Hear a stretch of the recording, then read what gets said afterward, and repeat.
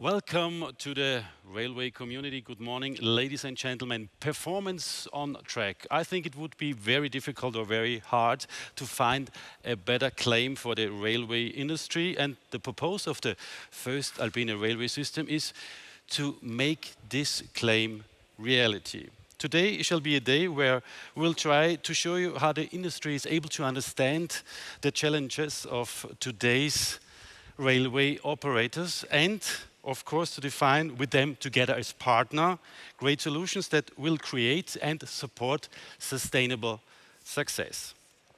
We will hear both about the strategy approaches of railways, but also be able to receive insights on possible solutions the railway industry is providing today and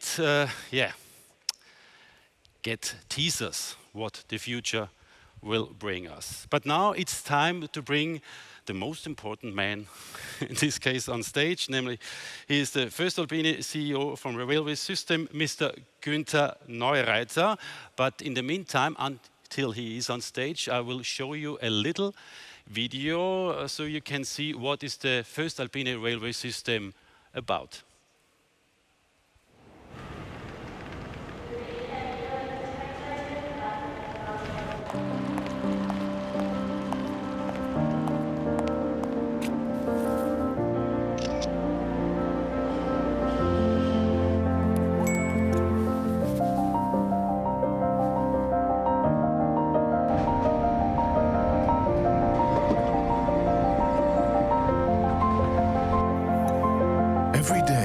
Every night, trains around the world carry people to the places where they belong. We at voestalpine Railway Systems understand the needs of global mobility.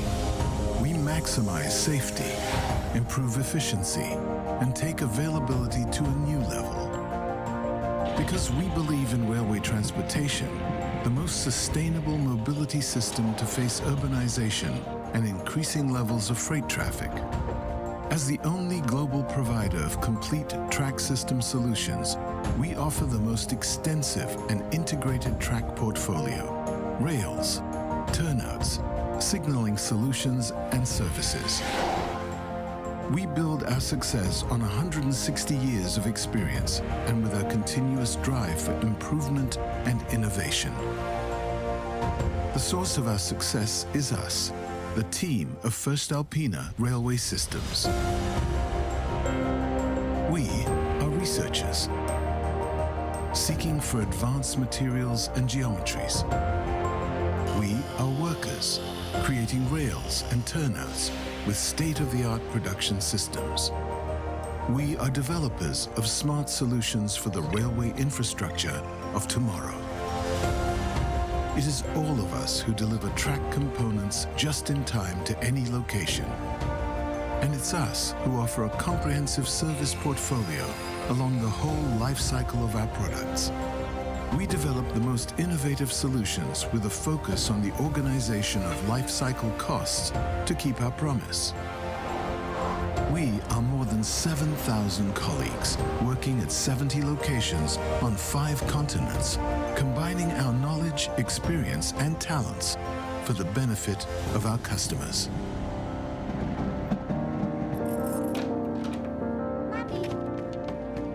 This is our contribution to modern mobility and a green planet worth living for future generations.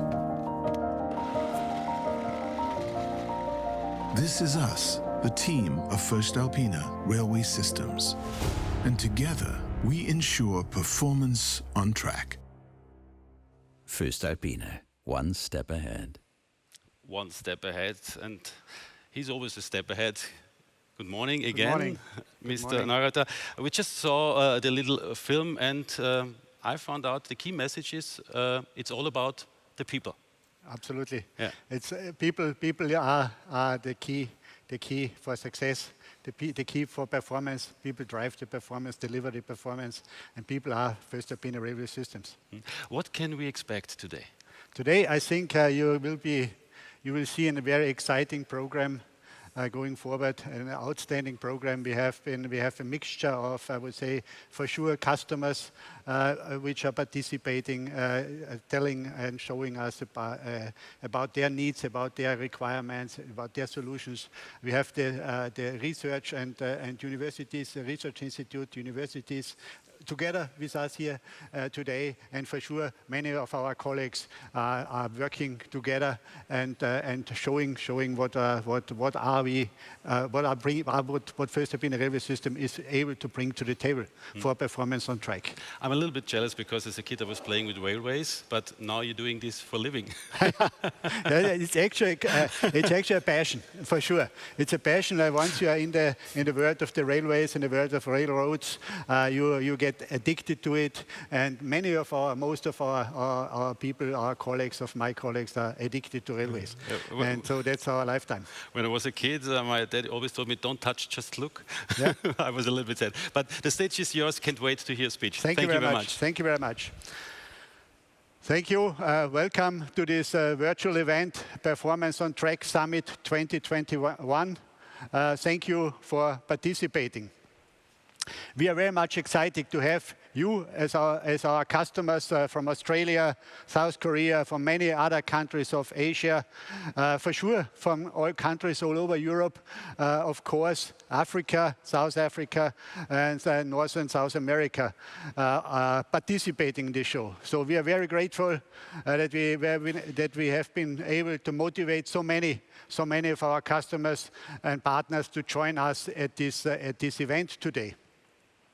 On that note, many thanks to my colleagues who made this possible today, and a special thanks to the presenters and speakers of today. We very much appreciate your contribution and your preparation for today to make this day a successful day. In general, we are at the doorstep of a major change in mobility. The transformation on going green to become more ecological, of mobility will be a top agenda in societies globally. The railways will play a significant role in this change, and it will be the opportunity for the railways of the world to become the mobility system of the future. One could say the next decade will be the decade of the railways again. This might force us, the industry, the railways, the railway infrastructure, to think in a different dimension, to cope with this challenge ahead, to materialize this opportunity, to create solutions to become the mobility system of the future. It will for sure require a very close cooperation between the railways, the railway infrastructure, the universities, and research institutes and the industry to develop solutions for the railway of the future. With joint forces, I am very positive that you, as our customer, will be able to provide the best services with the system rail to your customers. This is also one of the major reasons why we within voestalpine have joined our forces within our group to become voestalpine Railway Systems. We are currently also in the process to expand and strengthen our partnerships and cooperations with universities and research institutes. We at voestalpine Railway Systems, we spend a significant amount of money on research and development every year to be able to better understand the system rail, the interaction between the components, the interaction between the track components, the rail, the turnouts, and the wheel, and also to develop monitoring solutions to collect data to be able to provide smart information to you as a customer. And at the end, this also enables us to develop more robust and best performing products and system solutions for your improvement of the track infrastructure. Let me say we are ready. We are eager to work with you as our customer to improve your infrastructure system and help you to stay, or I would say even better, to become the strong part of our, when I say our, I mean our society preferred mobility future system. This virtual event today will give you the insight about the challenges ahead, also the solutions what we are already offering today for you to cope with these challenges, and at the end to improve the ability, the maintainability, and as well as also the cost of your track rail systems over the lifetime. You will hear in the lectures to come, this will be, by the way, live lectures here out of Wörth, of our trackwork factory in Wörth, close to Vienna. You will hear in these lectures about performance throughout lifetime, performance driven, powered by digitalization, performance based on measurement, and performance on system solution. Please enjoy the exciting program today and today's event, and thank you again for joining. And now I have the pleasure and honor to more or less to introduce the keynote speech from Mr. Bauer, member of the management board of the Austrian Railroad. Unfortunately, he is not able to join us today here in Wörth, but he was so kind to provide us the keynote beforehand. And I just say, please enjoy the keynote speech of Mr. Bauer, member of the Austrian Railroad Infrastructure Company. Thank you very much. Dear ladies and gentlemen and esteemed organizers, regardless if you read through the meeting minutes of the recently held G7 summit in Cornwall or the current Austrian government program, the main statements and focus goals are completely the same. What recently sounded global and fundamental during US President Joe Biden's speech has actually been turned into quite concise goals and targeted measures by our Federal Minister Gewessler for Austria. We need to understand the alarming change in our climate as the greatest challenge of our generation. We need to act strictly according to ecological, economic and social terms. The urgently needed climate protection measures are our chance for sustainable development. This applies above all the climate-friendly restructuring of the economic and the climate-friendly reorientation of our transport industry. The aim is to make public transport, especially rail transport, even more attractive, networked and efficient. We have the potential in passenger and freight transport. We just have to use it. In Austria, there is a communicated will to do so in terms of transport policy and additionally with specific measures. These are measures to significantly expand public transport in conjunction with shared mobility and with conceded interval timetable. This means ticketing is simplified. Measures to change train stations into mobility hubs and initiatives to increase railway capacity and overall efficiency. For us as a rail community at today's summit, a part of our group is taking part digitally. This is already our contribution to strengthening ecological mobility. And we will do so. In order to increase the capacity of the rail system and make the railways more efficient, we as the Austrian Federal Railway Infrastructure have the following goals. From 2021 to 2026, we are investing a total of 17.5 billion euros in a modern rail network. We are thus increasing the capacity of our main lines and at the same time proportionally the capacity of the European axis. Primarily, this is done by continuing the four-track expansion of our western line in Upper Austria and Salzburg and the four-track expansion of the Brenner axis, together with our German and Italian partners. By expanding our routes from Vienna to the north and east, to the Czech Republic, Slovakia and Hungary, as well as modernizing our southern route, the Pottendorfer line and the new construction sections Semmering Base Tunnel and Coram Railway.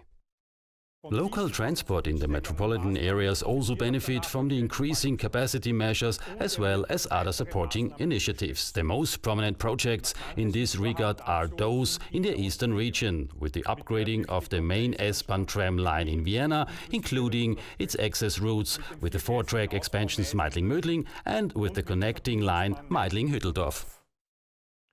We also expect a significant increase in capacity through digitalization and automation of train production and operations management. We want to achieve this by further upgrading our train protection systems with ETCS, with electronic interlockings and with cloud interlockings. Ladies and gentlemen, I'm sure you agree with me that these performance and capacity increasing hardware and software measures can only develop fully if each individual component, each individual element can reliably and permanently fulfill its intended function in the overall railway system. This applies equally to all newly created and implemented plants and systems as well as the existing ones within the network. The focus of today's meeting, today's information exchange, is on rail tracks. The actual rail track is definitely one of the most exciting and important subsystems of the railway, as these tracks carry the heavy load and the enormous dynamics of the trains. They guide the train and keep them on the right track. Our customers expect them to work perfectly 24 hours a day and 7 days a week. We basically expect that too, but we know that the routes need to be serviced and maintained.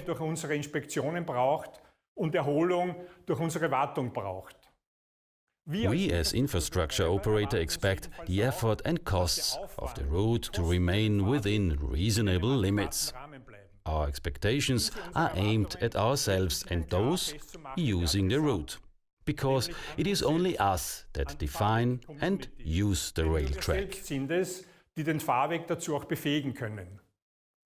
We can do this more effectively if we keep our basic virtues. The most important virtue is probably cooperation, consistent cooperation, because those who install and maintain the track need the instructions from the engineers and developers.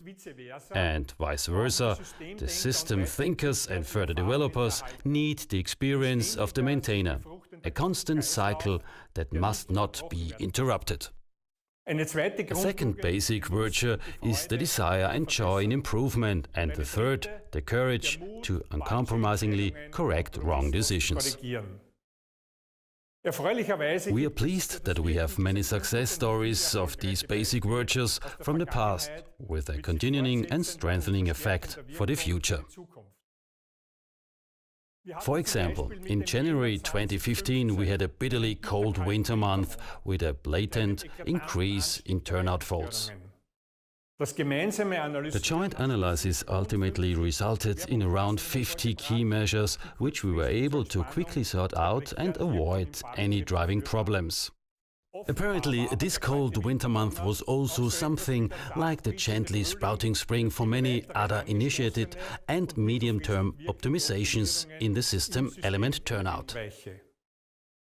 An essential requirement that we derived back in the cold January of 2015 is to simplify the turnout technology and make it more robust. One of the solutions that have been found for this is the reinforced switchblade.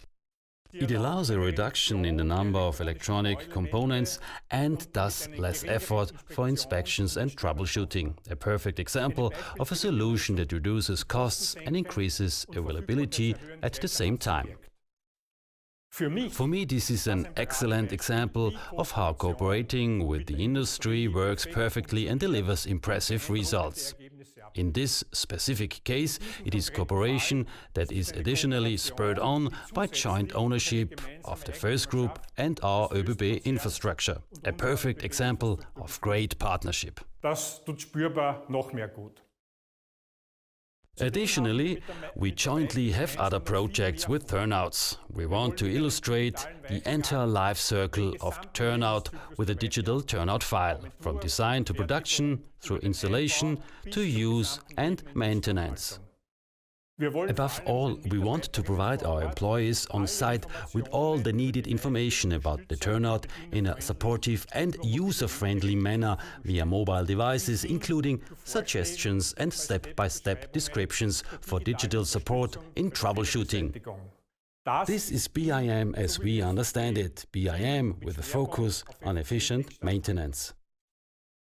Our turnout inspection and maintenance efficiency can be proudly seen in our entrepreneurial specialization in the turnout service business. Initially seen as competition by some of our own people, the expected added value in business cooperation is now clearly visible as successful. Successful due to the shared know-how of our turnout specialists with the entire maintenance team and by initiating cross-trade training that includes all specialists lines of the turnout. In our experience, the ongoing and intensive training of employees in maintenance is a decisive driver for increasing availability and preventing malfunctions. With all these described measures, we were able to significantly reduce the incidence of disruptions, for example, operationally highly relevant turnouts by a considerable extent of over 60%. We expect that the effort for a high availability track remains within a reasonable budget. In order to be able to assess and control this, lifecycle management has been implemented.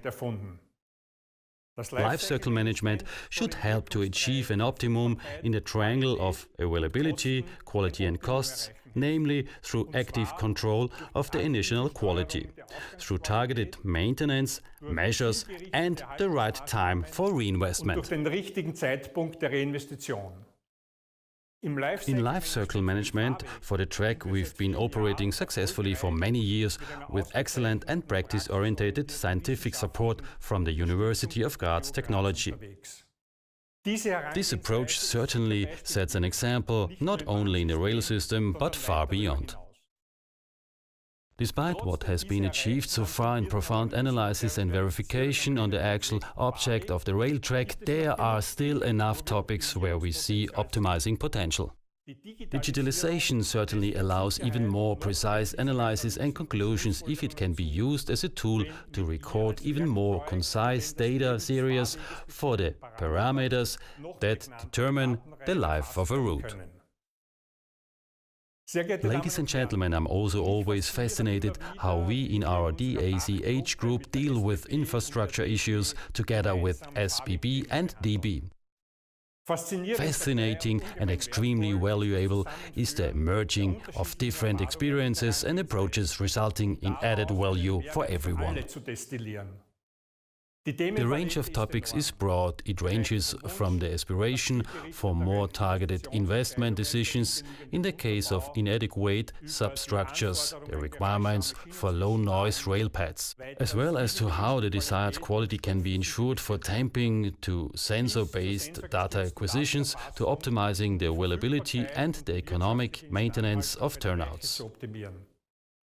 This exchanges currently leads to research into a squad rail defects and its emergency from the interactions between vehicle drive, rail quality and rail work. All these joint measures arise from the immediate technical and economic nature of the route and our goal to make it even more efficient to increase climate-friendly mobility. We also face developments that are being forced upon us by climate change, which suddenly turns us from those who make a positive contribution to dampening climate change to those affected who suffer. Climate change does not stop on our tracks, but puts massive demands on it. The tracks needs to be accessible during all sorts of weather conditions. In the Austrian alpine tracks, we are faced with extreme weather conditions. This is due to the rise in temperature in the alpine region as well as increasing hot days. This affects the track position and the timing of track construction work.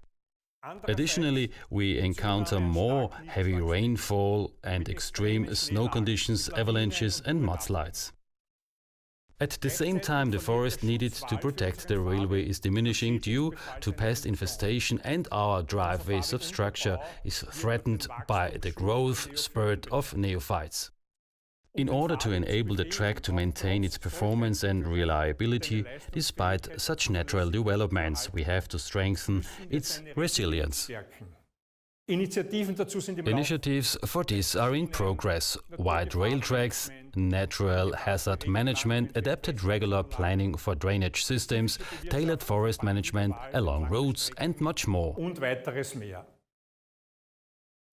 On either side of the track there is enough land that can be used as ecological retreat zones for fauna and flora. These areas are ecologically oriented maintenance measures.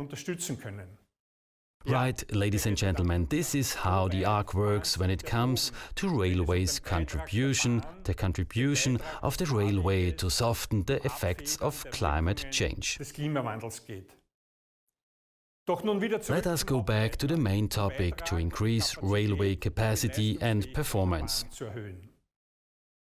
We want to increase the capacity used in ÖBB infrastructure by 35% to around 200 million train kilometers by 2030.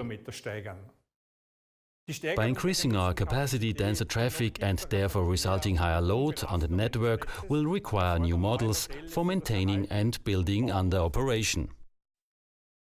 An essential starting point for this is to reduce interferences in the network and in operational processing. For example, inspections and their intervals need to be based more on maintenance, repairing needs and on the actual condition of the network. The new field of digitalization offers solutions that we need to explore in order to be able to see and detect our routes without a personal visit. An abundance of digital opportunities need to be looked into and considered. Point inspections with measuring vehicles, use of drones to assess the conditions, etc. All of these contribute to proactive maintenance. It is a natural law: the more operations, the more complex it is to provide, not only because of the shorter time frames for work on the track, but also due to increased use. Our supporting strategic ambition is, however, to keep the operating costs per track kilometer at the current level, despite numerous and weighty cost-driving effects. Therefore, we have to manage our costs even more specifically through the positive support of digitalization. Denn wir müssen es als Segen empfinden, die Kosten transparent dort erfassen zu können, wo sie entstehen. This offers an even better basis to accurately influence and control costs. In our strategy, our ambition of managing cost developments have been firmly anchored in an even more targeted manner. The measuring instrument set for this is called the North Star, to a certain extent the fixed star in thinking and acting in cost management. Ladies and gentlemen, a system inherent feature of the infrastructure provision is the quantity lever, that you use whatever you do. The quantity levers in our rail network manifest themselves in around 10,000 kilometers of track and around 13,400 turnouts. The chance to bring an efficient measure to the network will have a great effect. But an unideal component rolled out on the networks can get us into serious trouble in terms of availability and costs.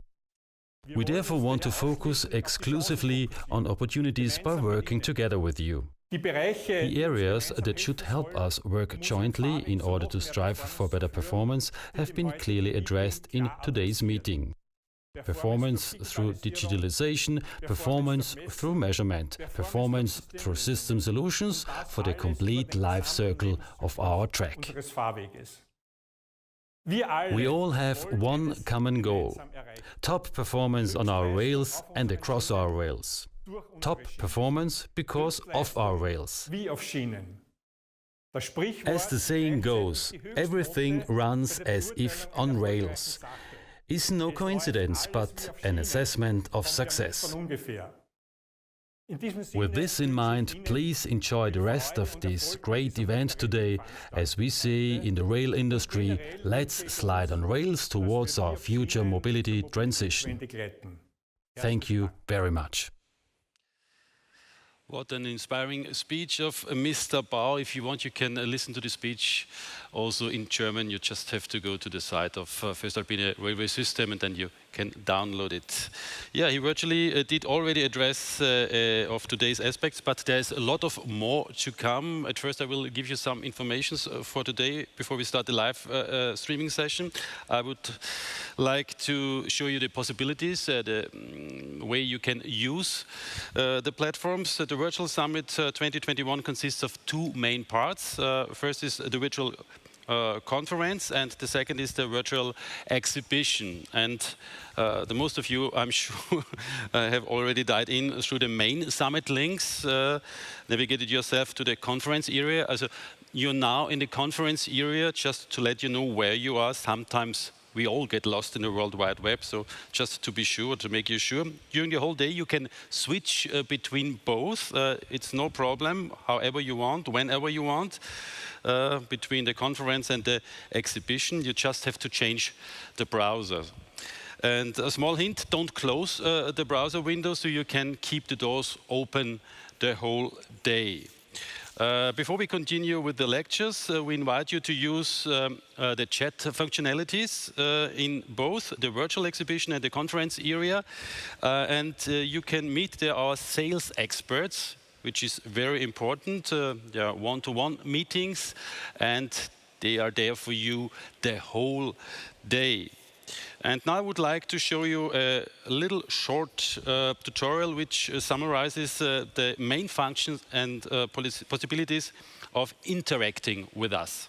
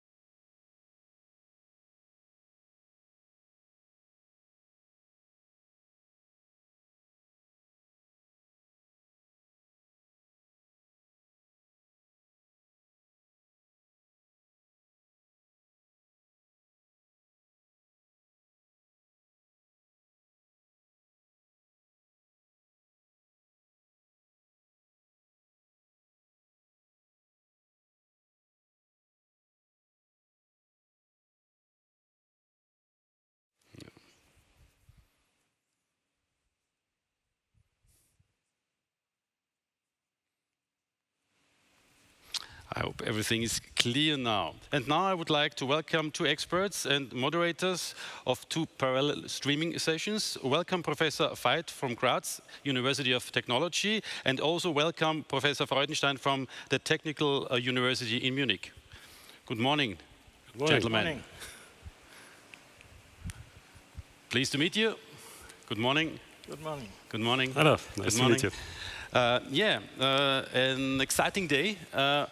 A little bit into the light. Don't go into the light, but just put yourself into the light. I was talking to Mr. Neureiter before. When he was a kid, he was playing with railways. Now he's doing this for a living. What about you? I never played with railways when I was a child. But now it's a passion? But now it's a passion for sure. And if you're doing this job since a couple of years, and we are doing it since a couple of decades now, so we like to do this job, and especially also to discuss with the young people, with young researchers, and to show them what the passion of railways. It's a nice situation what we have, that we can teach the young people and we can bring them the spirit of railways. Mr. Veit, what makes this job for you interesting, working with the railways? I was always interested in the field of where the fields of technology and the fields of costs come together, where you have to think about system, the railway as an entire system, and to handle the different questions in technology and cost aspects. This field was quite interesting for me from the very beginning. And is there also a benefit for the universities? A question for both of you. Sure, because we are doing cooperations with the companies. We are acting in the research activities with the infrastructure providers, with the research departments of the industry, and therefore we are in a quite close connection. It's quite the same? It's quite the same. I think we should not do just research in the university, but we must bring it to life. And I have to say, we have, as an institute in Austria, we have the big benefit that there is a very potential railway industry, and we have cooperation with more or less all the main players in that field, as well as the railway companies of different countries, because what we think, what we develop, where we do the research, that must come into life, and we have to help that. Before we go to your topics, let me ask one big question. There is a song, and the line is, man made the train to carry the heavy load. Traffic will be the big challenge for the future. We're talking about climate change. Can the railways be the answer? It will be the answer, but just one step. There are a lot of steps what has to be important for the answers. But for sure, with the railway system, we have a very good situation at the moment, because everybody knows we can't go ahead further with the cars and the pollution what we have reasoned by the traffic on our motorways. And this is the big chance and the big challenge what we have now with the railway system. It would be a heavy load to save the earth for the trains.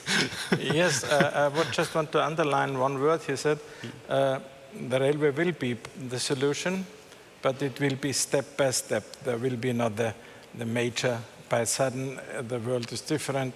We need to work on steps coming closer to this, to more capacity and things like that. The railways can do that, but it will take time, and it will take a lot of steps. How long it will take? What do you think? Can that be finished anyone? Yeah, that's true. That's true. So, Professor Feinstein, you're focusing on track and technology and testing. What is your speech or your blog about today? The blog is now about the measurements in track. Measurements from the vehicles, and it is quite important to understand the track, and that's the reason why we need the measurements in track and on track. And you are focusing on track behavior and life cycle management. What does this mean?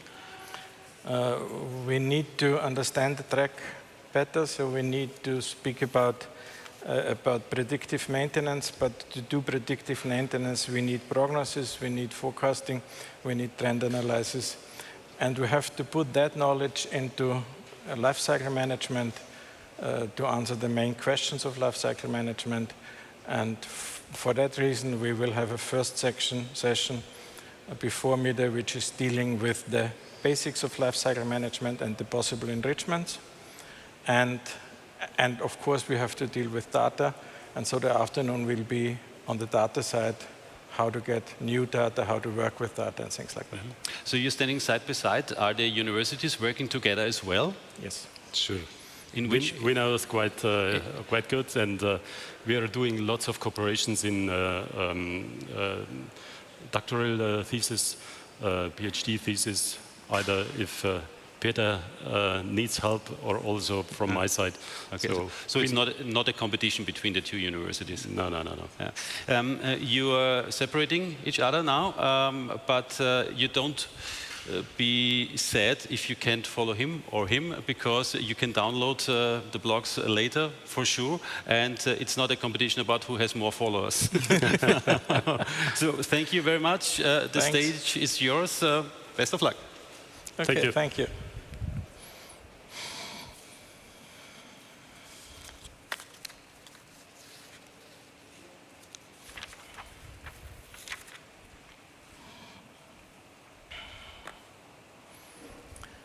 Yeah, ladies and gentlemen, as already mentioned, in that area we will firstly speak about system requirements of lifecycle management and lifecycle assessment.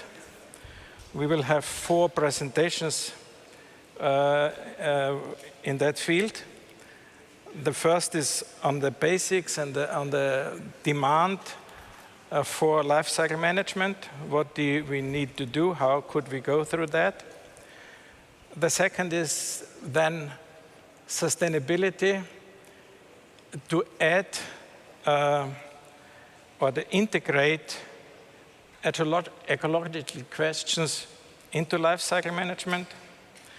It will be followed up by a benchmark of asset management systems of different railways and types of railways. And finally, we go to a presentation dealing with predictive maintenance in the field of urban traffic.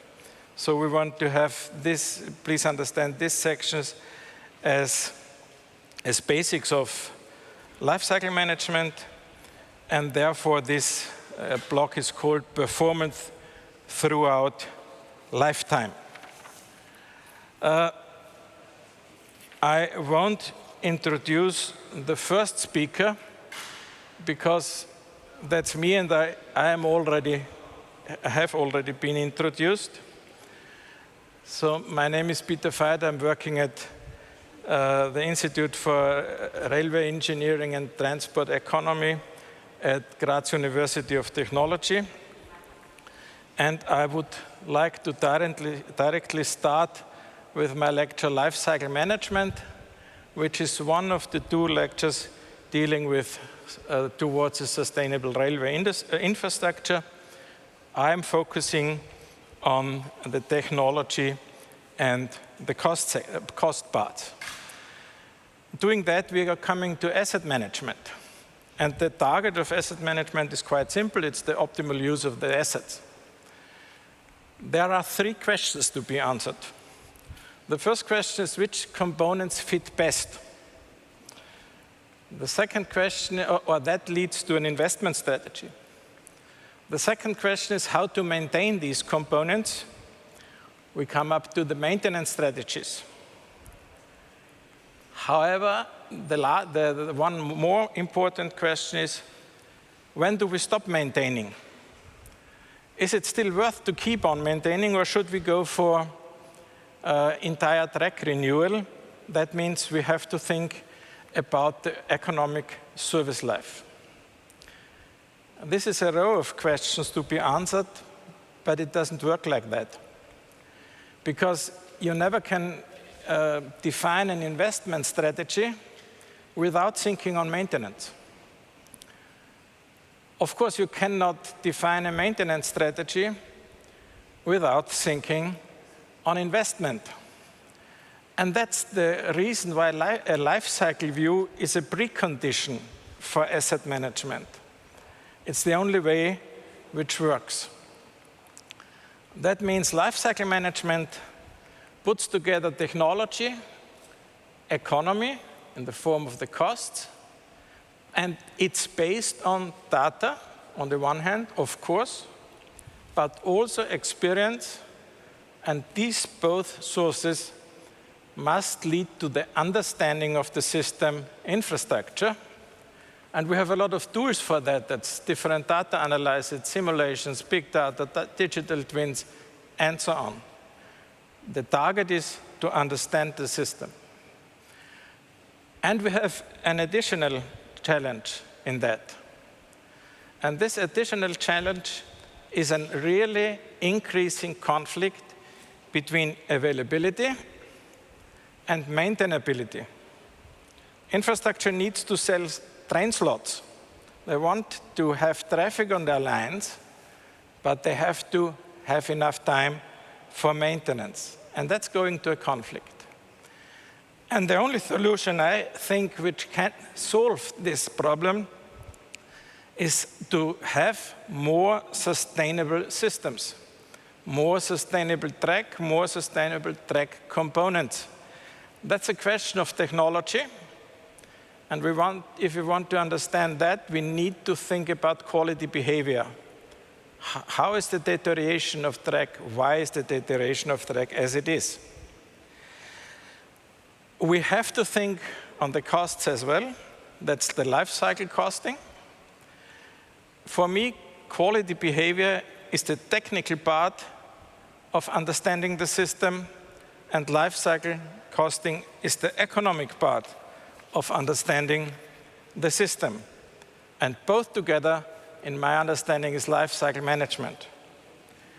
And within that cost part, we have to take all costs into account which are linked to investment and maintenance. So we also have to take into account the costs of non-availability due to track work or poor quality, to picture a total system. There were different steps in the past, and now we are on the step towards predictive maintenance. So condition-based maintenance is the past. Predictive maintenance is already in some fields the present. In some fields it's still the future. And then we have to go the next step, and that's asset management. And I'll come to the differences. So what is the big step from condition-based to preventive maintenance? That's a demand on prognosis. We need to look into the future.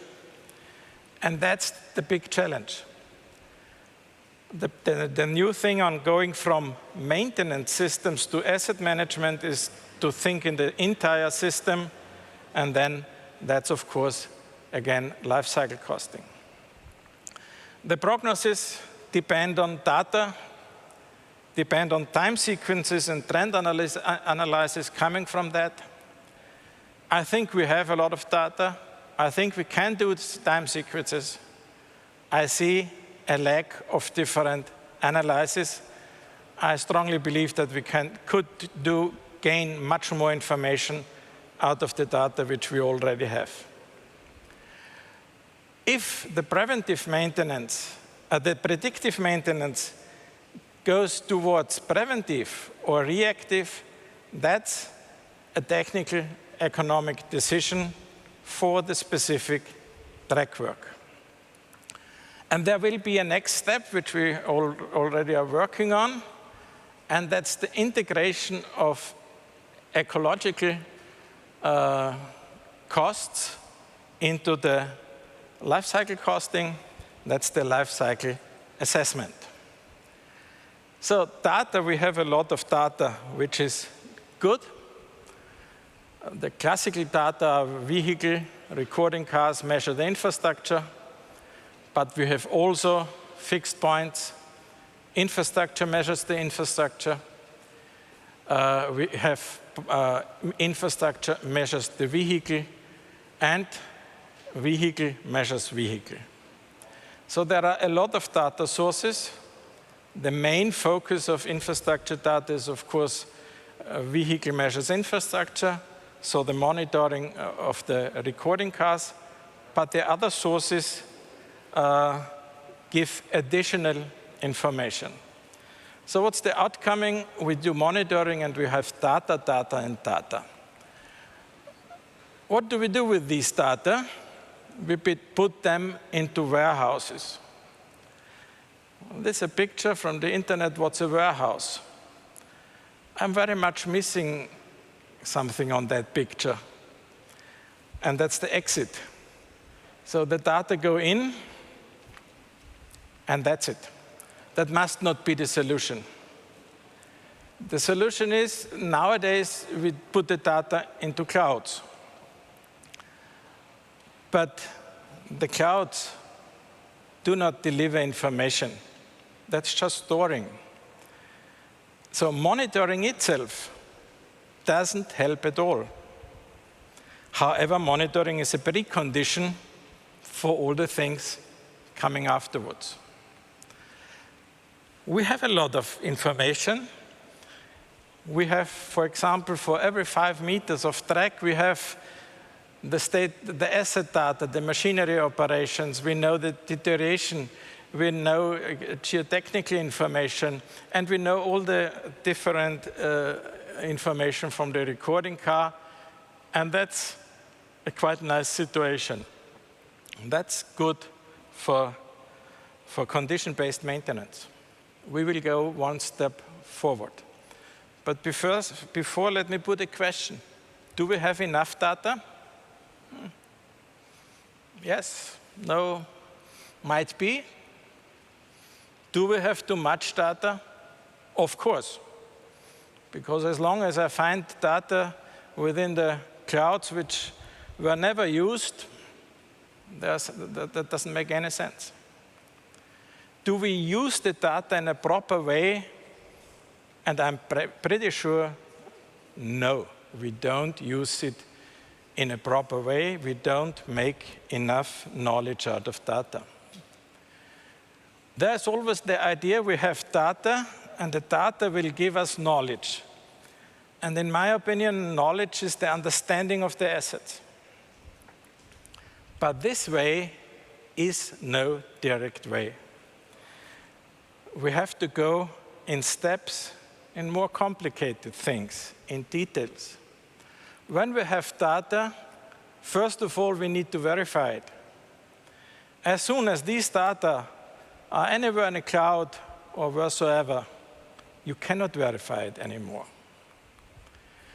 When the data are verified, we have to synchronize the data, and we have to position the data in a proper way. I will come to that later on.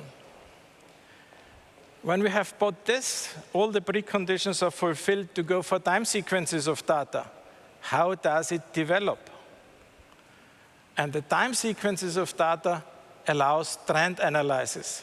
And there are much more possibilities for analyzing these data than we are using now.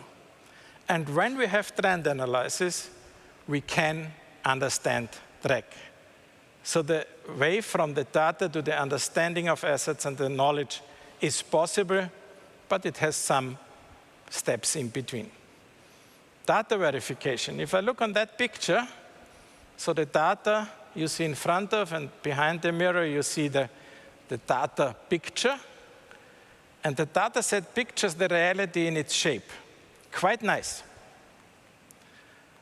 Moreover, you can scale the picture very easily. And even the boards are clearly to see. So we would say we can get information about subsoil. So this is a nice situation. Nevertheless, this picture is misleading, and it cannot be used. Because when playing chess, it's always nice to know the color of the figure. So data must really be completely proper and not just in parts. Data positioning. Even the different measurement systems in a recording car have upsets, different upsets. So first you have to synchronize these data for one recording car run.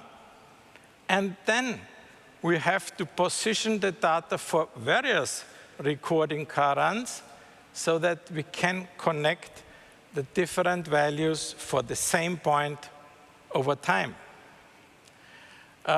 This is working with DGPS for track. For turnout, we need more preciseness. As a turnout is a limited element and has very various components changing stiffnesses and so on. So we have more demand on preciseness in the positioning. Recording car, the data, the original, for example, is something like that. This data, so we put here a data run and the next line, so you see the different lines. The different lines are different data runs, so different runs of the recording car. And you see they are not repositioned. With these original signals, you cannot go for time sequences and trend analysis. So the first demand is we have to reposition all the data before going for analyzing. That's the precondition for any trend analysis. It's not that easy. It took us 1.5 years to have a proposal, to have a program which is now already in use in several European infrastructure companies. And the consequence of that program is you see that suddenly the data are in line. And if you have these data, you can go for a certain point and you can do a trend analysis. So, of course, this trend analysis is more or less a stable thing.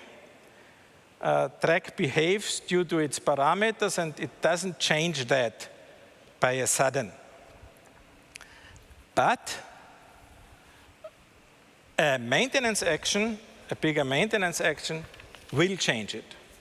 So we need not just, we need additionally to all the quality data, status data, we need to have a precise information about maintenance actions have been carried out. And what we learned,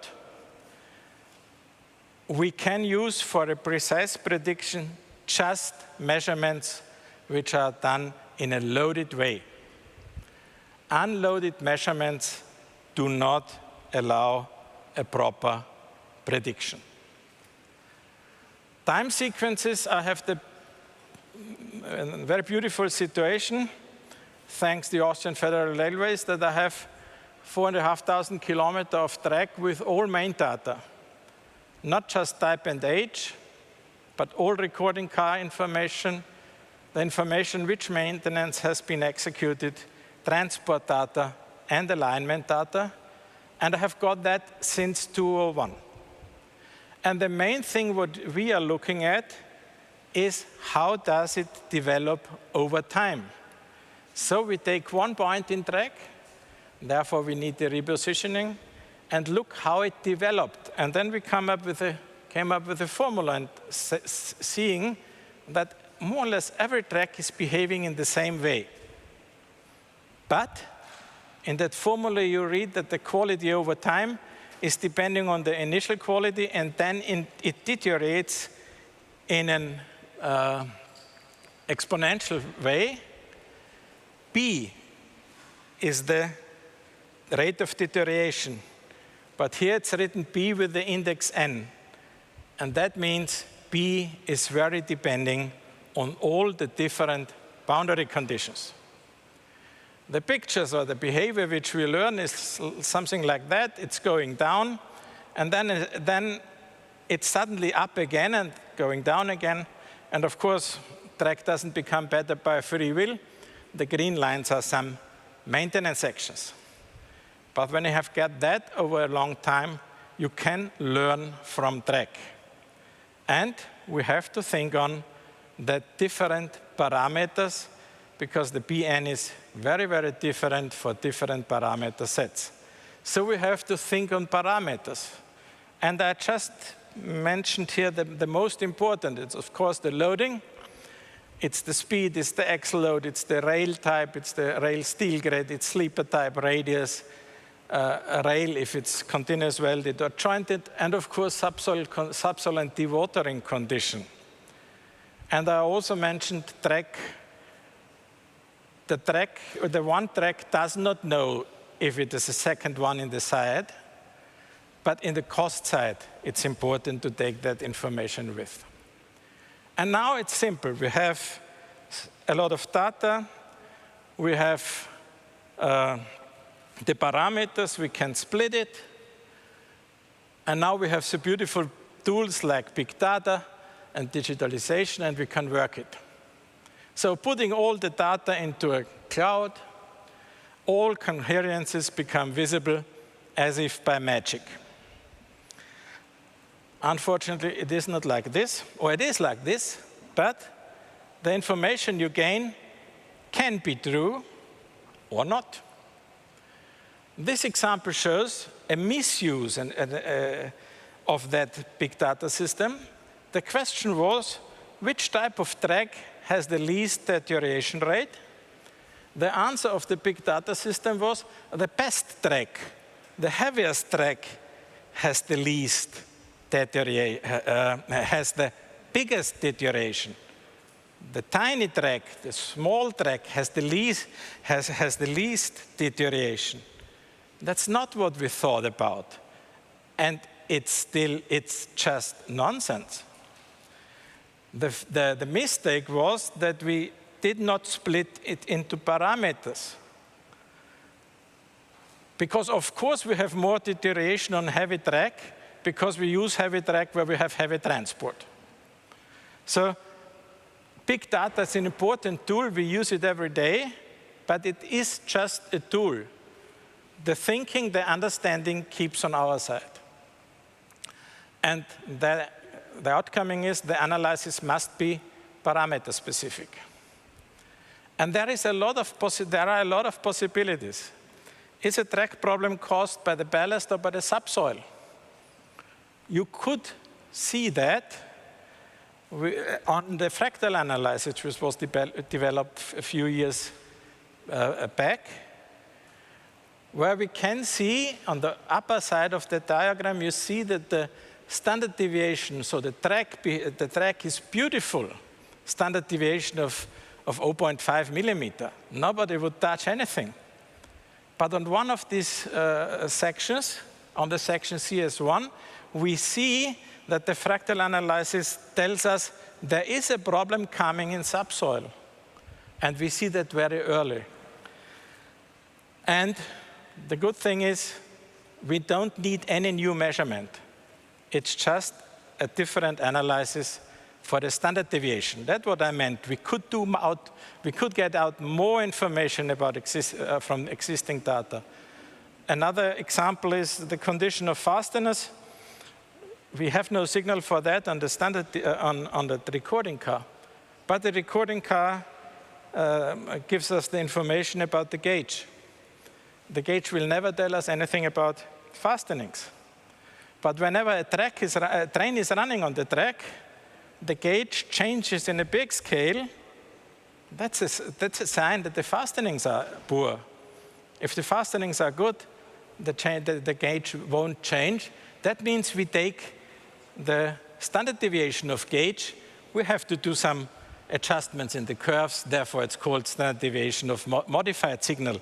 But again, more information, no new measurement. Another challenge for prognosis, for forecasting is that track is patient. Track does not react immediately. The blue bars show the investment done. The red line shows the permanent slow orders. And you see there were some years with too little investment. But it took a while until we had the negative consequences. And when we went for more investment, again, it took a while until the problems have been reduced again. So we have to take this time into account in predicting. And the last question, when it is time for general renewal, and it's again a very simple idea, you will see about that, we will hear about that in another lecture here. The idea is you have costs over service life, and you have the costs of the investment given by its depreciation. That's going down the longer the service life. You have increased maintenance, You do it together to the total cost of ownership, and you find the minimum, and you have got the economic service life. Unfortunately, this doesn't work, like I just told now. Because if we wait until we have that maintenance data, we only could say it would have been nice to have done the investment 5 years back. That means, again, we need the forecasting to get this point in time. The results are looking like that. And when the additional maintenance is so much that we can define the proper time in reinvestment. And we can use it moreover for ranking of the projects. If it could be that the budget is too small, we could rank it. We could rank it in doing the projects which have high costs of postponing in any case.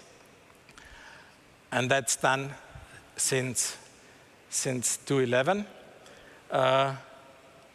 And we see which projects could be postponed. In optimal case, we would not postpone a project if it is positive, if it defined the economic service life, but in case of a budget restriction, we could choose the proper ones. That's what we are doing in R&D in my institute. Prognosis of track behavior, parameter-specific choice of track components, optimal length of track work. If we go for shorter and shorter track possession, the maintenance will become poorer in quality and higher in cost. We can go for calculation of economic service life. We did some new analysis. We did much work on calculation of operational hindrances. So what is the effect of non-availability? The data positioning tool, and one important side step is to link car and to link rolling stock and track. It's a side step, but it's the high end of that research. If we can link these two things in costs and technology, we can build up wear-based track access charges, which is already implemented in Switzerland. Now we do ecological effects into the tendering process. There are additional new data sources. We go for insulation joint, has something to do with turnout. We go for prognosis of turnout and of the digital turnout. We have not good enough information up to now. The green line shows where we are already. Left of it, it is already done. On the right side, it is in the pipeline. To sum up the results from all that, the results from projects which came of that, it's very easy to say. There's nothing more expensive than short-term savings. There's nothing more economic than high quality. We did not find one project showing that savings at the beginning turned out to be economic. It was always the other way around. Yeah, I want to thank you for listening, and I want to thank all our partners over the world for their cooperation. Thank you. Thank you, Professor Veit, for this era of life cycle management. Interesting questions you placed here and answers you gave us. So let me ask you 2 questions which come in about the chat. The first question is, you talked about data, all about data. So you mentioned that we have a lot of data. The question you placed was, do we have enough data? And the question is, do you think that there are additional monitoring systems we need to provide more specific information? Yes. I think, for example, for track prediction, we have already the data set which is necessary. Turnout is a little bit more complicated. We need some additional information about that system. I think the first thing to go for that is to put the question, which information precisely do we need? And then to put the sensors and to do the analysis. but we should know what is the additional information. The fiber optic sensing is a powerful tool. It delivers a lot of information. I'm not interested in all the information of fiber optic sensing, which I already have from other sources. But there are new sources, new information given by that. Let's say we can monitor the track work. It's the same with new proposals for getting data out of the track machinery during work. We get information about ballast, we get information of track quality, and this will make, this additional information will make our prognosis more precisely. And I think we should go for some additional information within turnout.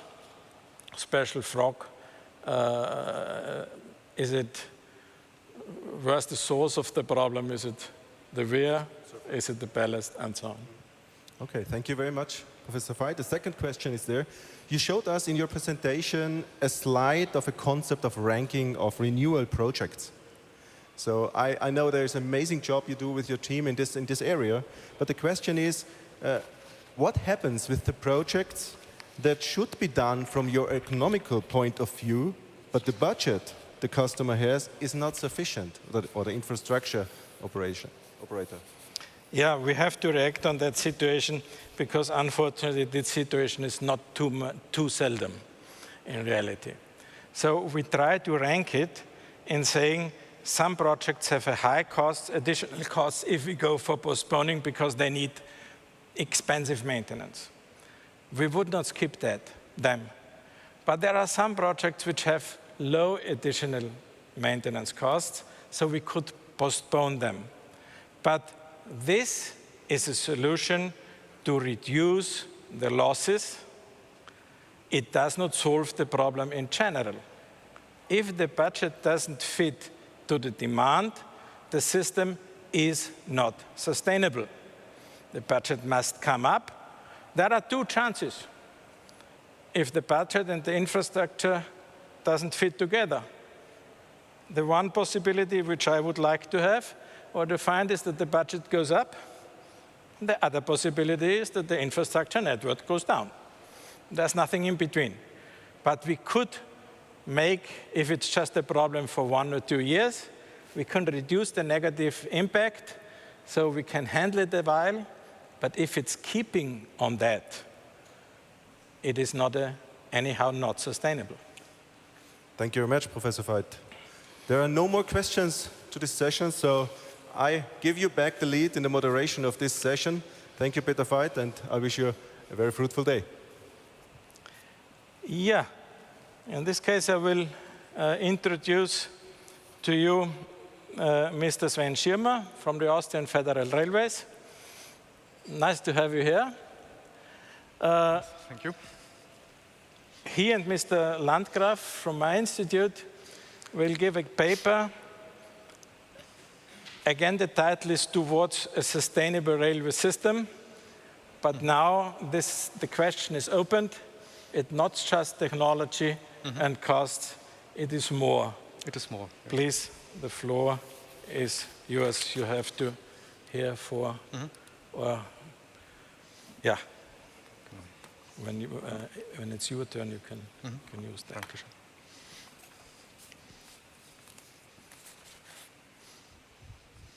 So the floor is for Matthias. Can he be please put into the system? He is virtually available because he's on holiday at the moment. There he is. Hello, Matthias. Hi. Hello. Thank you for the introduction. Peter Veit already told you a lot about sustainability coming from an economic perspective.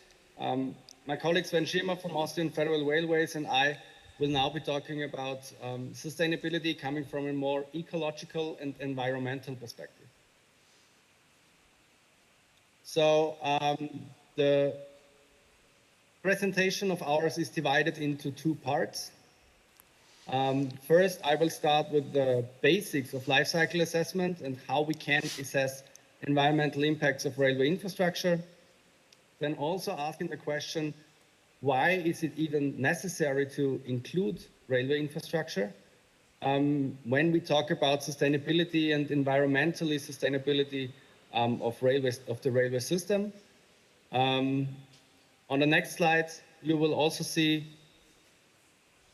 that we will be talking about what are the main drivers within the Austrian Federal Railway network. So what are the main causes for environmental impacts?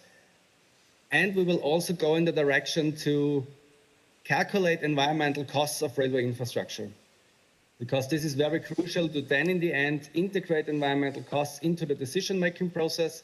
And this is also what Sven Schirmer will be talking about in the second part of the presentation. So how to include these ecological aspects within the day-to-day business. So really to actually change something on the path to sustainability. He will present to you the project Green Procurement of Austrian Federal Railways, which is a very innovative approach, and he will talk to you about the vision, the calculation model which is behind it, and the current status of the implementation. So when we see on the next slide how we can assess environmental impacts which are associated with all the stages of the life cycle of a commercial product, process, or service, then the tool to go for in general, but also for railway infrastructure, is life cycle assessment. Within this life cycle assessment, we have 4 steps. The first one is to define the goal and the scope of the life cycle assessment. The second one is the inventory analysis, so the data collection. This is really the hard part, so to say, because we have to collect all the transport lengths, all the masses, all the details about the construction processes. So this is really hard work to collect all the data. Then we come as a third part to the impact assessment. So transfer all the masses, transports, and the collected data into the associated and caused environmental impacts. And the fourth part is the interpretation. On the next slide, we will see how this can look like for railway infrastructure in particular. Life cycle assessment tells us already we have to think in cycles and in circular economy. So we start with the raw materials. We go from the production, the products itself, construction, operation, maintenance, until the end of life. But we must not stop at the end of life, because we have to see that we can recycle as many products as possible, like it is done with steel, for example, that we use it as secondary raw material within the production process again. Or we can also go for reuse. An example would be ballast cleaning, where we can go for reuse on site by cleaning the ballast and reusing it at the construction site. And of course, there are always certain amounts which we have to dispose in the end, but we should see that we can keep these amounts for disposal at the bare minimum. Our goals are to identify potentials for mitigation within the railway sector, and also to go for monetization of environmental impacts, so that we're able to integrate them into life cycle costs analysis and really to combine this environmental approach with all the steps and approaches Veit already talked about in the previous lecture.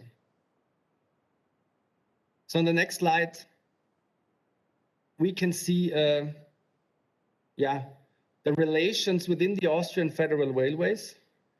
We can see that emissions associated to production and construction of railway infrastructure on a yearly basis, which you can see on the left-hand side with the 48%, nearly equals the emissions of ÖBB's passenger and freight traffic in Austria. So this is just a reminder, or so to say, a confirmation that we must not neglect infrastructure when we talk about environmental issues and ecological aspects of the whole railway system. There is a lot of innovation going on the right-hand side. So when we talk about passenger traffic and freight traffic, there is a lot of research and innovation for alternative propulsion systems, energy efficiency in operation. So there will be a lot of potentials for mitigation fulfilled in the next decades.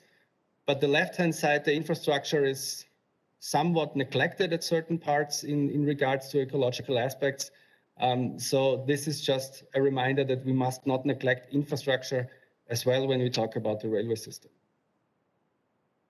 This is also the reason, what we can see on the next slide, why we focused on railway infrastructure in particular. And here you can see the various assets within the Austrian Federal Railway network or the Austrian Federal Railway infrastructure.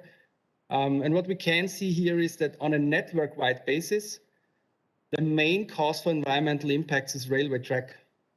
It's responsible for 55% of greenhouse gas emissions in this case. Of course, if we would look on it on a per kilometer basis, then tunnels show the highest environmental impacts because building a tunnel is a huge project. But we are an alpine country, but still in Austria, luckily, most of our railway track is situated as open track and not in tunnel areas. So railway track is the main cause for environmental impacts within the network of the Austrian Federal Railways. And we can see on the next slide how we now look on railway track in more detail with a bottom-up calculation of railway track.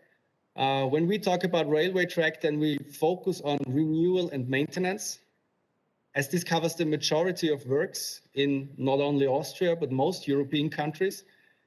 In Austria, for example, since 2008, 94% of track installations were executed as part of renewals. So it's quite seldom to have newly built lines on a greenfield project. So most of it is renewal. This is also the reason why we focus on track renewal. Also, an advantage when we focus on track renewal, this process of track renewal is quite process-oriented and track-bound. So we can cover the supply chains, the materials, where they are coming from, how they are installed, and they are quite similar to within all the renewal projects within the Austrian network. Also, a big advantage for us is that we have a broad knowledge and information of the life cycle of railway track and turnouts already available. So we know which maintenance demands we can expect during the life cycle, and also we know which service life we can expect for the various compositions of superstructure and boundary conditions of the railway track. So on the next slide, you can see first result. Here we compared 3 types of superstructure, so wooden sleepers, conventional concrete sleepers, and concrete sleepers with under-sleeper pads from an environmental point of view with the unit greenhouse gas emissions per kilometer track and year. And what we saw was that despite the additional impact of under-sleeper pads material, because of course they have an additional impact because this is a plastic material, so you have an additional impact in the beginning, but due to the higher service life and the decreased maintenance demands, concrete sleepers with under-sleeper pads show the lowest environmental impacts, which is, like Peter Veit already told us, it's sometimes more costly in the beginning, but then you can gain with service life in life cycle costs. It's the same here with life cycle assessments. You have an additional impact in the beginning, but still concrete sleepers with under-sleeper pads for these boundary conditions are the most environmental friendly choice to go.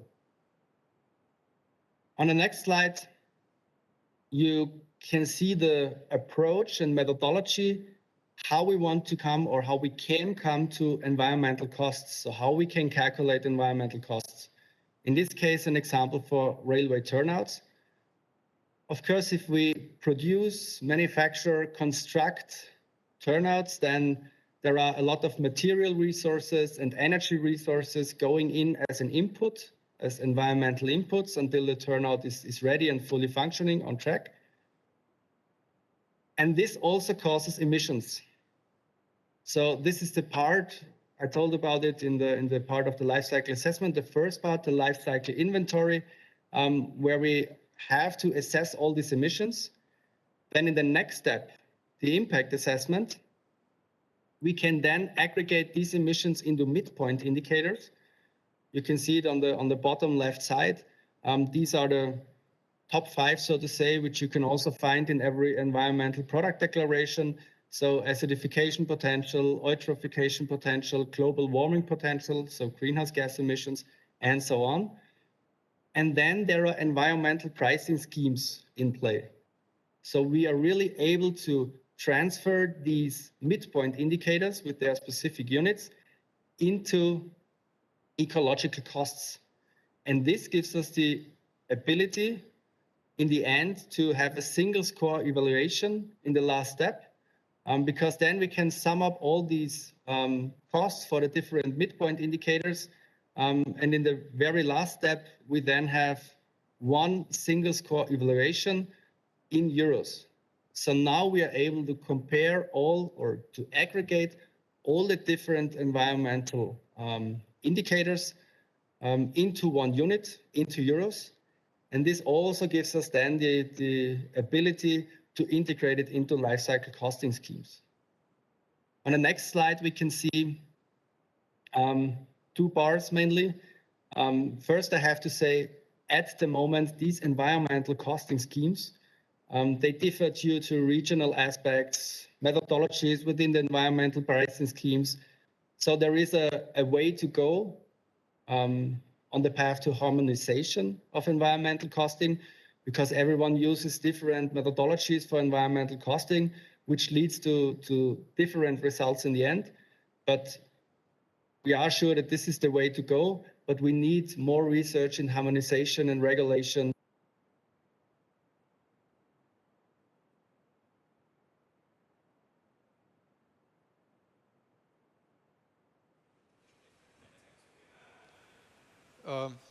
I will take over. When it comes to putting price on this. There was a slight interruption in the technique. Okay, I'm back now. So Matthias, continue. I'm sorry. The difference in the two bars, the bigger bar is the scenario Paris Agreement. So we can really see here, these are the environmental costing schemes we should have in place in order to fulfill the, or in order to reach the target set within the Paris Agreement. So this is a bar which is 6 times higher than the scenario current, because these are the environmental costing schemes which are current in place. Not even in all countries, but at least in some countries. And what we can also see is that the main driver for environmental costs is global warming potential. This is not only true for railway infrastructure, but for infrastructure and buildings as a whole in general, because we talk a lot about concrete, steel products, and so on. So then we can always see that global warming potential shows the main impact. And on the last slide, we can then see a comparison to life cycle costs of turnouts.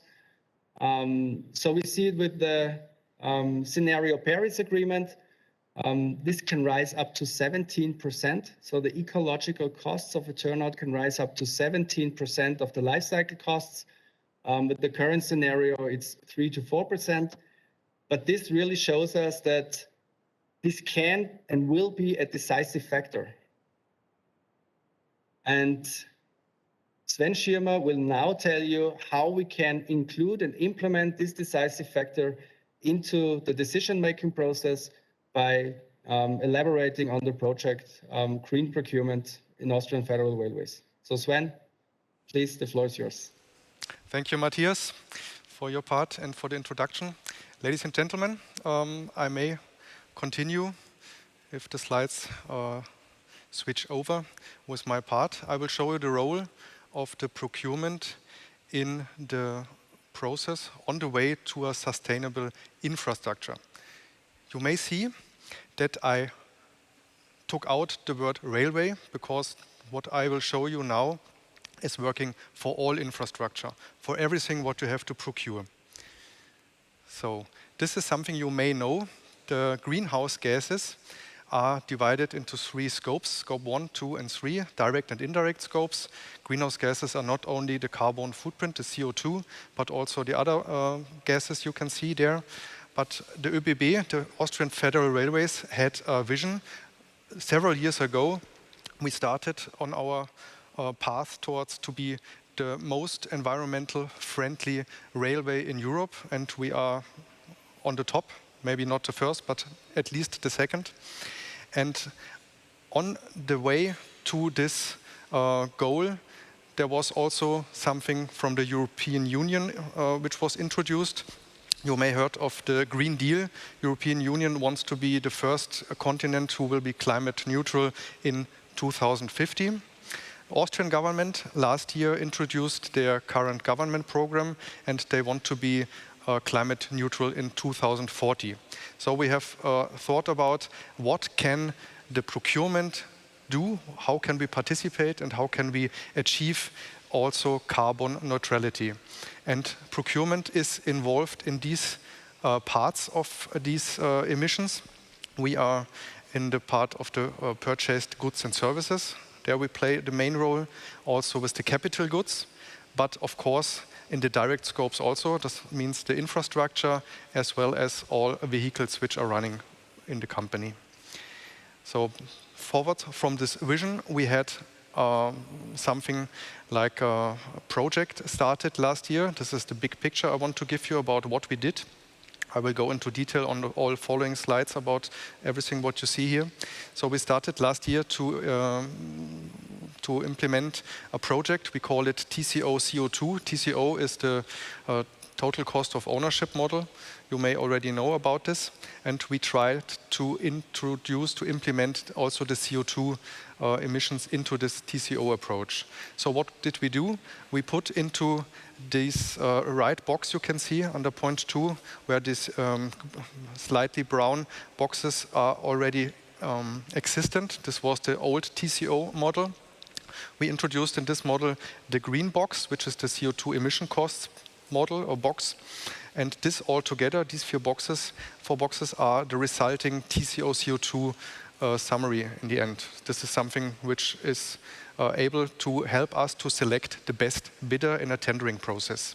So now to see in detail what is behind these CO2 emission costs. What we did was Europe's first well-founded calculation model to be able to select the best bidder by ecological and sustainable TCO evaluation. You see here a formula. I will go into detail on the next slide, so I will not explain it on this slide here. But with this model, we were the first in Europe, maybe worldwide, who knows, but we are thus a role model in Europe and act as a pioneer in sustainable procurement across all sectors. So not only the railway. On this side, I want to introduce you the calculation model, which was developed with help of Matthias. You already have seen my partner in this project. He is working at a technical university in Graz, and he helped me to formulate the formula and to get all the details behind in place. So let me tell you how the formula looks like. On the left side, you see TCO CO2, the total cost of ownership, including CO2 emissions. And this is a summary out of the greenhouse gases of 3 phases: production phase, construction phase, and operation phase. These are in brackets, and they are multiplied with a factor M. M is the monetization factor, which is in Austria currently 20 euro per ton of CO2. This is introduced at the moment by the Federal Environment Agency of Austria, and it is not harmonized inside the European Union. So we have a wide range in the European Union from below 1 euro, I think Poland has below 1 euro, and 108 euro, which is in Sweden the highest factor. So you see here the abbreviation for also for the greenhouse gases and EPD. EPD is something, it's introduced here in the first summand in the production phase. With an EPD, we are able to get the information from a bidder easily by a certificate which shows all environmental effects of the product production, the product operation phase. And this is independently developed and produced by third party. This is like an audit. When you have something like an EPD available and you are participating in a tender of the ÖBB, then you are easily going through this production information we need from you. You just copy and paste what is written inside. If you don't have this information, then you have to give for these 3 parts, for the raw material extraction, transportation, and for the manufacture, several more information, which I will show you on the next slide in detail. So it's more complicated if you are not prepared. For the construction phase, it's very easy, both parts. So if you have EPD or not, it doesn't matter. They have to give us information to evaluate the transportation and the assembly part of the construction phase. In both parts, you will have CO2 emissions, which arise and which have to be calculated in this formula. I will show you the details on the next slide.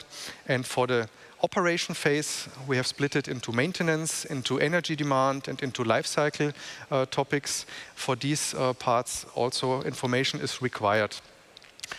Now I want to show you in the calculation model how you would have to deal with it, how it works, and in which way we are presenting it to you when you participate in a tender for the Austrian Federal Railways. You will have to fill out an input mask, which requires from you information, data for all three phases, production, construction, and operation phase.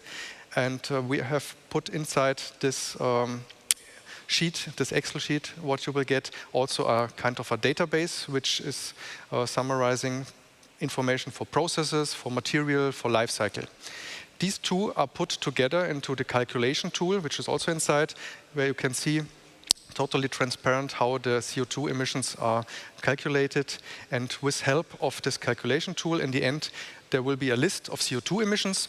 You will get this presented as raw data, but also in kind of a visual graphical presentation, like this donut. So you will see exactly in which phase you are producing a lot of CO2 emissions.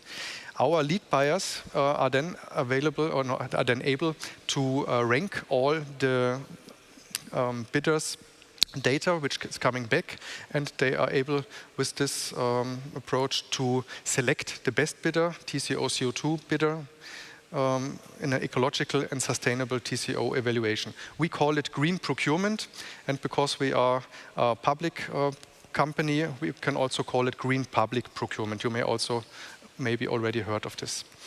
So I promised you to show you what kind of data is necessary to fill out our calculation model. So for the ÖBB part, for our part, we give you some header data, like what kind of functional unit we are putting here into consideration, how much do we need, let's say 20 trains.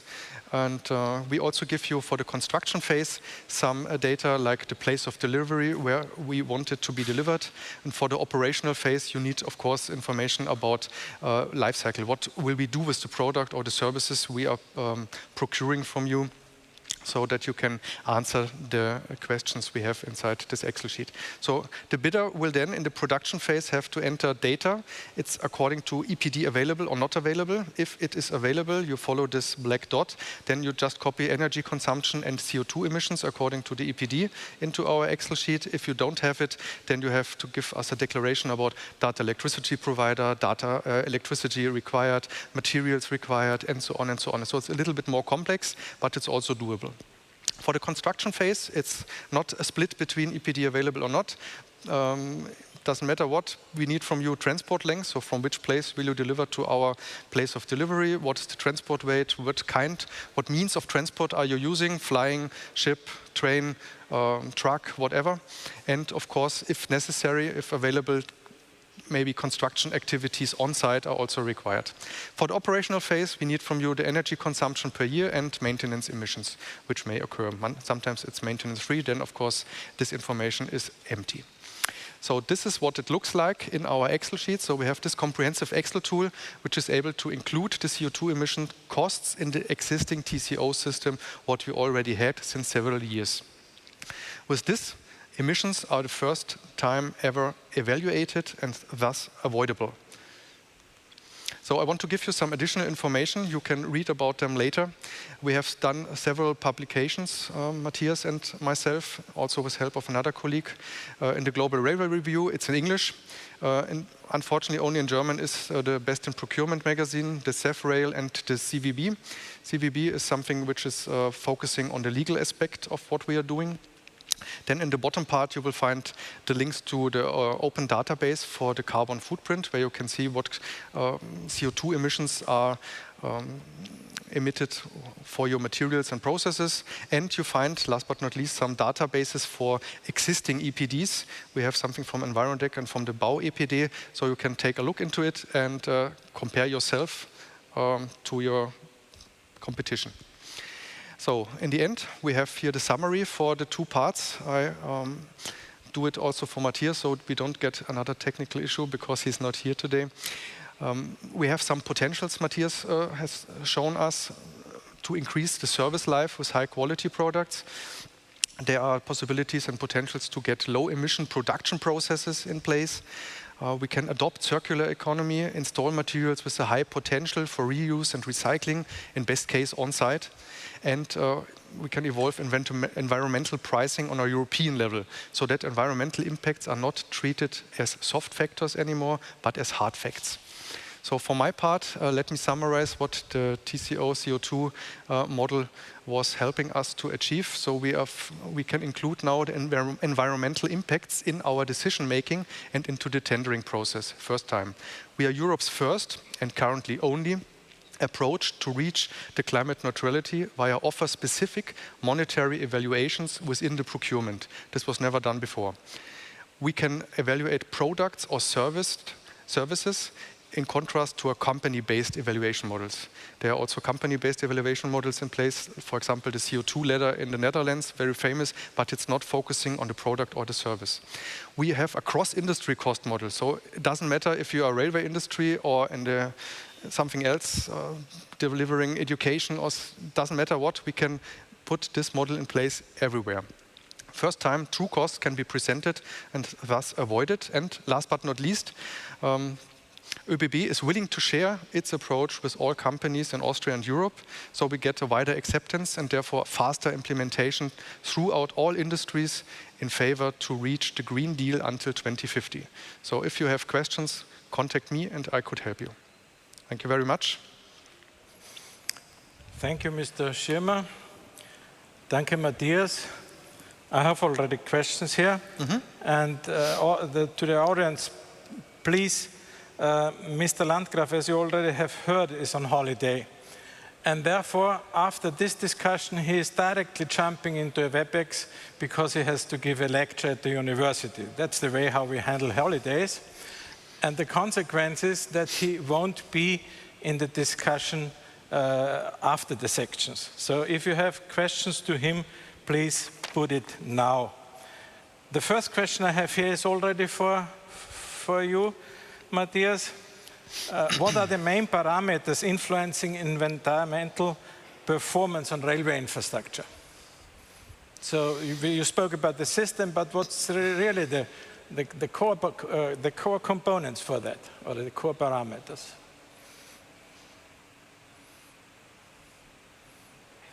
Thank you for the question. One of the core parameters, so think about it, if you can double the service life, then you only have half the emissions per year. So I would say really service life is one very crucial aspect. Of course, also the production processes, whether it's very emission intensive or not.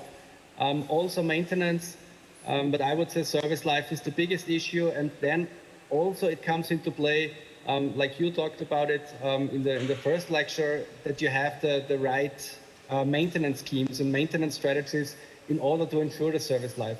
So in the end, for environmental calculation, it's service life, but there are a lot of aspects like maintenance strategies, high quality products in order to reach a very long service life. So I would say these are the main goals here.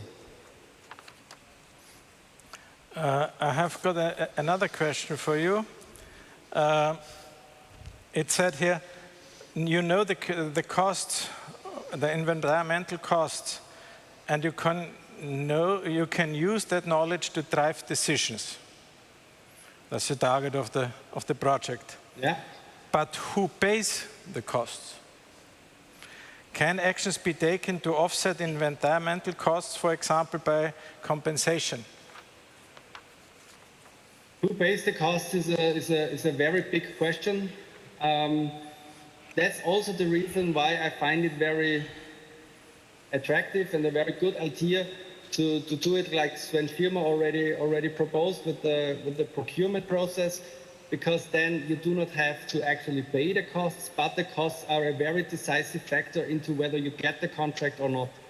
So I think this is a very good way around, so to include the costs in the decision process, but that the costs are not to be paid by the industry itself.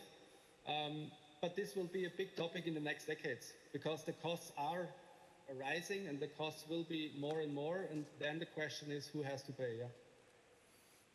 I think now the main target is to bring the costs into decision. Yeah. And later on, who is paying it, but it needs to come into the decision, and as long as it's just an additional argument, it will not influence the decision by far. Mr. Schirmer, right, yes. How do bidding companies react on this new procedure? And could you already apply within an actual tendering process? Yeah, that's a good question. We ended or finalized our project last year in December, and since January we have put it into place throughout the whole company. So we have a little bit of experience, of course, at the moment.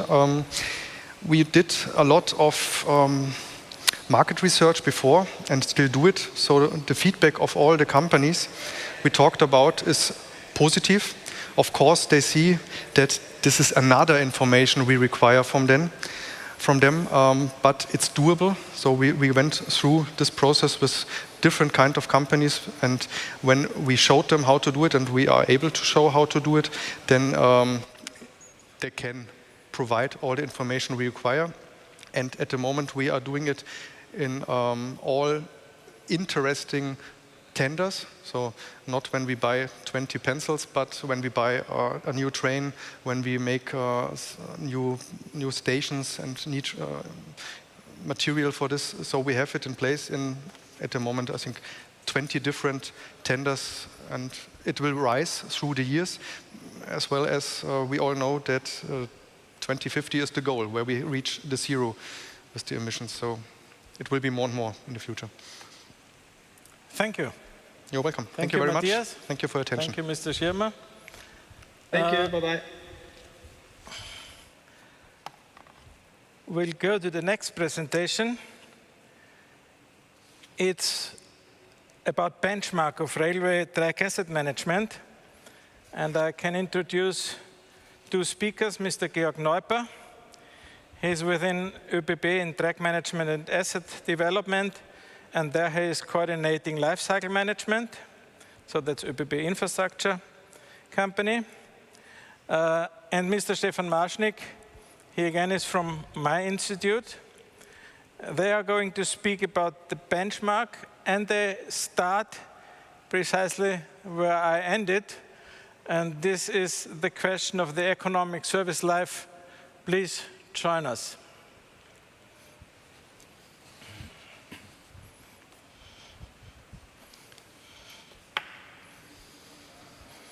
Yeah, thank you for the kind introduction. Welcome also, ladies and gentlemen, from my side. Ihr habt 4 Minuten mehr. Speak about strategies, about tools, about things to do and measures to install to somehow ensure what Peter Veit in his lecture already announced before. We search for the way to achieve a sustainable asset management. We aim for achieving something what we call ensuring highest value for money. That's the question that finally ends up. If the value is constant, which for track is operating train, then we have to ensure the lowest cost. Both, please understand, on a long term.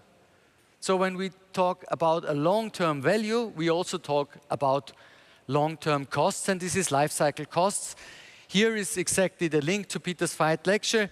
You know that picture before already. In life cycle costing, we deal with two cost functions. The one is the decreasing depreciation, and the one is the increasing maintenance cost function. When they form a minimum, then it's the best time for a reinvestment. So I don't want to get stuck longer here, because this you might already have heard before. Once having evaluated how much money we need for maintenance and how much money we need for renewals to find our economic optimum, we should just go on with that to ensure that budgets. But often it comes different. It happens that we try to save some money in maintenance budgets in order to achieve short-term savings. What happens? On the cost function, we go to the left, so we have decreasing maintenance money. That means our renewal budgets will go up. This happens and takes a long time before it happens. Doesn't happen abruptly, but the way back is much more critical.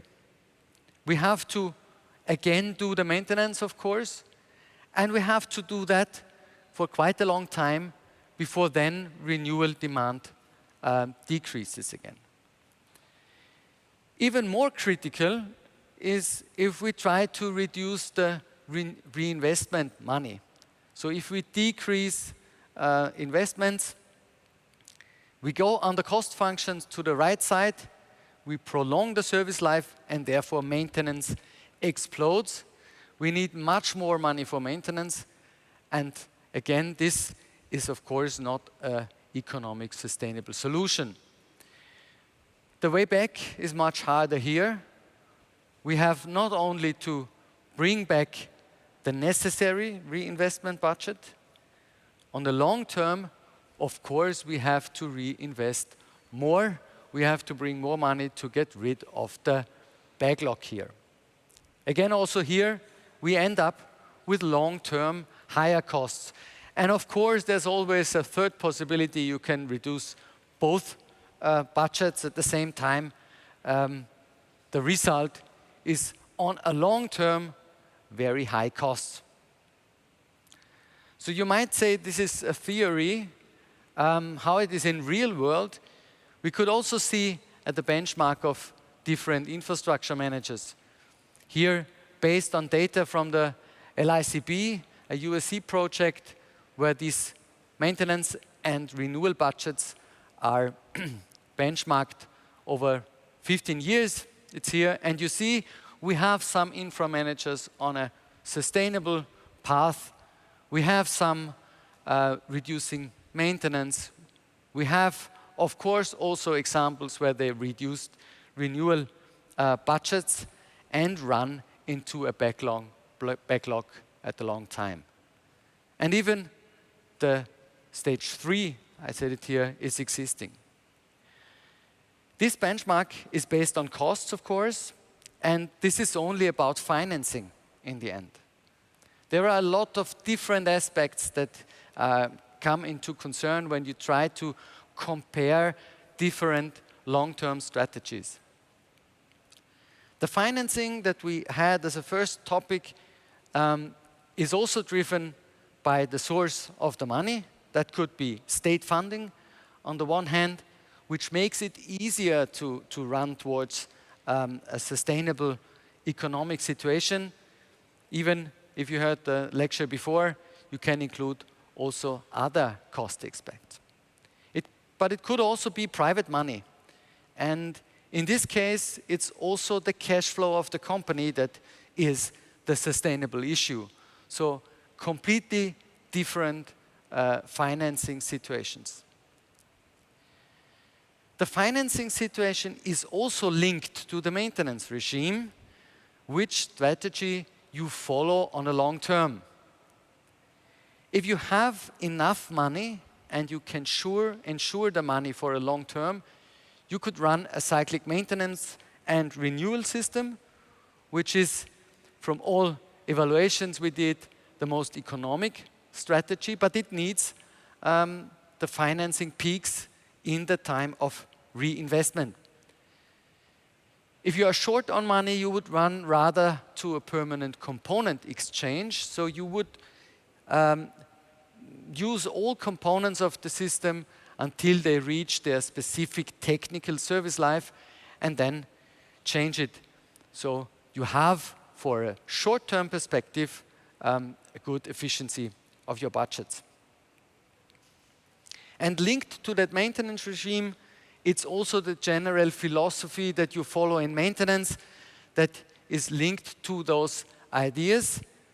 If you have a high-quality system, it makes sense, of course, to monitor the quality and to keep the quality high, to do preventive maintenance. And in order to do preventive maintenance, of course, you have to predict the asset behavior.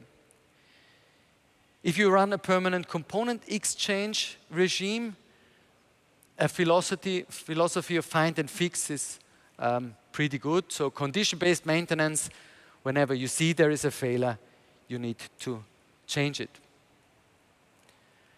Additionally to those aspects, we have also the responsibility in maintenance, so the big topic of in-house or outsourcing.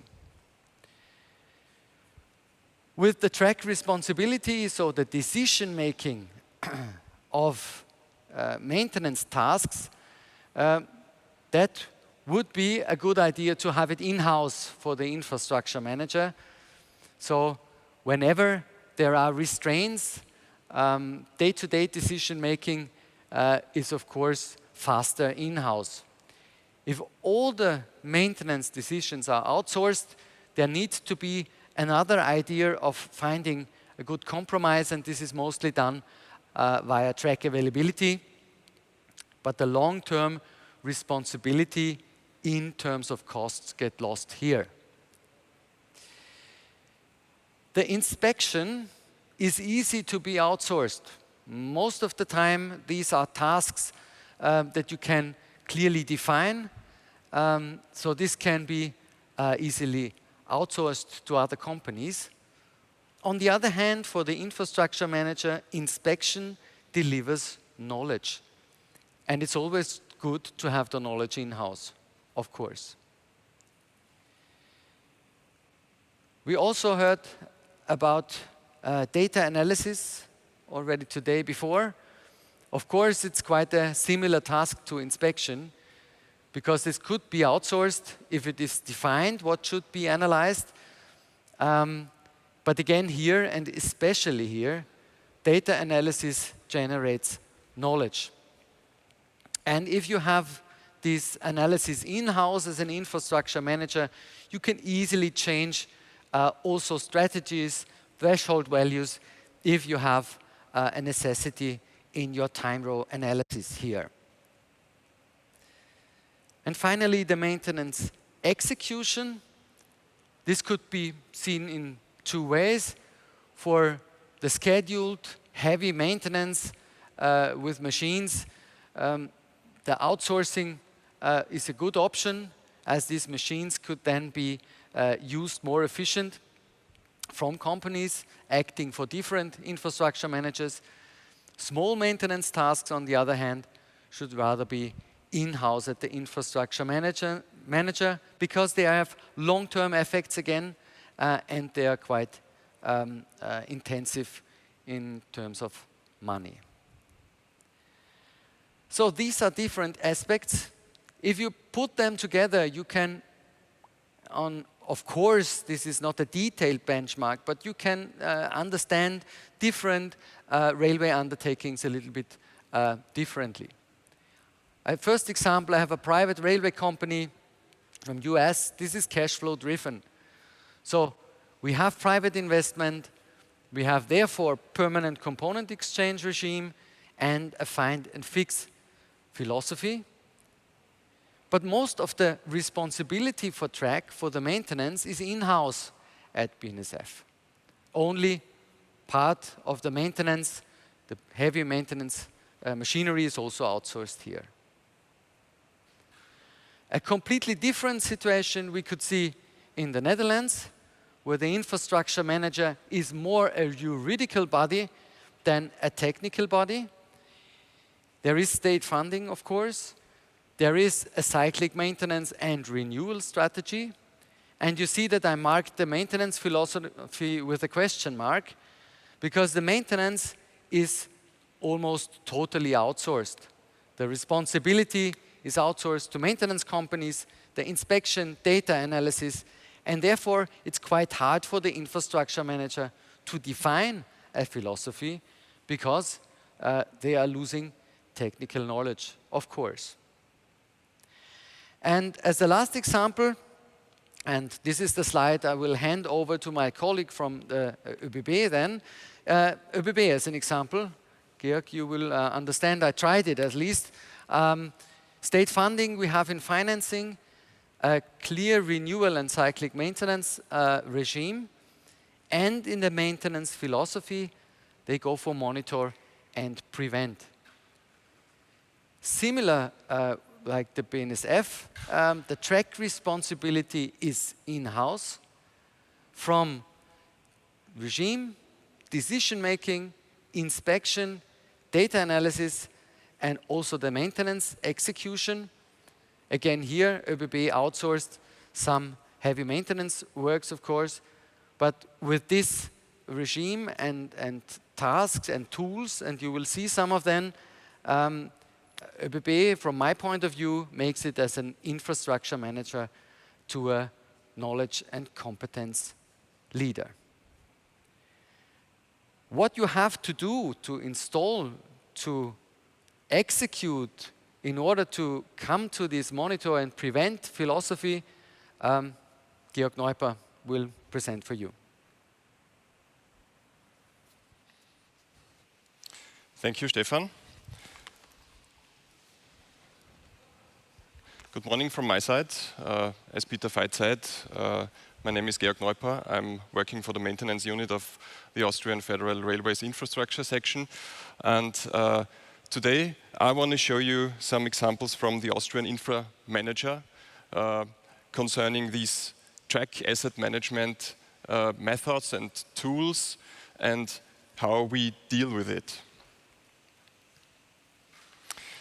So, what's the contents of today? I want to show you modern inspection options, data analysis, and predictive and prognostic maintenance, and how we bring it all together in an applied lifecycle management. So, to come to the modern inspection options, our goal and our focus is we inspect our assets with our own experts. So here's an example from structural engineering. We have a defect documentation, so the crack log and the localization and the inspection planning. We do it with smartphones, tablets, laptops, and jump the data into our cloud. So we can do the crack detection and we can do time series of this crack. And then we use this as an input for our data analysis. Next are the additions, the supplements to the established measurement methods of our track measuring cars, are commissioned according to our specifications. It's important. We go to artificial intelligence on the track. So track components with high-speed videos for error detection with image recognition. So we receive components degradation or the deterioration of the condition of the components with artificial intelligence. And we have the most important thing of this inspection is to analyze the data. The next focus is we analyze our measurement data ourselves. So we have our self-developed measurement technology platform, and we have, and that's important, the correct positioning. It's the basis for a correct time series. So we have all our separate tracks with GPS coordinates that we can assure a correct deterioration of this time series. Otherwise, it would be not possible if you don't have this correct positioning. And that's some kind of sophisticated. Next thing in the data analysis, we analyze our measurement data ourselves We have dashboards for visual analysis by our technicians. So you can see the standard deviation of the longitudinal level in different tools, in different visualizations, and in combination with the data analysis. For example, this correlation analysis between measurement signals. It's a visual analysis, and this is an example for a wide range of evaluations, of data evaluations. And then we go to the more sophisticated part. This is the predictive or prognostic maintenance. The inspection data, the data analysis, and then you predict maintenance.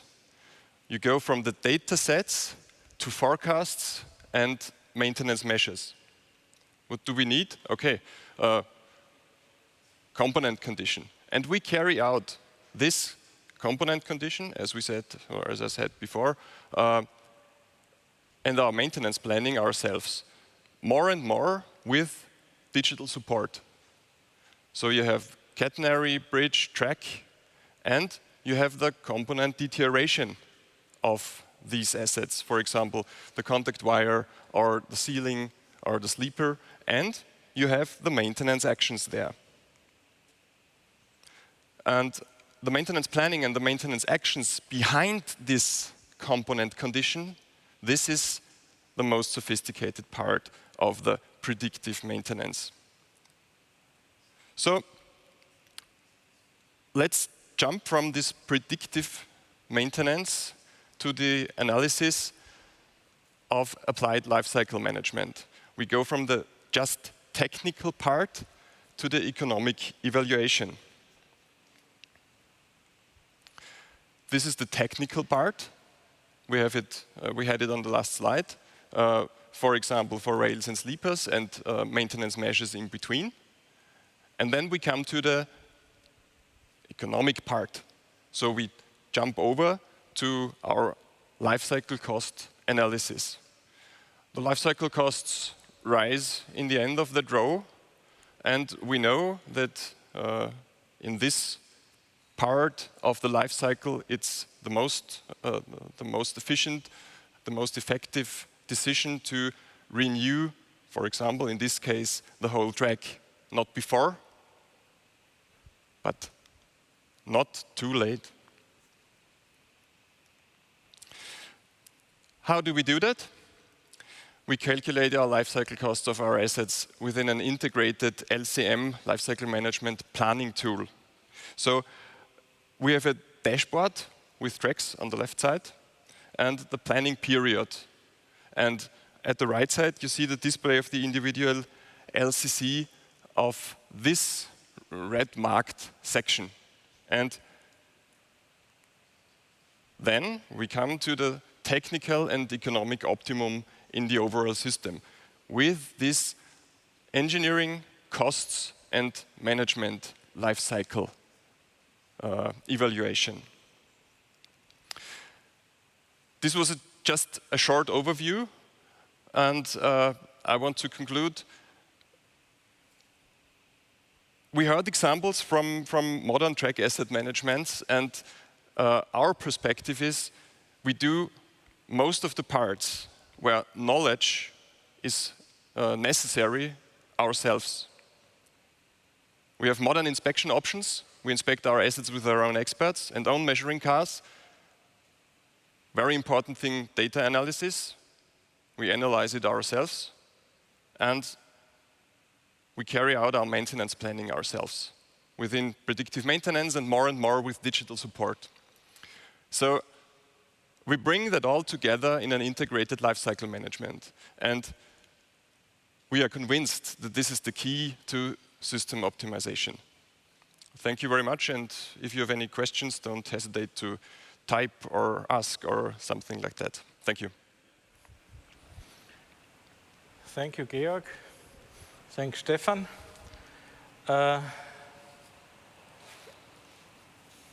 We have some questions.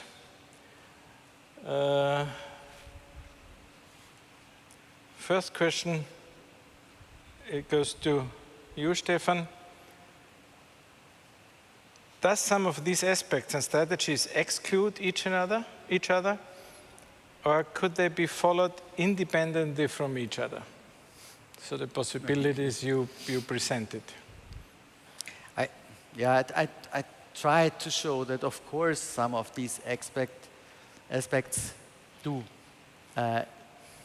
exclude each other.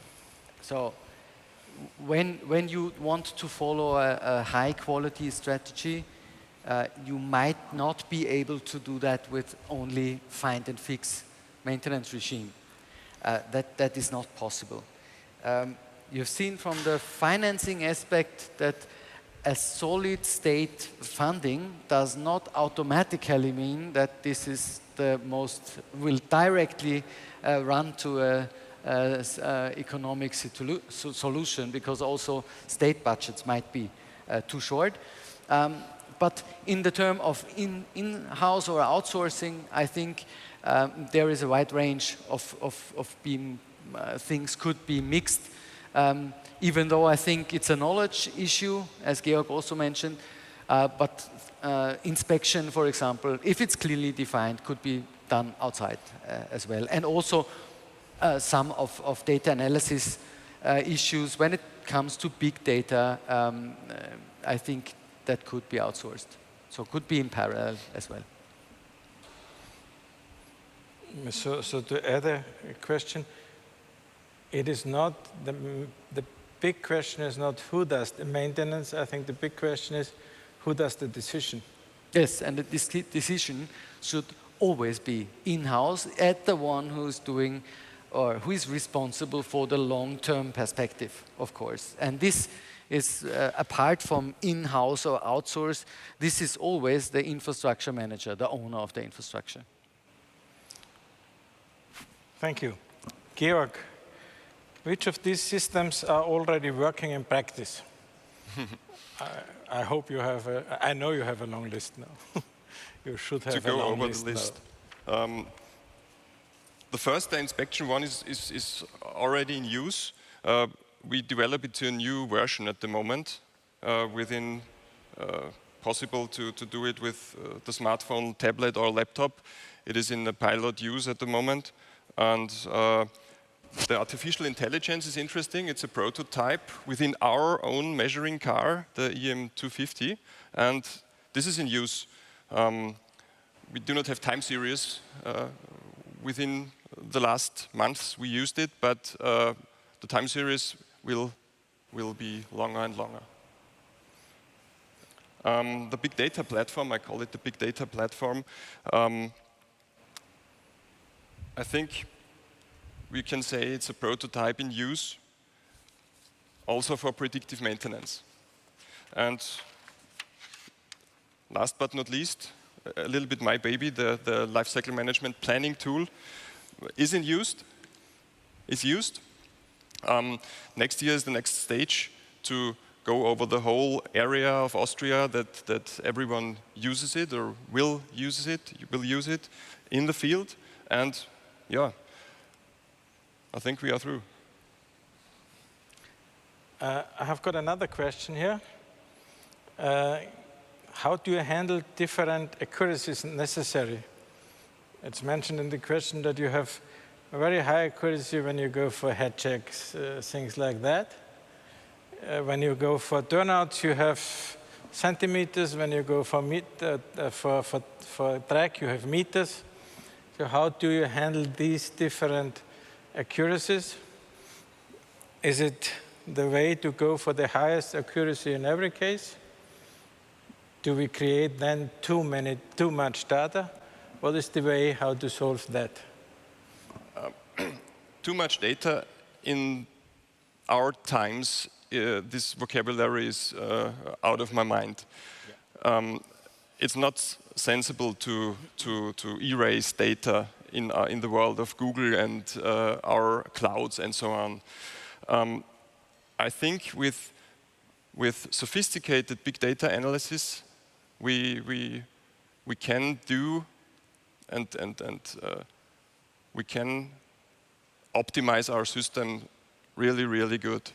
And to the accuracy thing, depends on the focus. If you want to get a net-wide analysis, 1 centimeter is not the problem. So you have 100 meters, you have the standard deviation of the longitudinal level, which is a sliding window with 100 meter or 200 meters. If you go to what's the problem with the frog of the turnout, then you have to be really strict with your positioning. And that's why we want to go to inspection optimizations. So we have to optimize our accuracy. So yeah, this is then our focus that we have with our data break of 5 centimeters or 25 centimeters. Yeah, we want to be so strict that we can use our time series within these 25 centimeters, not for the whole network, but for specific spots it's necessary. So it depends on the target measurements which you want to steer, which tells you that the preciseness which you need. Yes, the focus is the key for your necessary positioning error. Yeah. Okay. Thank you. Thank you. Thank you. We are now going to the next speaker. May I introduce to you Mr. Markus Ossberger. He's head of division infrastructure and deputy rail operation manager at Viennese transport system, so Wiener Linien, where he's working already since 18 years. And he will give us a lecture, of course, concerning urban traffic, titled From Strict Tester to sorcerer's apprentice. And what's it in detail? It's about predictive maintenance and all what's included in that big word. The floor is yours. Thank you.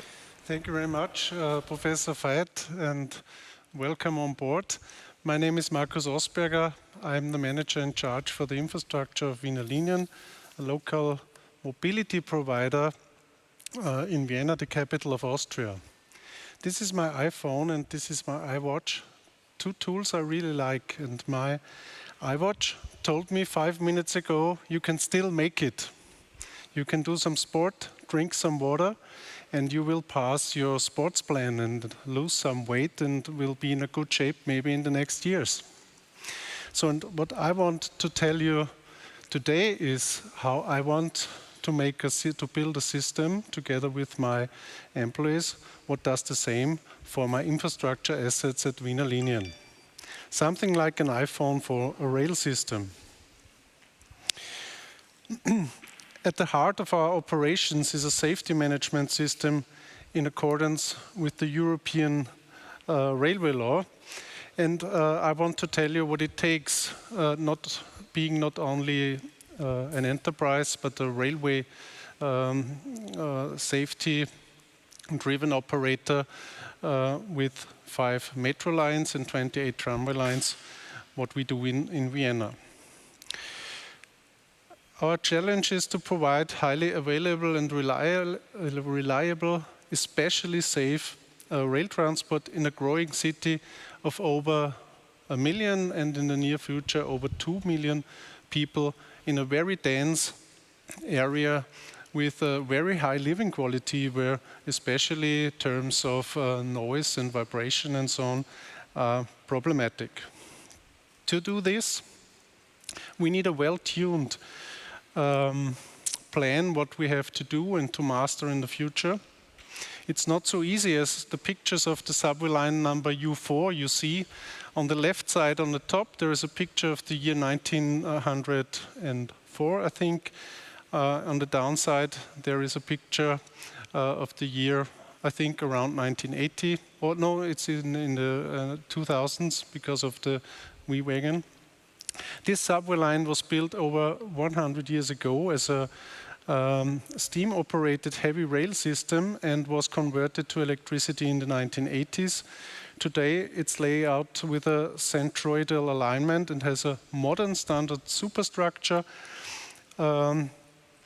with HSH 360 rails from voestalpine and concrete sleepers. So a dramatic change from steam locomotive area to the metro area, and on the right side you see the plan in the heart of Vienna at Schwedenplatz, where this subway line is also refurbished and renewed in the next years. So what I want to tell you with the picture on the right side is that a railway in a metro region is always a network problem, a logistic problem, together with all the other transport and energy modes. However, the changes we have to deal with in the maintenance of our routes and vehicles are even more diverse. Even stronger than the change in track solutions and alignment is the change in vehicle concepts, and thus in the forces we have to handle on the superstructure. The contrast between the double-decker on the left side of this slide and the new Flexity tram vehicle from Bombardier, you see it on the right side down, is intended to illustrate this. In between, we have the first ultra-low-floor train, we call it ALF in Vienna, which traveled with loose wheels in controlled gantries, which tells you that you cannot predict all influences in your system.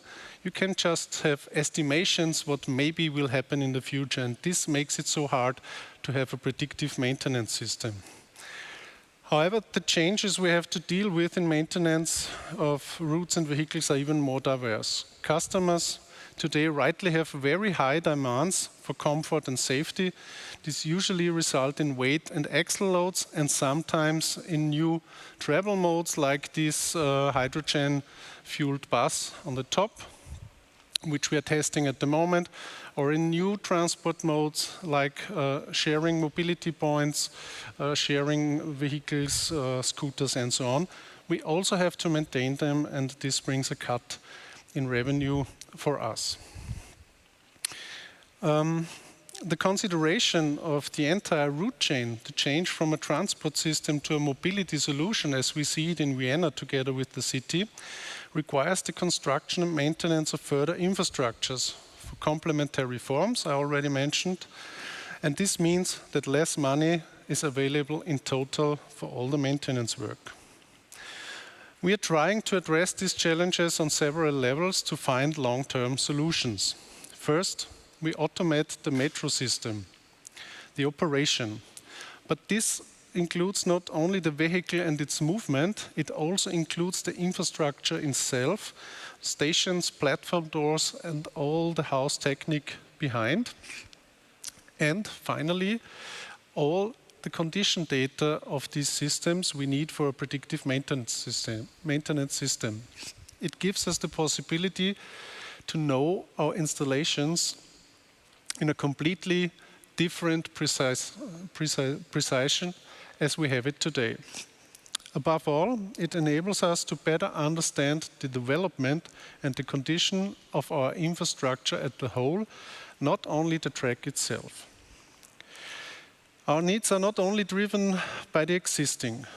At the moment, we are expanding our network with 2 metro lines and several tram lines which are currently planned and will be in operation between 2025 and 2032, respectively. The volumina are very high. This requires comprehensive CAPEX-OPEX planning to secure financing. On this slide, you see the CAPEX development over the next year. The blue line is 2021. We need, therefore, qualified staff and have to manage very extensive and complex tender volumes. As a reminder, all of this needs to be considered in a closed loop life cycle cost approach, because the cost of maintenance are almost completely defined in the planning phase. And also just a reminder, as we have very few time for this presentation, we need to do the same exercise for all trades so that we can set up a commercial relevant asset management system which is customer oriented. And because at the end of the day, it's always about safety and no accidents should happen, the data on which we rely must be free of doubt and flawless, like we have it in the commercial sector. The key difference we are making now and in the future in data-driven and predictive maintenance is this. We don't use data to better understand individual trades or parts of the system in a first short sight. We use it to get a holistic idea of how our wheel rail system will develop under different assumptions about the future and what costs and benefits are associated with them. So how do we do this concretely? Well, about 15 years ago, myself, I started with 3 essential data being a young engineer. The year of installation of the rails, the track geometry, and the traffic load and information about the vehicle type. You see 3 pictures here in our GIS asset system. On the left side, you have the year of installation, then you have the axle load, and then you have track geometry. It looks easy, but it is very hard and time-consuming to get this data in a consistent and unique database. It took me a few years to have this task fixed. From this, the next step, we made where matrices in which load and geometry come together. Creating this is also very time-consuming and requires a complete consolidation of the data stock, not only on the infrastructure side, but also on the vehicle side, because you need the operational data when and where vehicles are running at what kind of speed. Once we had achieved this reliability and automatically, after a few years, we could start to use the infinite possibilities of sensor systems to see right into the groove of the rail and to sensor all the last details we didn't know before. This meant, and this was the first disruption, we also needed powerful data management systems and, for example, machine learning solutions to get rid of all this data and to come to solutions and to the basis of decisions. The main problem we had to solve here was the fully automatic location of the measurement data without having to use GPS or external references. We do this now with a pattern matching and very powerful fast Fourier transformation approach, which is also useful for the integration of any kind of data source we're using at the moment. Now I'm talking so much about the track. That's what superstructure engineers often do. But the vehicles are decisive for our maintenance strategy. In the picture you can see 2 curves that tell us something about the fit between the bogie and the switch geometry, and thus determine the wear. Through the steps, it was this one. There you can see the data of the bogie and the switch geometry.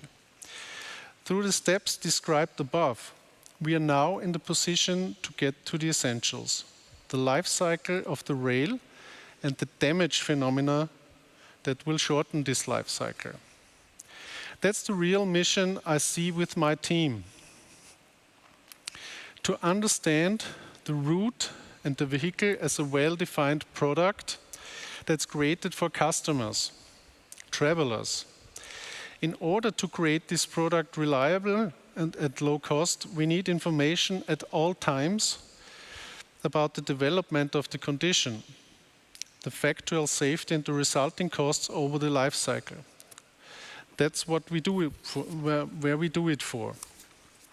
At this slide, you see the asset management system of Wiener Linien integrated in workflows, bringing together technical data, commercial data, legal data, and all the administrative processes you need for planning, constructing, and maintaining. You see, there are a lot of a lot of surfaces where we have to work on. It's not the data management level that is so important at the moment, because we have a lot of reliable and easy to use solutions you can use out of the pocket.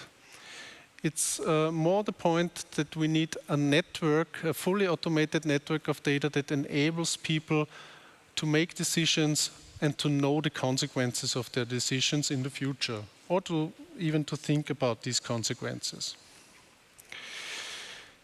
That brings me to the end and to the maintenance symphony that I'm trying to compose with my people as a sorcerer's apprentice, not as a strict tester, as I've started 20 years ago. In the next step, we must dramatically improve the knowledge of our assets and operations. IoT can help us a little bit here to get a better understanding. Data management, data excellence is a strict boundary condition to not lose the red line to the target. We must immediately bring the condition of our rail networks at Wiener Linien into a state of good repair, especially in the metro system, where we're working on it at the moment. And technology partners like voestalpine or others can support us in this essentially. The point is that maintenance, and predictive maintenance especially, is a task we can only master when we build networks with the industry, with academics at universities and other partners. There's so much to learn and so much to know, and we cannot afford it alone.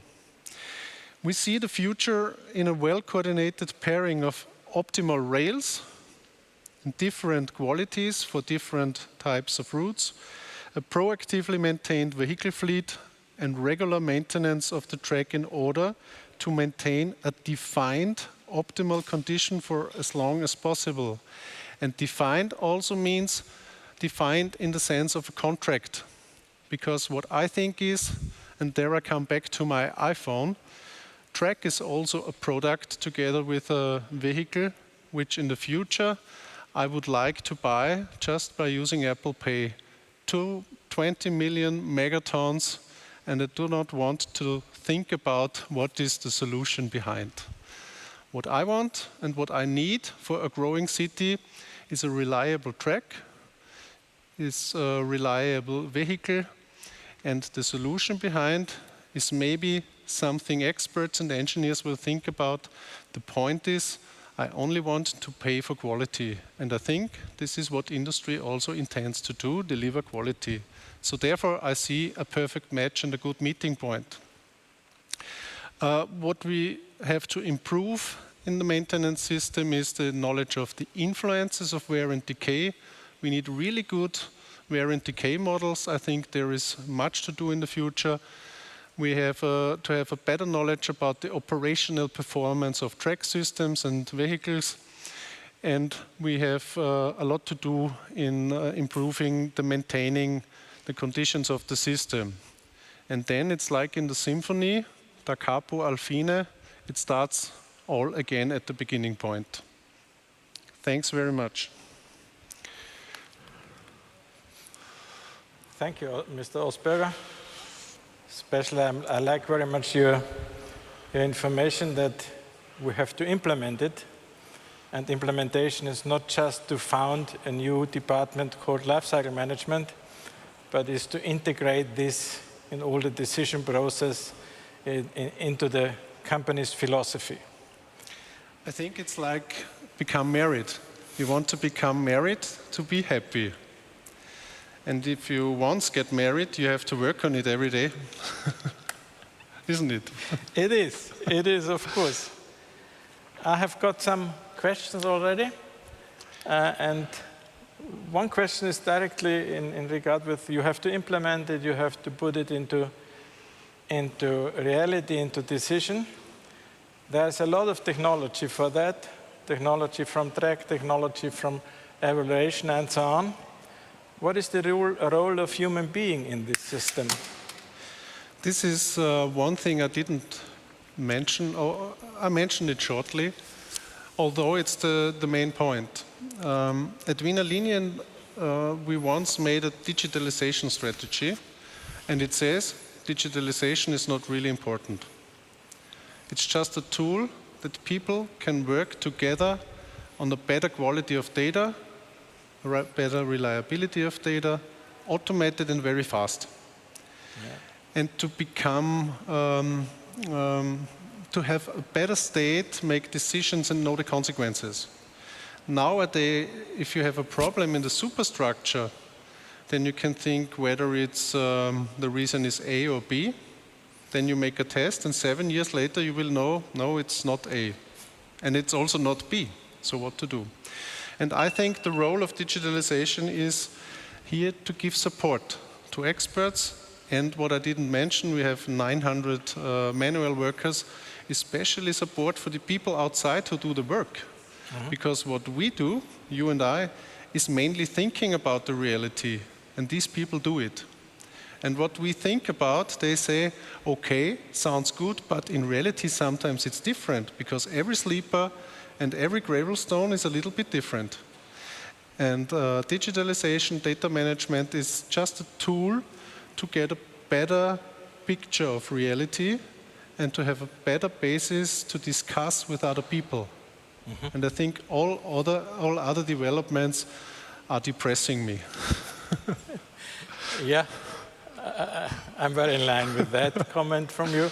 I think we are slightly too often speaking about tools as if the tools were the problem solver. Yeah. The tools are tools and they are important, but in future we will need more experienced staff to handle all that things and to understand what's the work of a tool, what's the target of a tool, and what's the target of decision making. I completely agree, because there's a big misunderstanding, and the misunderstanding is that better tools give information for the same problem. That's not what they do. It's like if you do an MRT, then nowadays this MRT is analyzed automatically. But the doctor has much more information. He doesn't just see that you have cancer, he sees that you have some other thing which is even more important than cancer, and we should prioritize on it. So it's like having the Roadmaster system from voestalpine. It does not tell me I have to change the frogs in 3 months. It tells me that I have 10 vehicles running not well and crashing against my frog. So I have to look at the vehicles, not at the switch. And this is what automatization and digitalization does. This is now a big step to go to put that together. There's another question about the expectation of the importance of life cycle costing in product decision. So let's say rail steel grade, or in maintenance decision. Do you go for more grinding, or milling, or whatsoever? How do you see these decisions influenced by your model? That's interesting. At the discussion before, life cycle cost models don't tell me so much about costs. They tell me about costs are constructed, or how complex costs are. So if I have a life cycle cost model for my superstructure, and it tells me if you do A, then it will cost you 100. If you do B, it costs you 120. Then the question is not, will I pay 100 or 120? The question is, what quality is 120, and what brings me to this 120? Is it the tamping? Is it the grinding? Is it the milling? Or is it the replacement? Or whatever. Maybe 120 is an option if I don't have problems in the CapEx sector. 100 is maybe better if I have no problem in the OpEx sector, which is not regularly the case. Yeah, in my understanding, if life cycle costing does not take quality into account, it's not proper working. Yeah, it's useless. Yeah. It can. I see another question.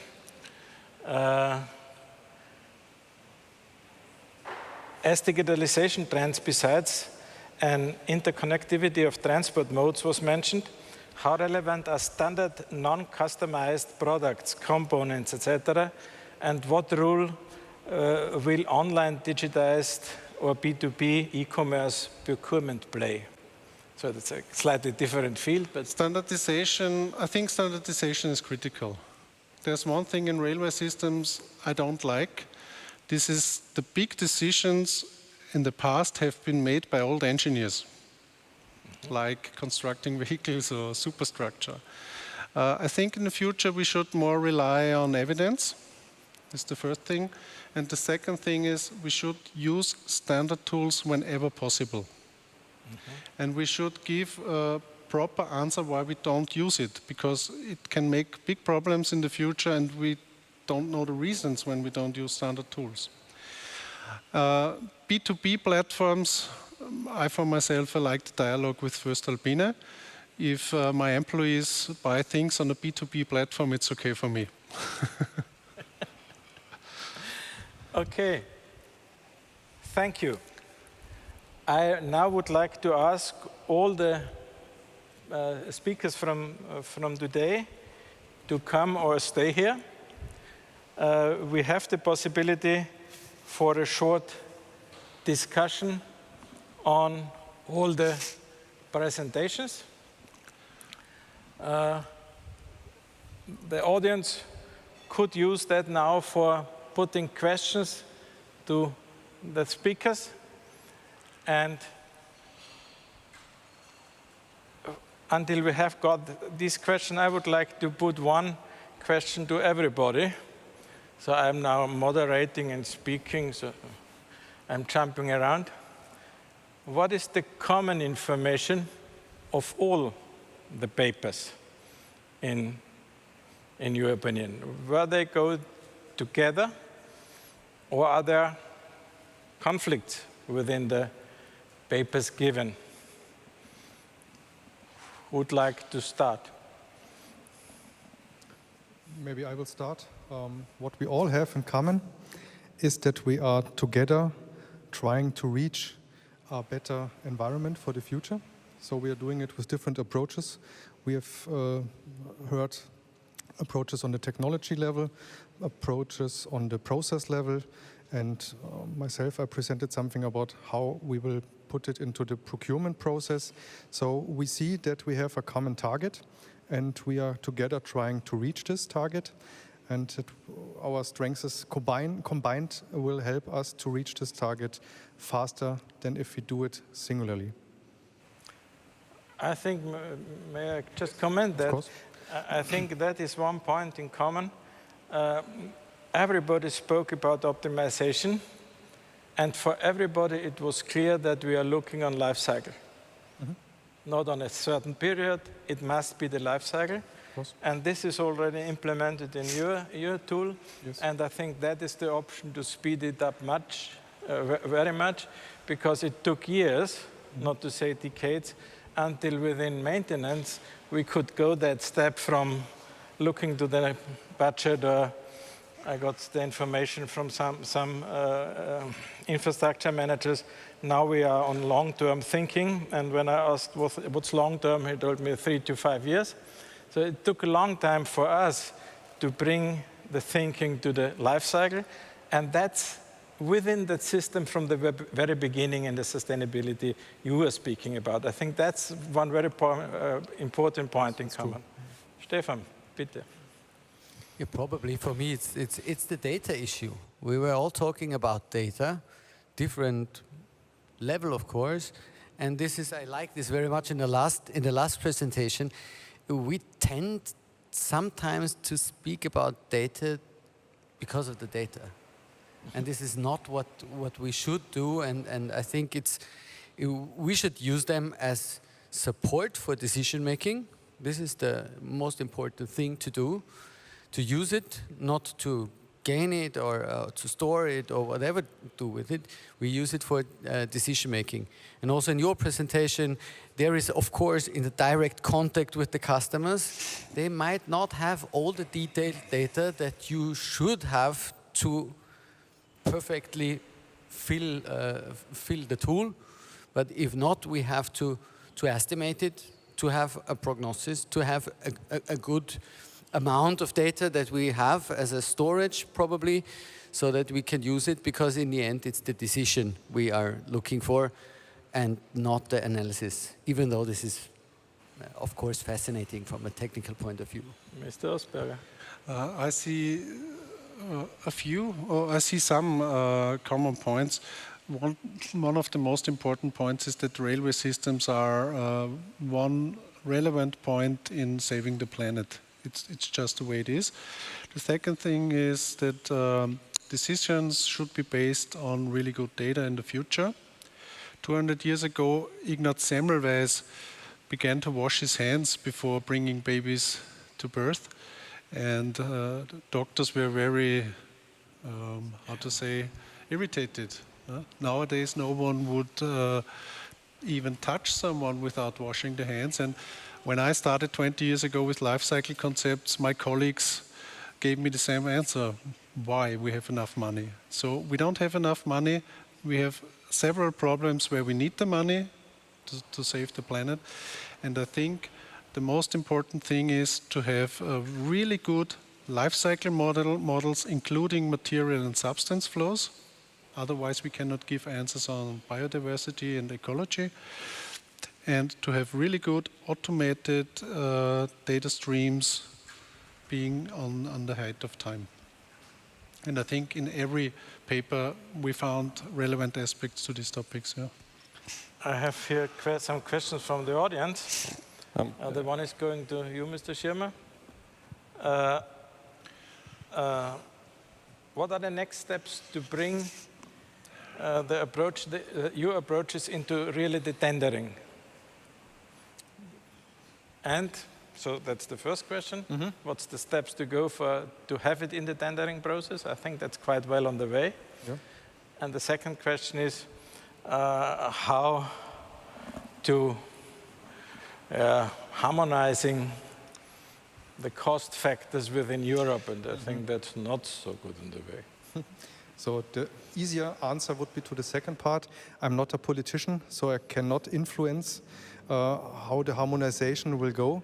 Of course, we have talked with our ministry and gave them the information that we need something reliable, but it's out of my hands. But I'm sure, this is my personal opinion, that in the next few years we will see a harmonization approach throughout Europe to reach a common monetization factor, which is now in Austria 20 euros, but will be maybe 50, 60 euros in Europe. We will see.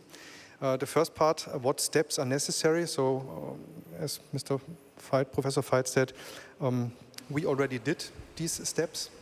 We started to put it into chosen tenders and ask our bidders for the data to make this decision regarding CO2 emissions in the life cycle.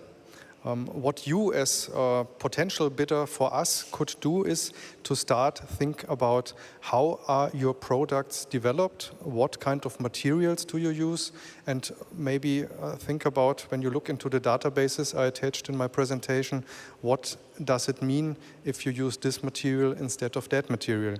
So you can optimize already now what emissions will be measured in the future. Yeah, I'm a little bit, yeah. I think we need harmonization. Of course, otherwise in Europe it will be difficult. But that does not mean that we have to wait for harmonization. That would be too much time lost. But that's my personal impression. Waiting is always a loss of time, yes. Yeah, some common points of all the papers. I think the good thing is that we focus on life cycle. And I showed some slides for the technical and economical part. We bring it together with the operational part for our customers to optimize the system. And the next step, which we are dealing with the holding, ÖPB holding, is to put in the ecological part. How it will work, I don't know as well.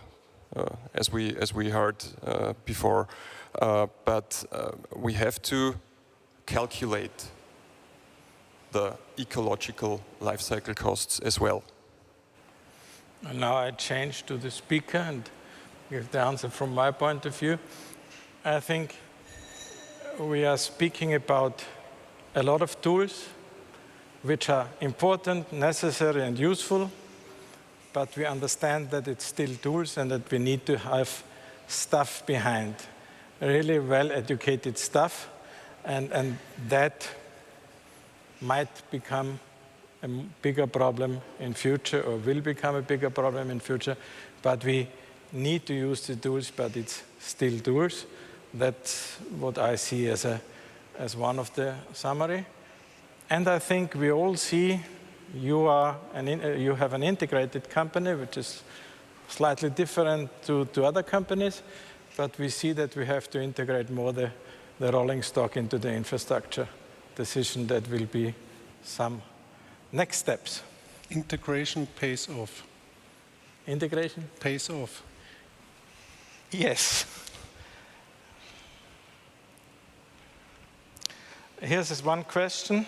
From the perspective as a rail infrastructure customer, how can suppliers like voestalpine support you in achieving your sustainability and digitalization goals?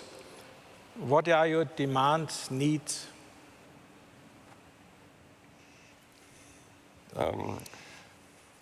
Data is the key, but it's not the only key. We need, as we concluded, the knowledge and the persons that do the analysis. Otherwise, the white and black bird will bring the children again within big data analysis. We don't construct or don't build the monitoring systems. We need monitoring systems that we can do our predictive maintenance. And it only will be possible to do it together, because if we don't build it on ourselves, these monitoring systems, we have to find the partner for it. So the big data analysis is a combination of the supplier, or the predictive maintenance is a combination of suppliers and of analyses within the infrastructure managers. Stefan, do you? So I personally, from the university, seldomly buy things, but from suppliers. But I think what is really to be done, also from the supplier side of the railway, I totally agree that railways is one part in really drastically save our planet. So I think there are some things that should be also thought on in railways, especially when it comes to the product. Do we really need this or that material? We have not only ecologically sustainable products, with quite a lot of concrete still, and so on and so forth. So in the end, I think this is the industry that should be go that path in looking for other possibilities to construct things to support the railway system. And let me try one other summary of our papers as I understood them. I think we are all aware that we need more systems thinking, and we understand that lifecycle management could help us in that regard. May I add something? Please. If I'm asked as an urban transit operator, I need three things. I need rails that really lay long, more than 25 years. Technology doesn't matter, it's the years. Yes. Because I only have 12 hours a week to change the rails, and it makes a lot of problem in the individual transport sector. The second thing is, I need a strong cooperation and a knowledge transfer in the blue-collar worker sector. I need my people to be trained at voestalpine and maybe vice versa. And the third thing is, I need cooperative agreements and contracts. I prefer long running, so that we can learn from another how we have to deal with our system, and the system is the wheel rail system and the traction. So these three things are important. And if I can put the wish, when I was young, railways always have been old wise men for me. Today we are a lot of male stuff. For the next years, please only invite women so that we can hear the opposite side. Okay. Thank you for answering the questions. I would now like to tell you, all the audience, that you are welcome and gladly invited to join us at the virtual convention, look at the railway system solutions, and meet with the VARS team, sales team. So take the chance to join the virtual convention.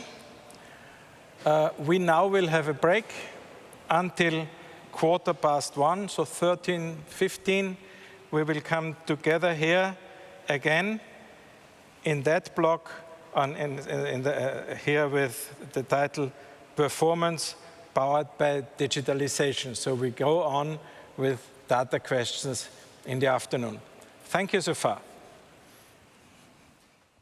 Thank you, sehr.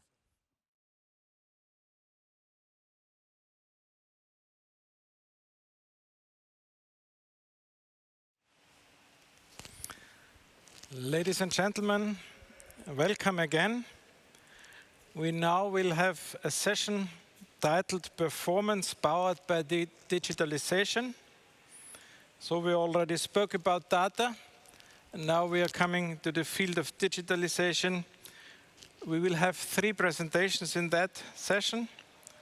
One dealing with the digital twin, one dealing, digital twin from the side of the railway companies. Then we will speak about product lifecycle management, so the producer side. And finally about digital track management. I'd like to introduce to you Mr. Rolf Härdi. Please, can you join me? Hello. He has a long career in railways. He started at Knorr-Bremse, he was at Sorcerer Group and at Bombardier. He is now since 4 years at German Bahn. And his position is Chief Technology Innovation Officer at Deutsche Bahn AG. He would like to tell us the story about the digital twin, the actual situation, the present situation on that, the strategy and the development at Deutsche Bahn. Thank you very much. Thank you. Ladies and gentlemen, thank you very much for having me here. I'd like to talk in this paper a little bit about how we at Deutsche Bahn approach the digital twin challenge. Before I do that, I like to put in context some technology. Okay, thank you. Before I do that, I like to put it in context. Why are we doing a digital twin? What is the purpose? And what we have discovered, it is very, very important that it is actually very much integrated in your business and in your strategy. Therefore, I do start with a strategy. We have started 2 years ago at Deutsche Bahn with a strong rail strategy. It's a very coherent, complex strategy encompassing the entire company with 15 distinguished building blocks.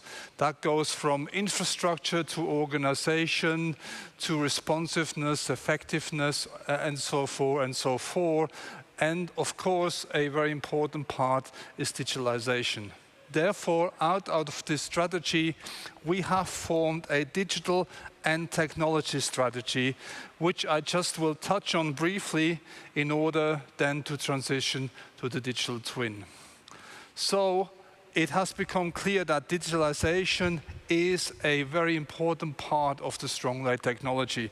So we have set off with a team and we have developed a strategy and furthermore actually the execution of the strategy. So we have two distinguished blocks. We all talk about digitalization is very key, but we are very, very convinced that digitalization does not work if the traditional technology is not progressing at the same pace. We have to develop both together to go hand in hand, to work together, not only digital, but also the steel and what we call the heavy metal has to work. And that's what we have set up with this strategy. So we have the digital side. Connectivity is a key feature. Our assets have to be connected. This is not the case today. Some trains do have a connection, but assets on the infrastructure can be much better connected. We need automation. People becoming scarce. We need to automate processes, become more efficient. And most important, digitalization is leading to customer-centric services. Customers these days are very, very demanding, and we need to make sure that our services do actually fit for the customers, what they're used to have everything on demand. On the other hand, on the technology side, digital services do not serve any purpose if we do not have stable equipment, if the availability is not here, if the services are not working. So we have three focus blocks: stable and highly reliable material and services. Also, we need to have our assets flexible to cope with the continuous demand and the changing in the environment. And last but not least, what is very important is green technology. The railway is green as such, but we have to become more greener. Out of that, come together, feeding into our three strategic building blocks, making DB more robust, more powerful, and more pioneering. We want to pioneer technology. And this is a very important part of this paper. We want to pioneer this together with the industries. We cannot do this on our own. So collaboration is key. How are we going to do that? We have, out of the three building blocks, we have defined 6 use cases: digital rail operation, high available rail technology, digital maintenance, flexible rail technology, digital customer experience, and sustainable rail technology. Each of these use cases is structured with 3 clusters to serve the purpose. For instance, digital rail operations has digital infrastructure, automated vehicles, and intelligent traffic management system. And out of this construction, I will not read every of these blocks out, but there are the foundation of the strategy, and out of this structure, we have built the digital strategy and also the digital twin strategy. So, also, we have defined key technologies we want to push forward. These are not all technologies we are using, but these are key technologies to deliver the strategy. You see here, of course, connectivity, cloud services, cybersecurity, very, very important. If we go digital, we need to make sure that we have the adequate cybersecurity, and the recent events in the USA just show the danger we could potentially face if we are fully digital. All these technologies have defined roadmaps behind them, and we want to develop and execute them together. And I will focus in on digital twins, which you see on the right corner, which is highlighted. Well, Deutsche Bahn is over 300,000 people. We have very complex organization. How are we going to approach to develop technology in such a complicated structure? One approach we're doing is we're going into virtual teams. And what are we building is, for each technology, we are building technology communities. And this we are doing not on a rigid structure as we may have done in the past. So we're using an agile approach, saying, well, who are our key technology know-how bearers? How can we bring them together? And then we let them shape that technology. And we just define a framework where we define a tech community lead. It's one person responsible to deliver that technology, which is surrounded by experts which are distributed throughout the organization. And then, much important, we defining wider communities. And these communities can be internal and external. So we want to provide a communication platform where people interested in rail technology, in switch technology, in communication technology, find their peer group and then can come together and learn from each other. Is actually exactly how people work today in all those social networks we are building within the company. And we are very happy with the first results. People in our company got very excited. We got a new dynamic. For instance, the digital twin community has over 300 members. 300 members inside DB who join together on a virtual basis every 2 to 3 months, exchange their projects, their knowledge, and it's really fantastic to see what kind of energy is thriving out of that. So my recommendation, have a look at your organization. It's really a great thing. You really can motivate and inspire your technology-minded people.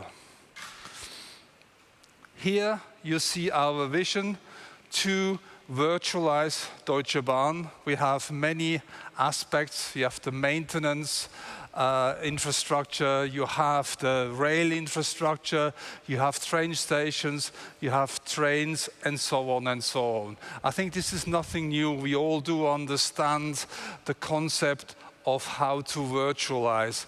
But I think it's important to see that vision, and it's important, and this picture almost reminds me to that, is how complex and how vast that challenge is going to be.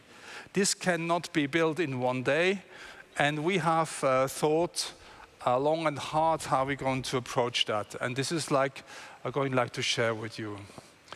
So first of all, we need data of our assets, and there are many ways of putting assets and information together. First of all, data can be produced by the vehicles itself. Vehicles have diagnostic systems. There's a lot of information there. So we have information about the vehicles. Second, the vehicles can monitor the infrastructure. And I will show you an example later on for that. So both ways are possible, that we have data from the vehicle, but also that the infrastructure is monitoring the vehicle. For instance, wheel sets. There's no point I having sensor on each wheel set on the vehicle to monitor it. I put it on the infrastructure, monitor that wheel set. I just need to make sure that I can combine the data together with the train and that I have the information in a much more efficient way. Secondly, it's the other way around. Rolling stock can monitor infrastructure. We have so many trains running around. If we equip few or all of them to monitor infrastructure, we'll have constant real-time information from the infrastructure. And last, to make it complete, of course, infrastructure is monitoring itself. This is also important. We have different systems on having sensor on points, switches, and so on and so on. And this is the approach we are taking. So we're driving forward this, what we call the 4-quadrant information gathering, with the aim to put everything into a central consistent of data availability. There are many projects we're doing. It will totally expand today's paper. I just touched on it, of course. We are very much into BIM, using BIM information on infrastructure, virtual reality in order to optimize how we maintaining, renewing and building tracks. There are many papers on that already. I think it's fantastic development, fantastic possibility on the railway. What we also have, and this I'd like to share with you, we're very excited about it. 2 years ago, we introduced our advanced train lab.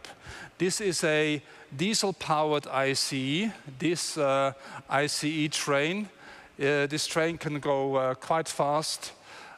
It can go through its profile almost through every line we do have in Germany, probably even Europe. And this is a moving lab where we can try things. This is not going into passenger service anymore, so we can drill holes into it, we can put equipment on it, and it's been used quite a bit. We're offering this lab to the entire sector for free. So we're not asking money for it. The only thing where we ask if we travel a lot on the main lines, of course, we need to pay access fees. But apart from that, it is free. And we like to encourage industries to try out new things, to make the experience, and then we can learn together and grow. Of course, it's a vehicle. You in this conference, mainly infrastructure people, but you can think both ways. We can monitor infrastructure, or you can trial infrastructure components, monitoring these trains, and therefore validate your ideas and your design. What you see here is we have tried some surrounding recognition technology, which has already been fed into our S-Bahn Hamburg project, where we want to operate the first automated Goa 2 in September, and Goa 4 for yard operation in October. So we're going to operate this fully automated S-Bahn towards the end of the year, and the work so far has helped us very much to achieve that. Now, digital twin, we talked a lot about it. Just going through the theory, we have to have information. So basically, I do understand that you understand the theory, but just to make it clear, we want to take a real asset and transfer it into a virtual asset, and then make analysis with that possibility. There are a few rules, and these rules, I think we still need to explore within the industry. And one important, very important thing is that we have to exchange data.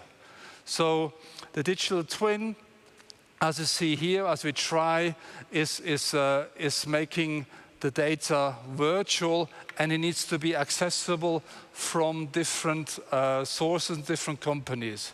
So the data needs to be analyzed. This is what we call twin intelligence. You need to have the interfaces developed so that different users and different stakeholders can actually work with a twin. The engineer has a different requirement on the digital twin than a operator who is trying to optimize the timetable. Also, the manufacturers need to have access to the data, and we're just implementing this system you're seeing here in order to share the data. Especially with the suppliers, and a joint implementation on a digital twin project is very, very important. That leads to one basic challenge. This is the data.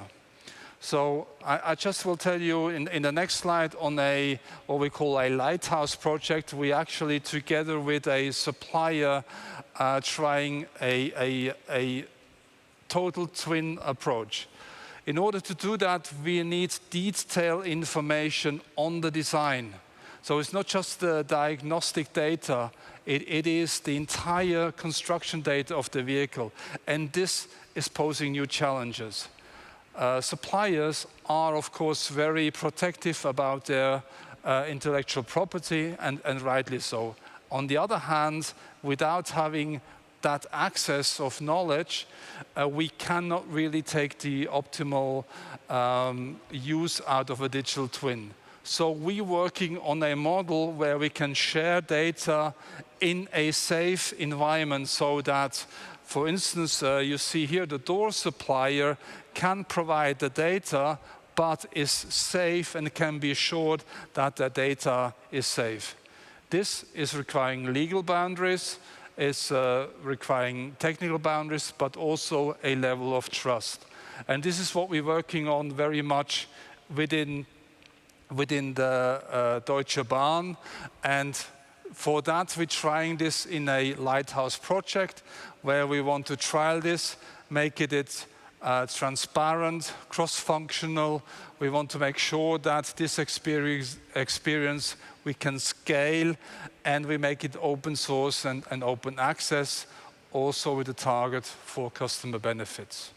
And this is what we're doing. It's the BER 429. We just launched this in a cooperation with the train builder.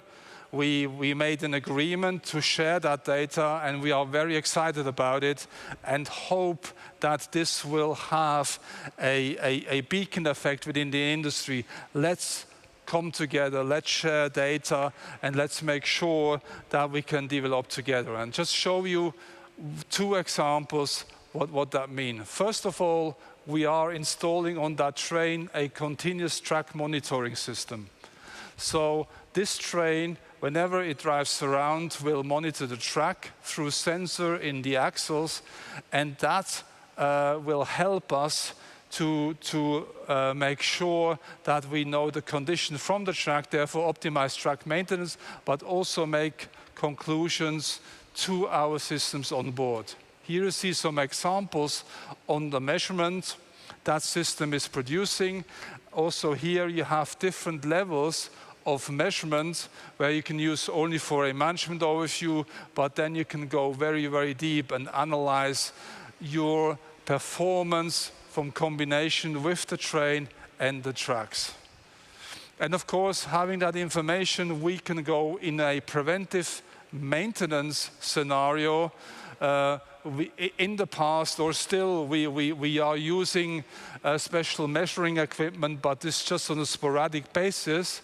With this, we can exactly define the right point of maintenance, and we are very excited to actually trial this and show the benefits, and out of this use case, then implementing that into entire Deutsche Bahn.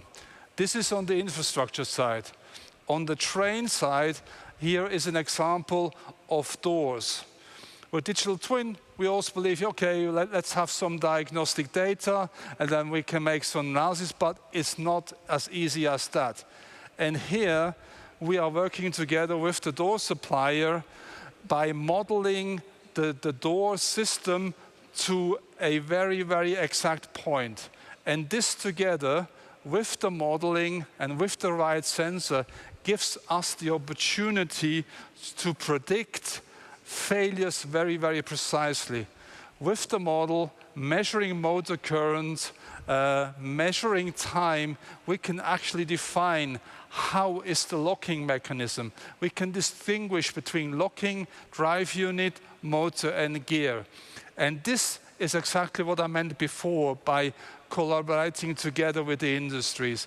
We need to come together, not just exchange some diagnostic data, together show how can we develop digital twins in its true core nature. And this is working only if we open up to this kind of detail and level.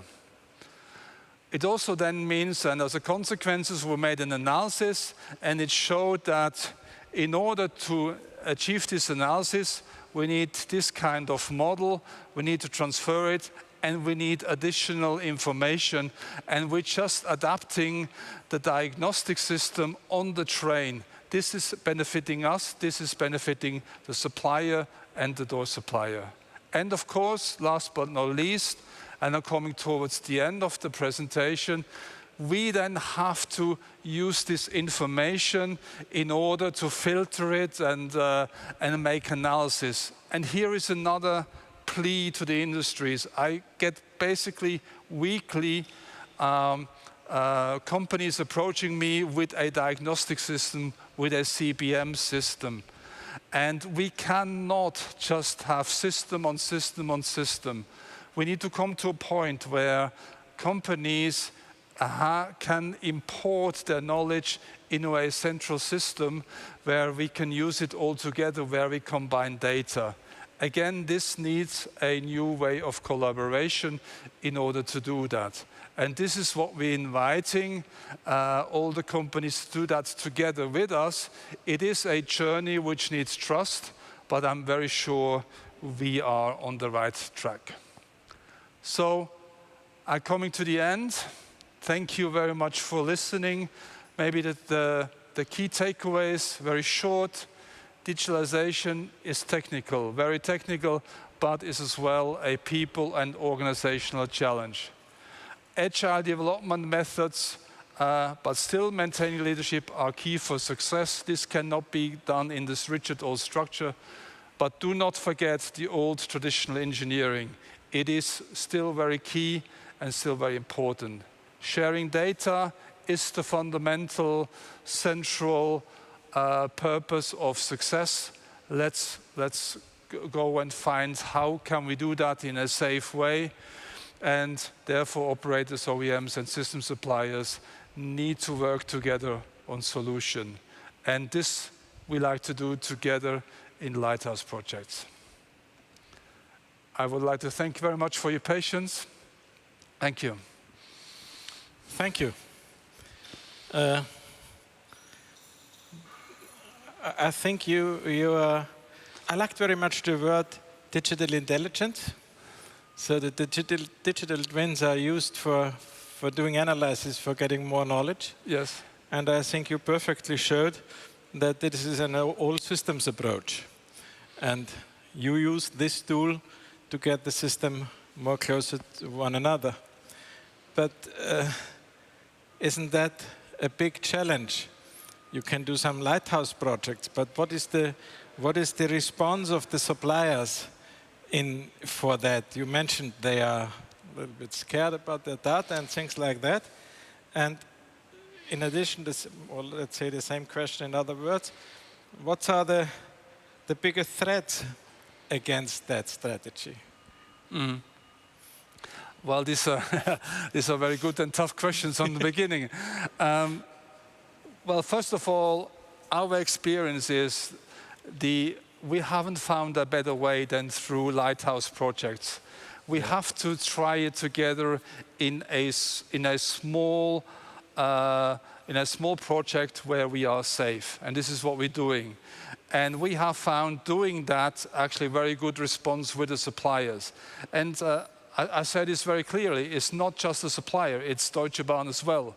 We also have to learn to be open, and it's probably get fired for this remark, but it's still as big challenge as a supplier. We are very complex, and a lighthouse project is helping on that. The response so far was very good.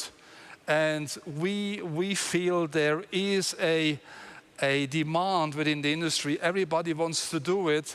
We just not really have started yet. And going in big steps in the Lighthouse project will help us to scale later on with the experience we are doing. And we have made lots of experience already, how to approach it, and then we'll be successful. So you will show the win-win situation to every partner yes. in that Lighthouse project. Yes. To later on spread it. Yes, well, we show the win-win situation, yes. I rather would say we work on the win-win situation, because a win-win situation is easy said. Yes. but it's not easy done. And this is what we have to work on. And it is like in a marriage or a partnership, we both, or we all have to work on it. Yeah. Thank you very much. Thank you. You are available for the discussion after that session? Yes. Thanks. We'll see then again. Thank you very much. Thank you. So we are coming to the next presentation. I'd like to introduce Mr. Mario Temmel. He is product lifecycle management expert at voestalpine, and he will tell us why product lifecycle management is an important enabler in a digitalized railway, or general in a railway. We are again at the system optimization, I think. Mr. Temmel, please, the floor is yours. Thank you very much for the introduction.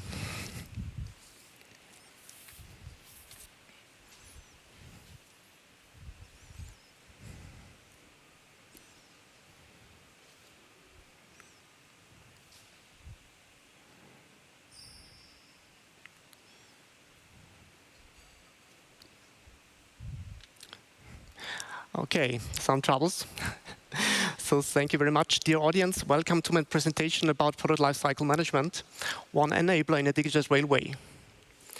In my opinion, there is no meaningful digitization possible without a strong product lifecycle management approach in a company. In my short description of my presentation, I mentioned that we benefit from an accelerated process flow and a reliable data to our turnout systems. And in my presentation, we will focus on that, so on the process flow and the reliable data. But let's start with a little bit of theory. So product lifecycle is not a new stuff. In the early 90s, there comes up the term engineering data management, in short EDM. And it led over via product data management, short PDM, to product lifecycle management. But what is PLM? Definitely product lifecycle management is not a product, not a software or standard solution. Product lifecycle management is a philosophy. So it's about the study of life cycle that products go through, from the idea or market requirements over the production, to production preparation, to manufacturing and assembly, to sales and shipping, to service and maintenance, and in the end, to dismantling and disposal. So you can say PLM is an approach or a concept or a strategy for controlling, managing, evaluating data and processes in all these process steps. But how does PLM work? Product lifecycle management works with a mix of strategic concepts, methods, tools based on state-of-the-art IT software solutions. If you look at the picture on the left, we see our process steps and the product data lifecycle process. Because in each of our process steps, we use IT solution software. And we have different solution types in the life cycle of our process. Because on the other hand, as example, we're using to create our products a computer-aided design software, in short, CAD, that is needed to create our 3D models, our 2D drawings. And in the life cycle itself, there are other software solutions like management systems, like ERP systems for enterprise resource planning, better known maybe in other companies as SAP. So we have a software mix that are used that are authoring systems like the CAD systems or the MS Word software solution, and also data management systems that are needed to go to all these steps. So to say, all product life cycles, from planning to production to controlling sales and services, are integrated in such software solutions. And all the data and processes are recorded structures on central platforms and made be available to the relevant departments within the companies or external partners. So to say, PLM establishes a cooperation network between all these software solutions and opens us the way via the virtual product to the digital factory. Today, we had a lot of lifecycle management. And there is one thing, because in our point of view, for us, product data lifecycle management doesn't begin with the delivery of our turnout system. Well, for us, it begins with the idea or the market requirement. But what are the benefits of PLM? Well, I only put some of them on the slides, so because there are much more benefits, but the slides are not as much. So with using of product lifecycle management, we optimize the workflow and create a standard to meet our complex market requirements. PLM itself ensures that everyone is working on up-to-date data and has access to the data if it is needed. And you can say PLM adds the value by improving the lead time, cost, quality, and especially in the definition phase of our products. So in the first 3 process steps from the idea to the product preparation. I decided to go into really an easy example, how PLM works or how PLM helps us. And this example comes out of the first 3 steps of our processes. So we are facing with this product lifecycle management example from the idea to the production preparation. Why PLM is required in the most companies? Because at the beginning, you have disconnected systems and data. And I want to mention one example in the authoring tool connection between a computer-aided design and computer-aided manufacturing area. In the first process step, from the idea and market requirements, a department creates data.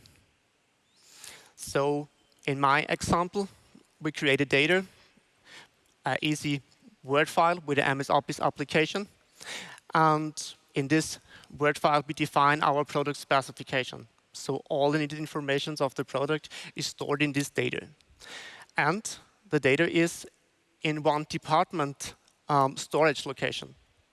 So it's only accessible by this department. It can be a storage location, a share for Windows servers, and a DMS system. It doesn't matter. In the next process step, in the product planning and development, also a next department, like an engineering department, creates files that are needed to define our product. So we create a part model, especially the 3D design of our product, and create also the part drawing out of that. Maybe we create a neutral format for that, because not all departments have access to CAD software licenses, so we need a neutral format for that. And also this data is stored on a department share or location that is only accessible by this department. In the next phase, the production preparation, we also create data. We have a CAM programming part that comes out of the computer-aided manufacturing area. And also, if we use a CAM software for computer-aided manufacturing, we need tooling and fixture designs, and we need resources from tools and libraries. And also, in this use case, we create a neutral format for the shop floor data and Word file and export from the CAM programming. So let's think about that, how data comes from one department to another. In this easy example, I say, in the idea and market requirements department, somebody creates an email, put in the product specification, and send it to the engineering department. But think about that. What happened if we send the data via email to another department? We create a copy of the data. And not only a copy, it's an unmanaged copy of the data. So the data that is created in the department of the engineering depends on a copy. an unmanaged copy. And the problem in this use case is that the data we produce in the product lifecycle are depending on each other, because the part model itself depends on the requirements out of the product specification. Also, the part model is depending to the drawing, and the exported PDF file also is depending on the part drawing. And this goes along to the next department, because all this data is belonging to each other. And now think about that if a change happens to the product specification. Because in this scenario of disconnected systems and disconnected data, we have a problem because we cannot track changes. And also we have some small problems, especially by the part drawing, because out of one authoring system, the CAD system, is also an unmanaged copy created, the PDF. In the daily work, in each department, there come questions up. Has the design department been notified of changes to the specification? Or has the PDF of the drawing been updated after changes? And in the last box, has the part model been changed and I'm working with or valid revisions of the drawing?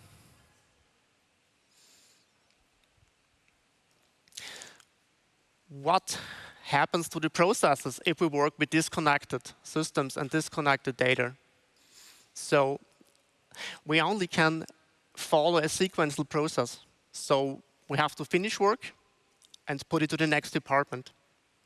So we going in this scenario that we create a data package, throw it in the next department, working on the data package, throw it in the next department. And in most cases, we hope that the package comes not back to us. So let's focus and change something in this scenario. So we have the same data files in there. We have our product specification. We have our 3D model. We have our drawing, the PDF, the CAM programming file, also this. And we only exchange the data storage layer. So we go into a data and process management system. Hey, let's call it product lifecycle management system. In this product lifecycle management system, the data is connected to each other. And there is no copy created that a department can work on the package. Because if the product specification is stored in the data management system, the Department of Engineering has access to this data. Also, the system takes care about that the data dependencies to each other are viewable in the systems. So the systems ensures that each department can only work on the latest working and the latest revisions of data. So there is no possibility to work on old data. What happened to the parallel to the processes if we have a connected system and connected data? We can something do with the data. Especially, we can parallel the processes. Because if the data is depending on each other and the data is accessible as early as possible, because if we take a look at the specification and the first requirements are defined, the engineering department can start to work on that. The product preparation department can start with the computer-aided manufacturing when the 3D model is ready, because the CAM manufacturing area is based on the 3D model. And if we can parallelize the processes via a connected database, via connected data, then we can reduce easily lead time. Let's take a look at the advantages in this easy example. Because in the graphic, it is only an explanation example. We only link data out of 3 systems to each other. So we link Office applications together with CAD software and CAM software. And only these 3 process steps. And we see that we can easily reducing lead times. It also reduces our time to market. We avoid deviations because the systems itself, they care about the data and helps us in that area. Don't work on old data. So we have a better data quality. If we have a better data quality, we have also a better quality of our product. If we finally fulfill the first 2 points, we're also reducing automatically cost. So we also have a cost reduction. In this easy example, we only link a few applications. And let's think about that if we link all the product authoring systems together in systems and link enterprise systems together. So let's go into a summary. So we see that the product lifecycle management go to all the lifecycle processes. And the approach of the strategy is to link enterprise applications together.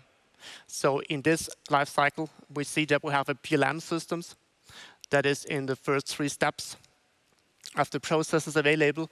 Maybe it is linked to a manufacturing area, so to the manufacturing execution system, and on the left side also to ERP systems. That we can exchange data in each direction. Also, we want to include all our authoring systems in this project, and they care about it. Single source of data truth is the goal in that area. So we want to have a single source of data truth across all our applications, and not only across our applications, we also want to include all our products because of the whole turnout system. So there is no border between a signaling product or a turnout mechanic engineering. We want to put the data all together. And on the right side, we want to live single source of truth strategy on all of our sites. So we want also connect each of our subdiaries together.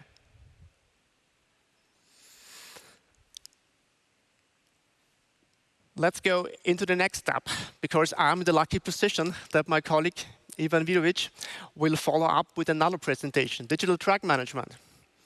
And he will go on in the life cycle or a product life cycle story, because we also want to connect to the DDM platform. And the PLM and DDM platform take place in these 4 boxes. So idea requirements, market, and product preparation is the PLM side, and on the left side we have service and maintenance, and this maintaining and disposal process. And these 4 boxes end up in another product life cycle between our 2 applications, with a clear goal to go to our processes in each product, but get information back because we want to learn from that. And put product in optimization back into our requirements, into the product lifecycle management system to get a better design of our products. Thank you very much, first of all. It was an easy example because I'm in the lucky position that the PLM story goes on with Ivan Vidovic and his colleague. And I hope you enjoyed the session, and thank you very much. Thank you. So you showed an impressive example how to go into further development of components, to bring data and development together in a single source. And until the last slide, I had a question. Yeah. Because my question would have been, which demand do you see to join that model, which is the PLM model, with other models? But in fact, you already said with that 8 that it has to go. What are the concrete plans for that? Well, the product lifecycle management strategy goes through all the lifecycle processes we see. In the lifecycle processes, a lot of enterprise applications are there. So we have management system, like the PLM systems itself. We have the digital track management software. We have manufacturing execution systems, and also other maintenance systems. And the goal is to connect the data to each other. So we have to exchange the data. to have benefits to each other. We don't want to work on not reliable data because it costs us a lot of money if we have quality problems with if we work on wrong data. This is not our goal. And we want to get data back. In the case of the digital track management, we want to improve our products with the data we get back and the informations from another systems. And the product lifecycle management approach takes care about the data itself and that the data is connected to each other. And I think this base I show, and this was the reason for the easy example, is that we have really connections between all these data. And if we think that we want to go into other digitalization projects, we need this data. Because if you think about an XR scenario, where we create technical documentations with new technology, augmented reality, virtual reality, all this data is based on that part model. And if the part model changed, we have to be the possibility to update all this stuff. So we have to also update the augmented reality stuff, the VR stuff. And if you think about that, we have a lot of project information inside of our parts.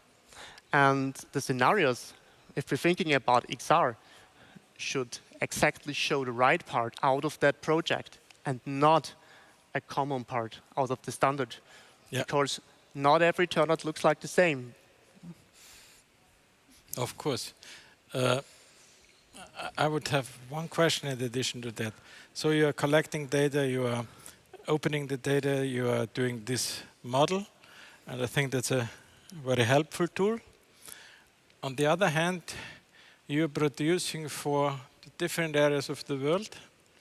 So do you think that the different demands of the different countries are in a kind of contradiction to that idea? Definitely, we have different design and in different countries. But the goal is to combine all this stuff together. So we are working on a data model, a base data model that can be shared. Because we have more than one ERP system in place in our company. So the PLM backbone must be able to deliver data in more than one ERP systems. So we have a basic data model created that fulfill the needs. Especially in projects, well, we have other designs on other locations. It is a project stuff. Yeah, I would sum up this answer even more shorter. You have different demands on the different construction principle, different drawings and so on. But as long as the physics is the same all over the world, that wouldn't be the main problem. But it's in other words, all other locations should have the possibility to work together on projects and should have the possibility to enter data. We want to work on the same database. So if they search for a specific project, they can go on with this project, make a new project out of that, but they should have access to the data. And we should get the possibility for concurrent engineering. Seamless concurrent engineering. And this is only possible for us if we have one single source of data truth. Yeah. And in fact, it's the demands given by different parameters in the different countries which steer that.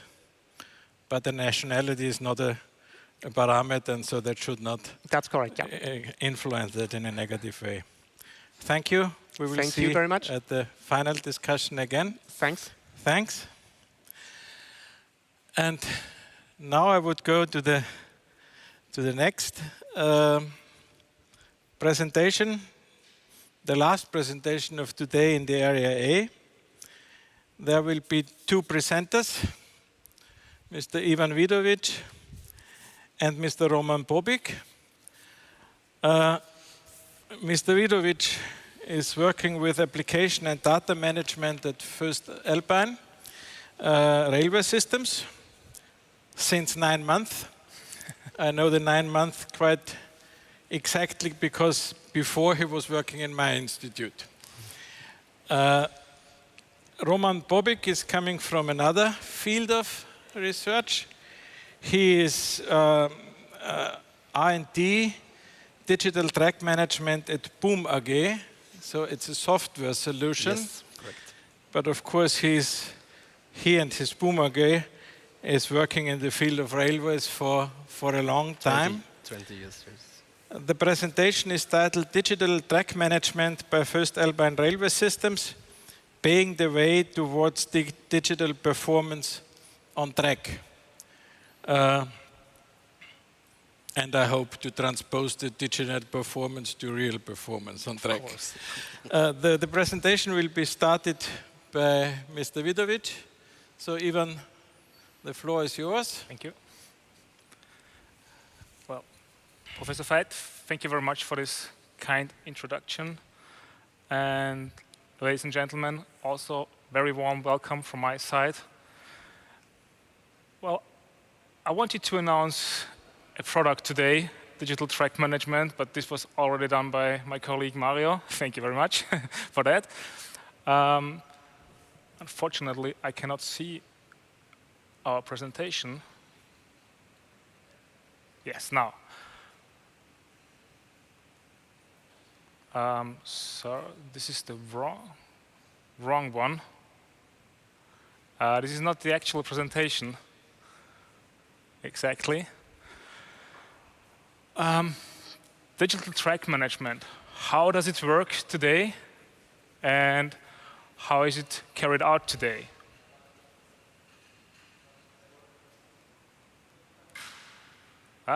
Just 1 minute. There is some technical issues right now.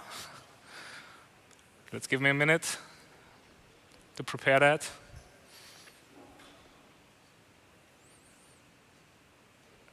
Yeah, they are just trying to do that. I'm sure it will work in a couple of seconds.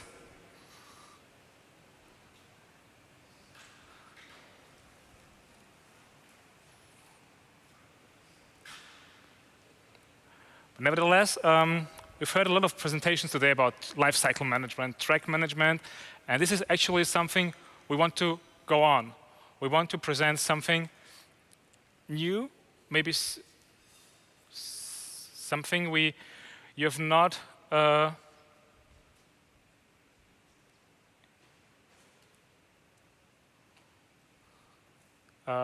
you don't bring connection to voestalpine.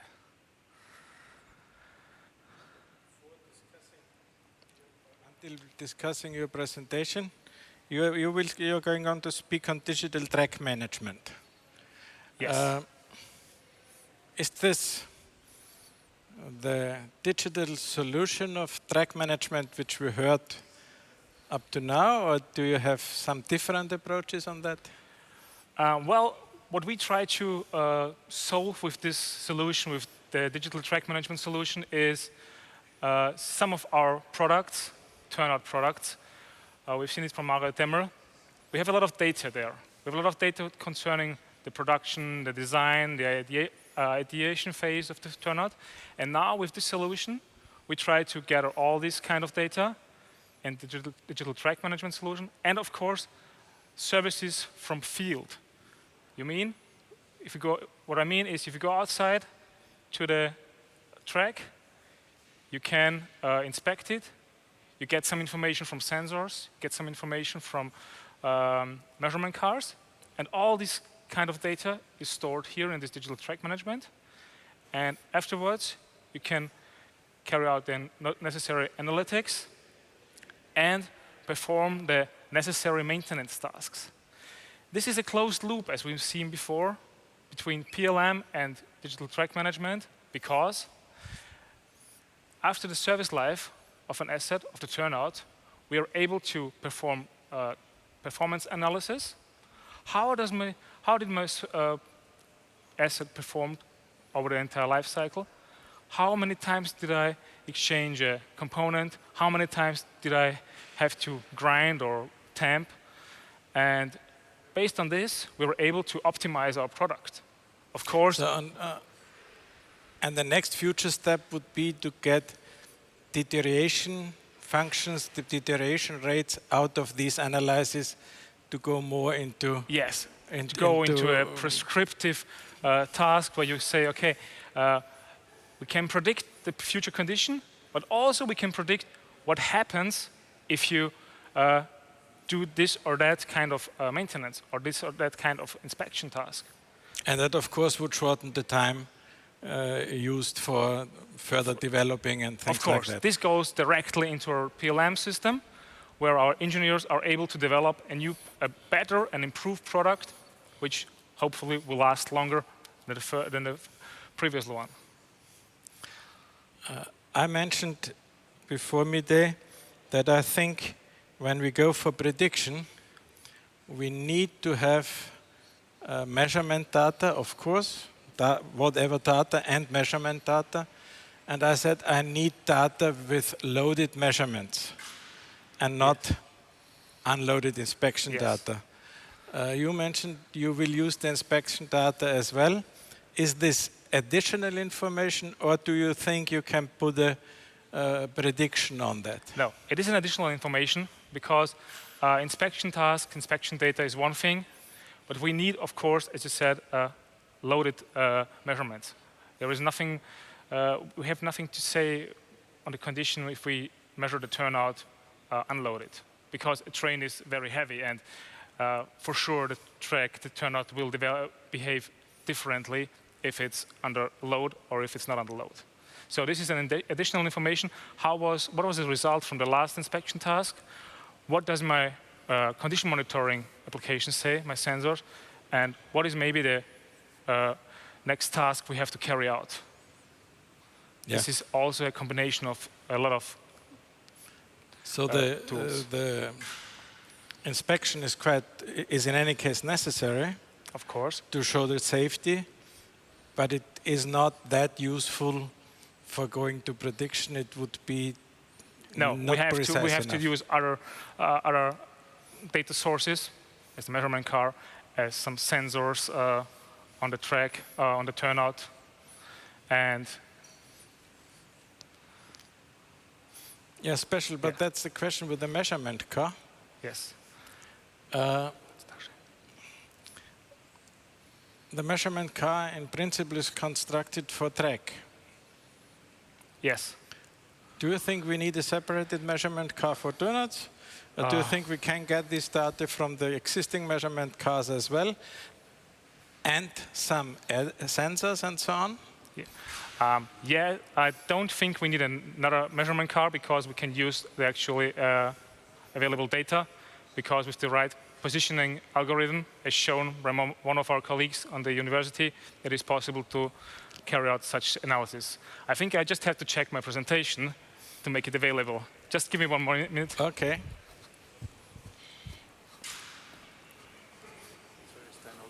Yeah.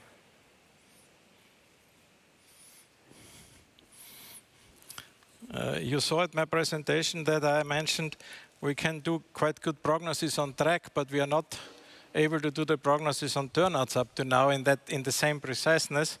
And that has all to do with the data problem, with the data situation, with the situation of the recording car, and with possibilities to use these data for turnouts as well. And I think that's worldwide now in an ongoing procedure to bring that into life.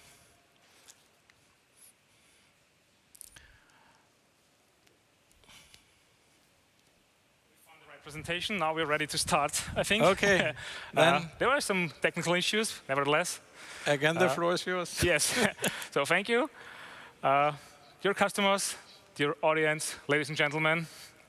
Well, I think it is nothing new to you.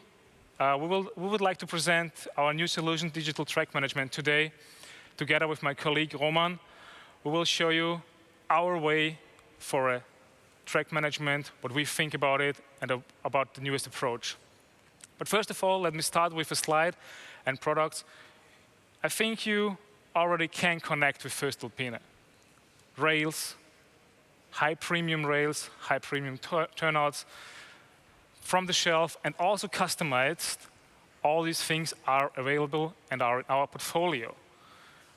From signaling solutions, checkpoints, and also condition monitoring tools for rolling stock and turnouts. But as a system supplier, it is not only our biggest aim and our goal to develop the best products, we consider it as a system solution. And what do I mean when I talk about system solution is, yes, to a turnout belongs hardware, the design, the material, and of course the geometry where a turnout is laid. Along with this comes the service component. You need to deliver the turnout to the specific location where it needs to be deployed. You need to assess it and to execute it. And on top of that, there is some software. You need to carry out some analytics. You need to develop some applications for that. And all these three things work together. And if you ask, wow, what does this have to do with digital track management? Well, let's start with this slide. Hardware, software, and service all of them are part of a lifecycle management, and in this specific case of turnouts. Usually, we've heard it before from Mario, a turnout, the life of a turnout begins with an idea, with a requirement. And in this process, you produce a lot of documents, a lot of data, which are stored somewhere. And of course, also a lot of data arise during a life cycle of an asset. Well, such a turnout is a complicated asset, if you ask me. And from time to time, it needs to be inspected. There are cycles. You need to go out there every 3 or 6 months, and so on and so forth. And if you go further, and if you're lucky, you have some tools which help you to detect and to assess the actual condition. And, of course, lead you further to some tasks, to some recommendations, where you can prioritize the necessary tasks and carry out the necessary maintenance. Well, it seems this process is very, very, very straightforward and very simple. But when we dig a little bit deeper into this process, there may arise some questions.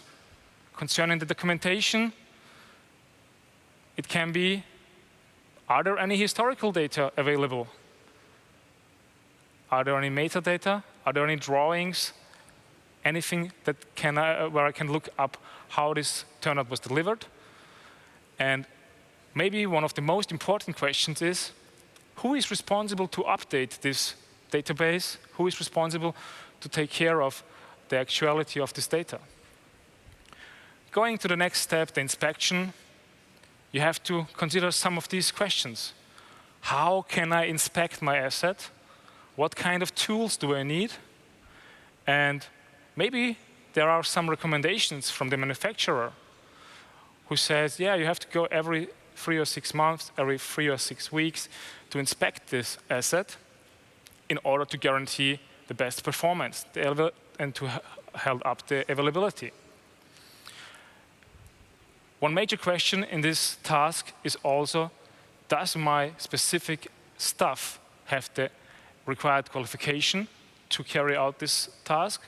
And are there enough resources in order to do so? Well, quite a lot of challenging questions you have to ask. And as I said before, if you're lucky and you have some applications, sensors, which give you an overview, an actual condition of your data, you also have to take care of questions like, is it the right equipment that monitors my actual asset? And what is if I detect some abnormal status? How big are the deviations from the original geometry, from the original status? And if it's that big, do I have to go for intervention? What kind of limit have I reached? Following on that, you have to decide on your maintenance. What kind of maintenance? When do I have to carry out the right maintenance? You have to prioritize, of course. What are the most necessary tasks? And as Peter Veit told you before, every once in a while, you need to replace a track or a turnout because you cannot maintain it for 150 years. Maybe you have to replace the entire turnout or the track. So we see here a lot of questions, and our approach is to help you to answer that, to make the life easier during a life cycle of, in this case, of a turnout. And how? Well, therefore, we have developed a solution with our partner Boom Software, and software asset management software solution, together with our engineers. What is the content of this? Well, of course, a homogeneous and efficient data landscape, which means you do not only have access to the data which arise in the ideation and creation phase and the manufacturing phase, you also have access to data which arose during the inspection and so on. What makes this solution so special? Well, it was not only a development of a software supplier, sorry for that.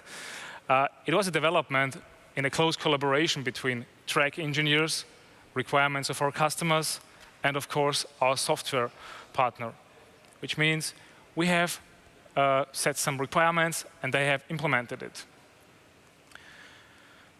Based on that, digital track management offers you a unique possibility to optimize your maintenance tasks and to plan your spare parts delivery. All in all, it is a single source of truth for asset data in this specific case. And if you're wondering how we want to achieve this, well, we have set up a 4-step approach. And first of all of our products will get a digital touch point, which means all of our products will be tagged with such one tag, and you have access, when you're on the track, to this dedicated data. If it's the crossing nose, if it's the half set of switches, if it's our point machine, all of our assets will get some that kind of tagging. In the next step, I told it before, we have a lot of maintenance and field data, which means the inspection results. Also, these tasks will be stored in this solution, accessible for anyone who is authorized to take a look. One of our most important tasks will be the integration of our fixed asset condition data. You may know our solution Roadmaster, our switch condition monitoring solution. This will be an integral part of digital track management. We will integrate such data where you can also, now you have the possibility to access maintenance and inspection data, as I spoke further with Veit, and actual condition data. And in the last step, we will integrate mobile asset data. What do I mean with mobile asset data? We have a lot of checkpoints. We have our solution, Phoenix, and this provides a lot of information about the current rolling stock condition. And with this approach, we are able to carry out specific analysis where we can say this load, this condition of rolling stock leads to this behavior and to this condition. And what for? Of course, the goal is to increase the availability of this track, to minimize the risk, and in the end, to lower the costs, lowering the costs through the entire life cycle. Coming to an end from my part of the presentation, I would like to refer to this picture Mario Temmel showed you before.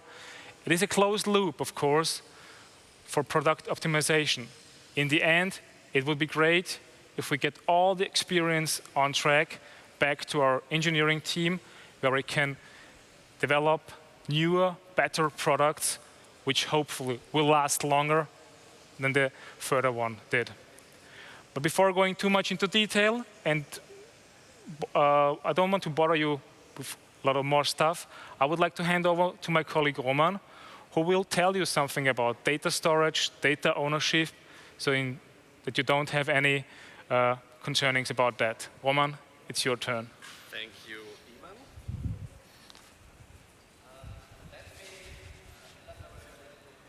What we are delivering to our customers now and in the future. So the digital track management is a new product by voestalpine Railway Systems, which is a digital platform that is connecting track vendors, the manufacturers, with the track operators, owners, the infrastructure managers, and the track service providers into one seamless digital platform to create a digital lifecycle management workflow. So the center of the digital track management platform is the digital twin of our track asset or component.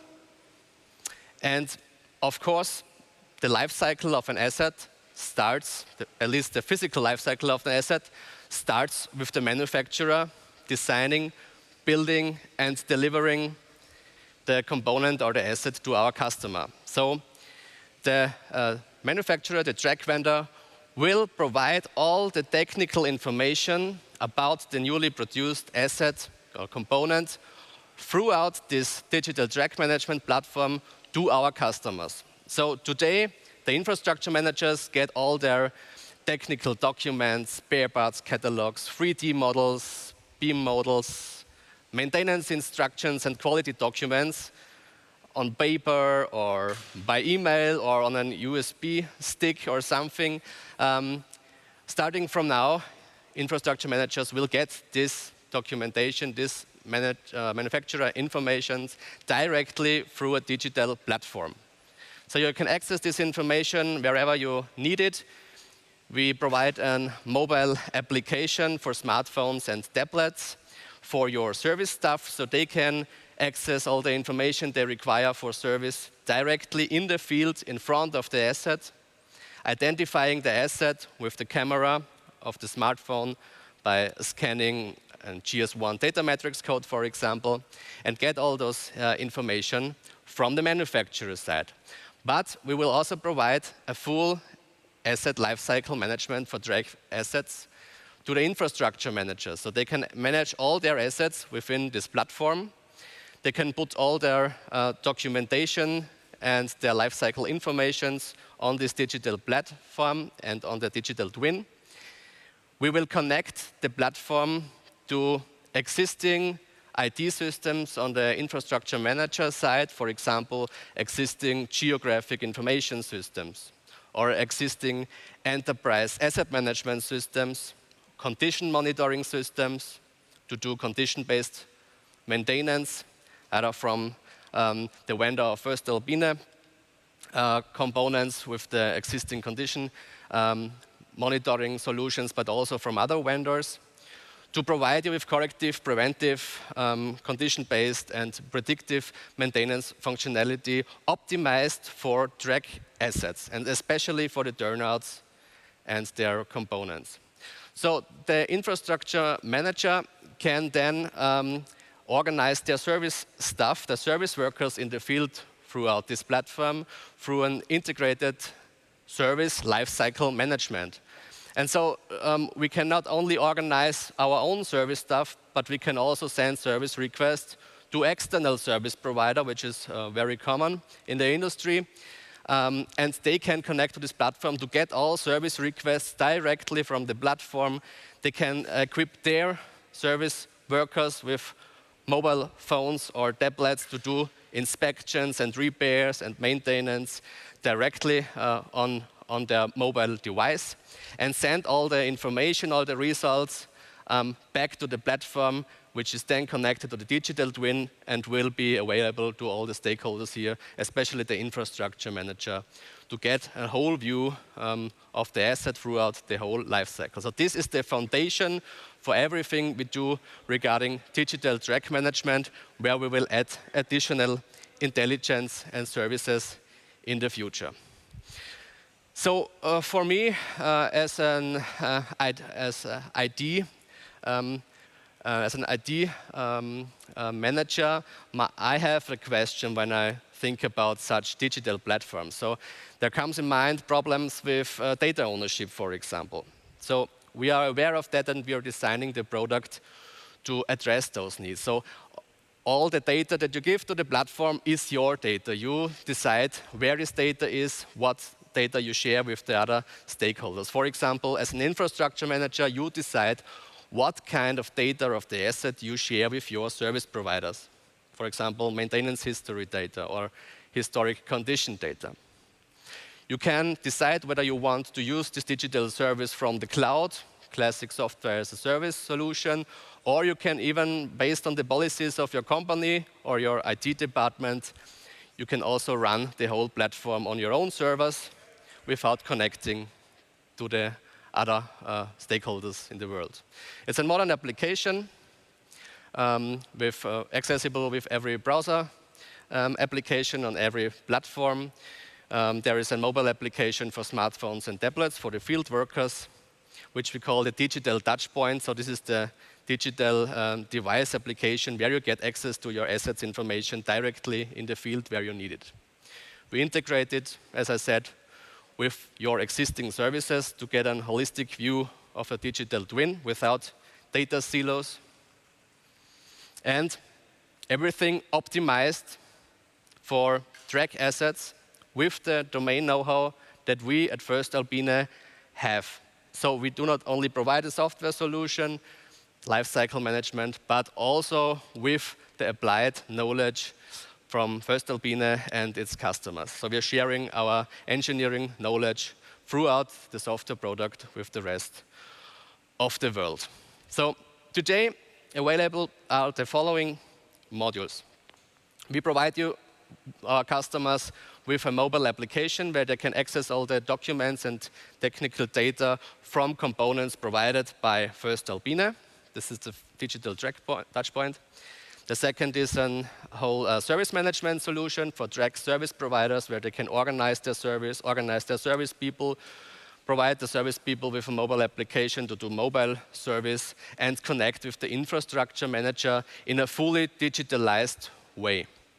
And the third module is for infrastructure managers to do lifecycle asset management for all track assets, starting from the manufacturing process, the usage of the assets, the maintenance planning, the service planning, condition monitoring, everything in one package. And this will be extended in the future by more modules and more intelligent services on top of that we will announce in the next months and years to come. So this is the starting point for us in this digital track management platform.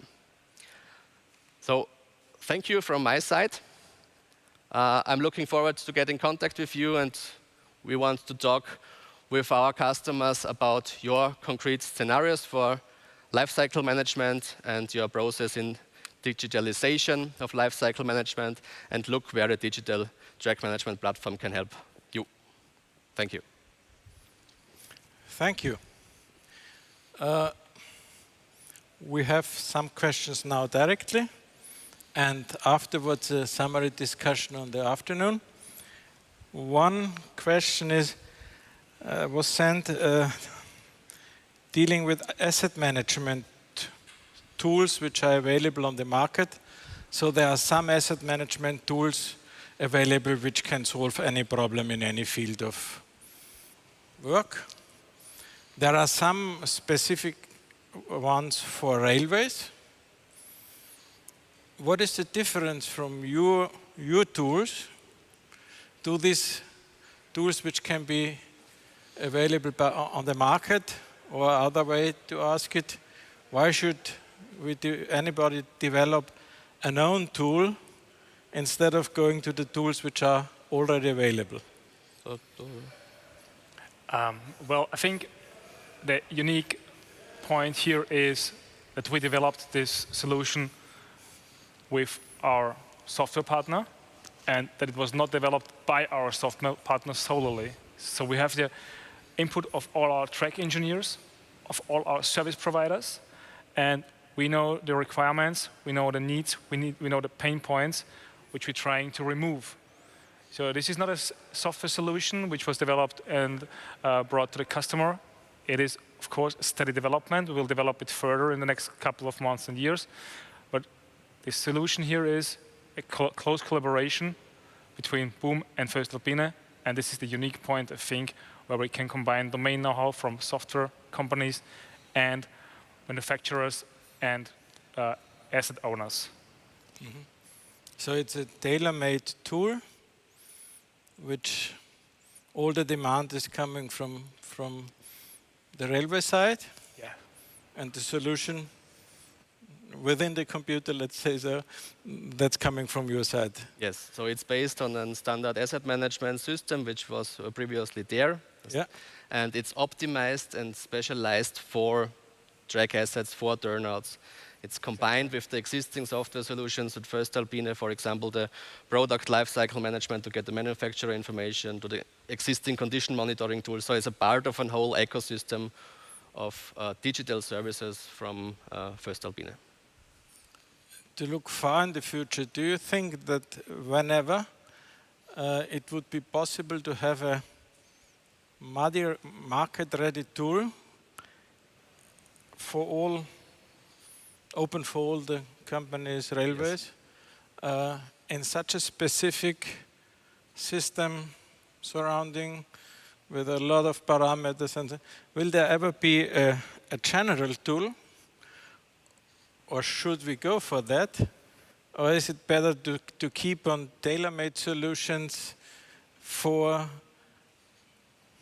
the producer of this or that, for the railway owner and so on? So we think there needs to be tailor-made tools for industries, or for special components, or for turnouts, for example. There needs to be specialized tools which can then be used worldwide by everyone who is doing, for example, turnout service. So because we are transferring our domain know-how with the software product to our customers. So we want to get information, insights from R&D, for example, and put it into the software solution to make a standard somehow, to make it usable by everyone in the world and accessible. But the starting point is the specific technology. Yes. Nothing more to add. He explained already everything. I even have nothing to add because it's my opinion as well. We always try to work on lifecycle management. We did not do the programming. That's not our task. And I think we have to concentrate on the specifics. And in railway systems, there are so many specifics and interrelations which need to be pictured that all what I looked on the market side, I didn't find a tool which was anyhow near to such a solution. So this must be also tailor-made. Thank you. May I now ask all the speakers from the day afternoon back to the floor.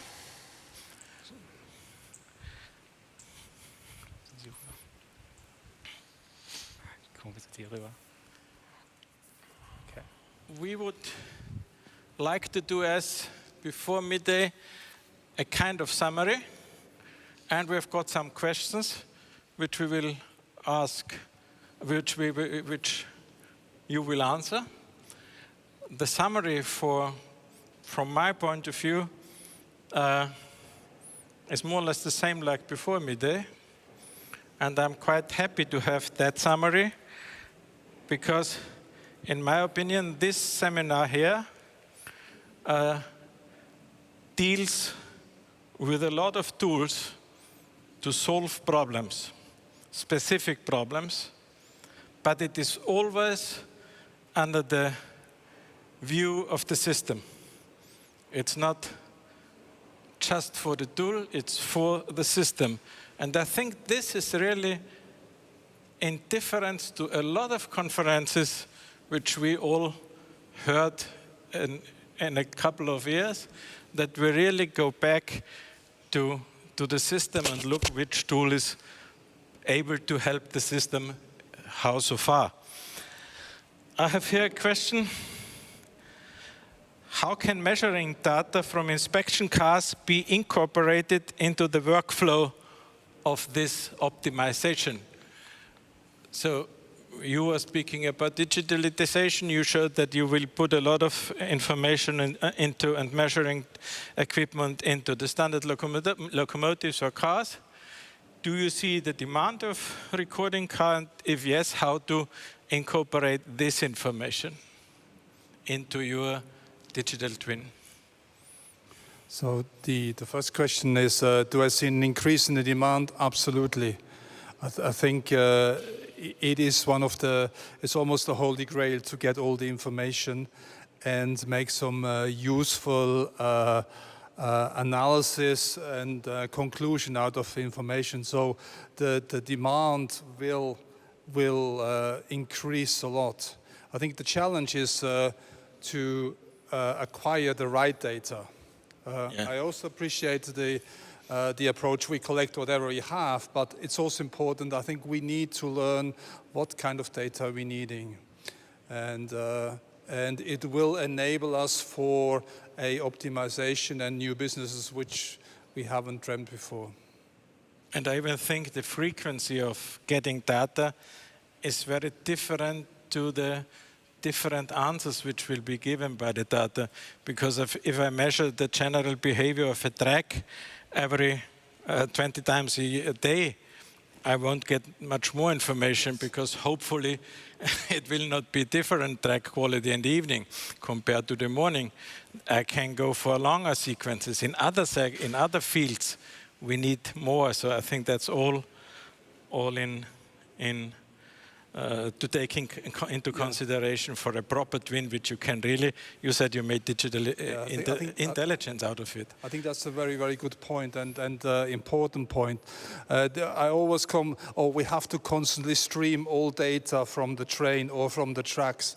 And that, even if communication is doubling or trebling, this is impossible. It's too much volume. So we need to have the right balance between cloud and edge computing, and use the right data at the right time.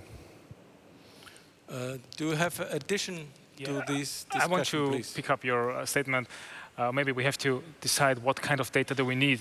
Maybe we will see in a couple of years that maybe we do not need some kind of sensors or some kind of information because it is already there due to other measurements or other information. And as you said, is it necessary to include measuring car measurements? Yes, of course.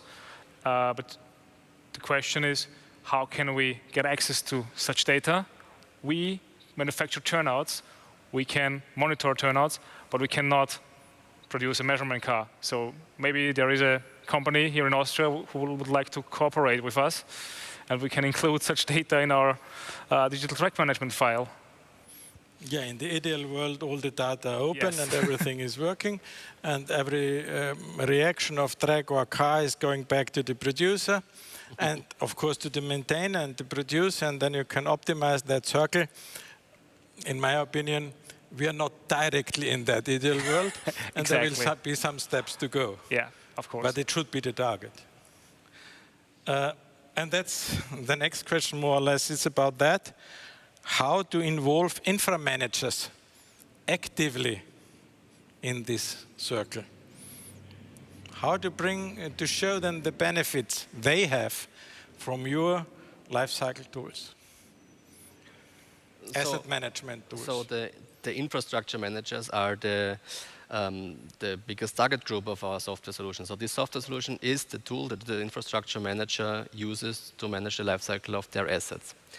And they will benefit from our domain know-how that we give into the platform, and we will get back information about the assets are maintained during the life cycle, and we want to look at models where we can also incorporate those results into the improvement of the whole system and the manufacturing process and the recommendations and such things, so that this starts to get a loop somehow, but this is a journey.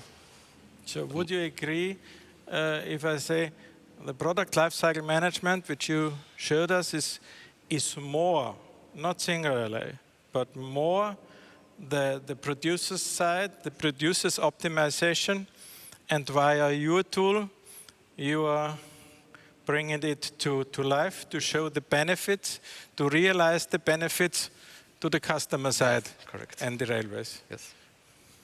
I don't think that PLM is just for the manufacturer. Also, the infra manager will benefit from this. If we get information out of the track, why did our asset did not perform as desired or as designed, we can make that loop back to our PLM, to our engineers, and say, okay, look at that. We have here maybe a design question, maybe other errors. Can we make something which will lead to a better performance of our assets?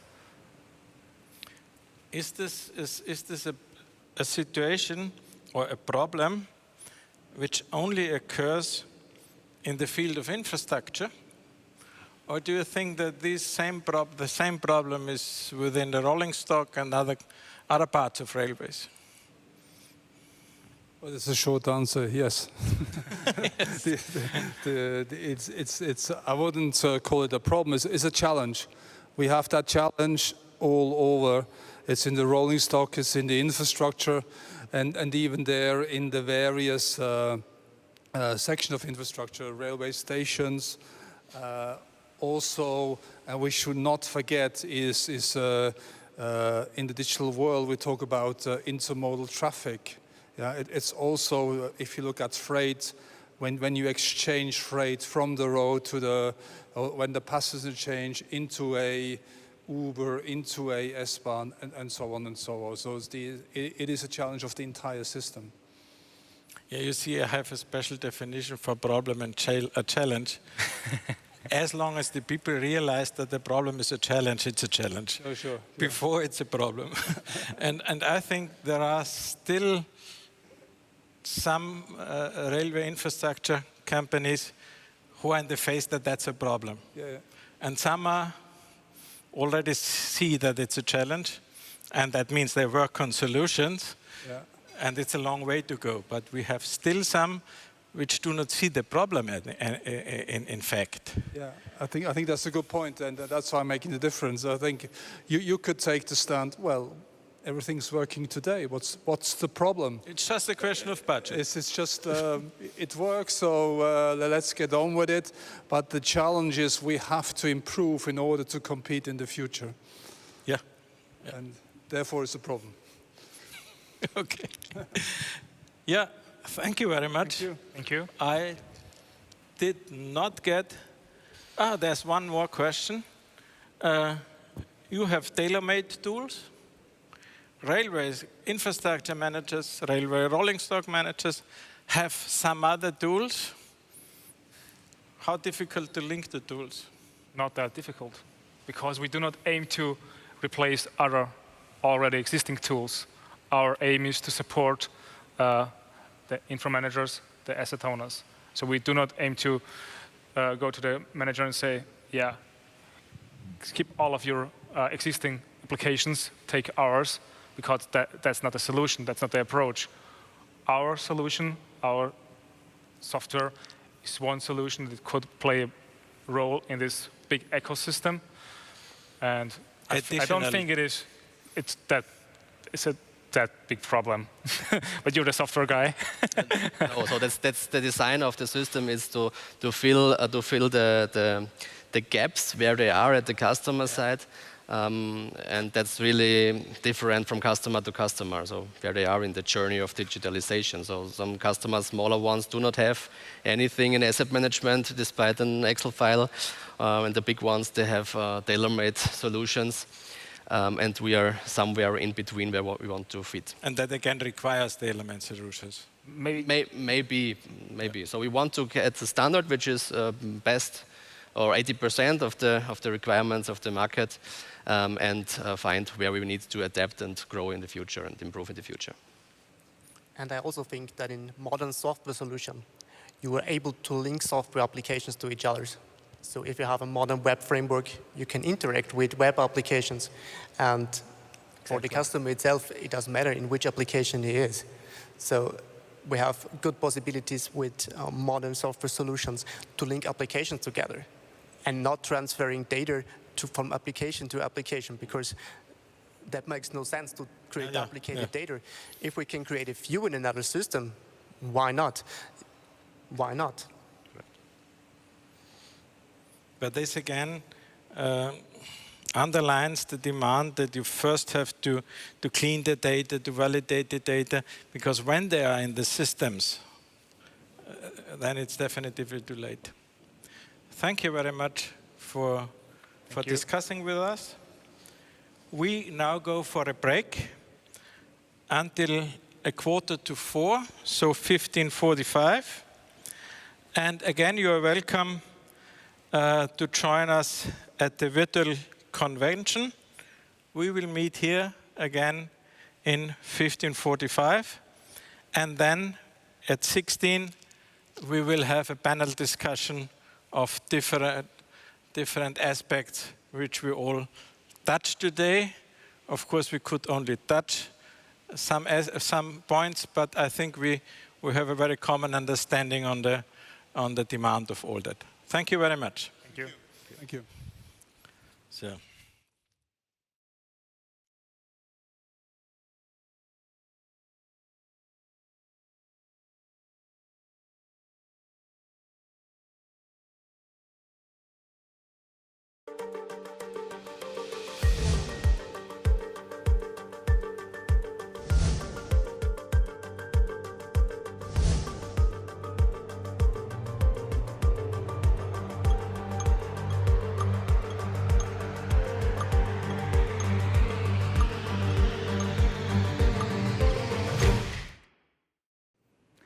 Ladies and gentlemen, welcome back. Thank you very much for still being with us. 528, that's the magic number. 528 in the audience, 528 railway enthusiasts around the world, from Argentina to Australia, all over Europe, in a lot of different time zones. This is the number of participants we reached today. We're really proud and excited on this number, and thank all of you very much for being patient, for enjoying this day with us. Also, an additional thanks again to the presenters today who have spent so much time preparing and being with us here today. Again, thank you also to the team here in Austria, St. Pölten, WWG, WS Academy, where we have been able to host and be here today. Thanks to all of us who made this day possible. And we hope now that not only you were able to take away a lot of information today and a lot of knowledge and inspiring statements that would inspire all of you or some of you to further develop the railway systems in their strategies and in their approach to serve their customers, as it is for all of us. Today, we also initiated, informed some of you, 3 of you will be able to take away a little more than that, a small gift from voestalpine Railway Systems. As we have informed, we would like to give away and have a small raffle right now for 3 intercity tickets for each 2 persons. And this raffle will take place. So let's find out who is the winner of, or who are the 3 winners of those 3 intercity tickets. If I could have my team please show us the raffle we have prepared and which is online right now, and we could start that, please.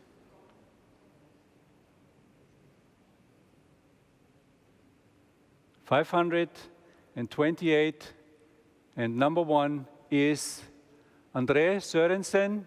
Number 2, I'm sorry I cannot read, it's Claudine, and I will get the details later. And 3rd is Timothy Griffin.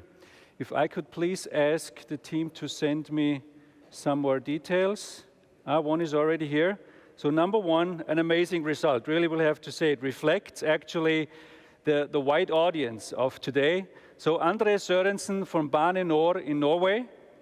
Number 2 is Claudine Guimarães, sorry if I pronounced it incorrectly, from Metro Rio de Janeiro. And number 3, already in bed probably, Timothy Griffin from Horizon in Australia. So an amazing result we have been able to create. So I'll have to figure out the way, so how to define the intercity tickets. I don't know how that works in Brazil or in Australia, but we will find a way to somehow transfer this small gift, and we will contact you in the next couple of days. A great result. Thank you very much again for the participation.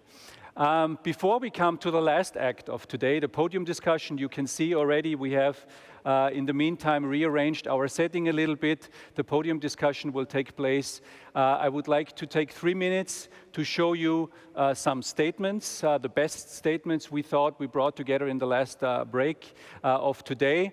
The entire presentations, of course, will be available on our platform between the next couple of days. We will also do a chat forum, so all the questions you have sent us, which we were not able to answer today, will be answered in a chat forum on the same platform. It will be available, I think, by the end of this week, so everyone registered will be able to attend that and see all the presentations again.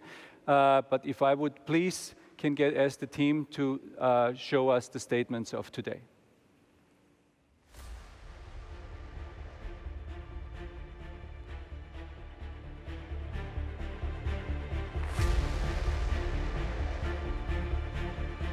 We are at the doorstep of a major change in mobility. The transformation on going green to become more ecological of mobility will be a top agenda in societies globally. The urgently needed climate protection measures are our chance for sustainable development. Monitoring is a precondition for all the things coming afterwards. Our goals are to identify potentials for mitigation within the railway sector and also to go for monetization of environmental impacts. The ÖBB, the Austrian Federal Railways, had a vision, the most environmental friendly railway in Europe, and we are on the top. Data analysis generates knowledge. The maintenance planning and the maintenance actions behind this component condition, this is the most sophisticated part of the predictive maintenance. That maintenance and predictive maintenance especially is a task we can only master when we build networks with the industry, with academics at universities and other partners. Everybody is taking data and information at the moment. It doesn't matter who it is. The core idea for the next years must be to merge the different data sources together. That's it. And it would be really interesting for us as an operator to have sensors also applied on these old switches. Of course, we do care about the health of your railway assets as you guys do. It's to clarify about data ownership, who's the owner of the data and who wants to give it, and data security. It is a journey which needs trust, but I'm very sure we are on the right track. In my opinion, there is no meaningful digitization possible without a strong product lifecycle management approach in a company. All in all, it is a single source of truth for asset data. So the center of the digital track management platform is the digital twin of our track asset or component. We are also focused on optimizing our tracks to be prepared for the challenges of the future.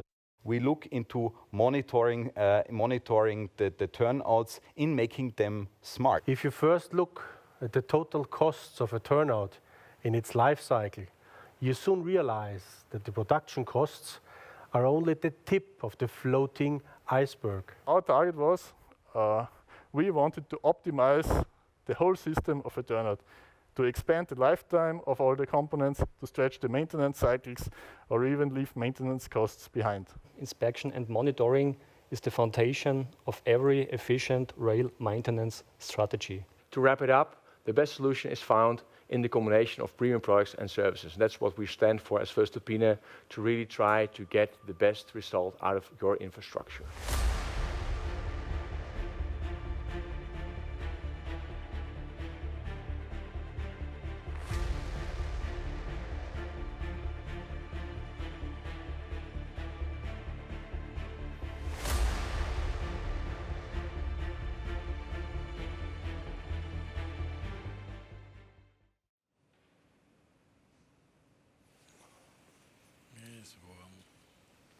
So now, it's time to wrap it up.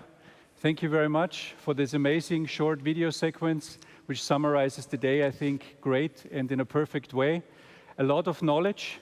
Jochen Holzfeind, the CTO of voestalpine Railway Systems, who is now the host of our podium discussion, happened today. A lot of information.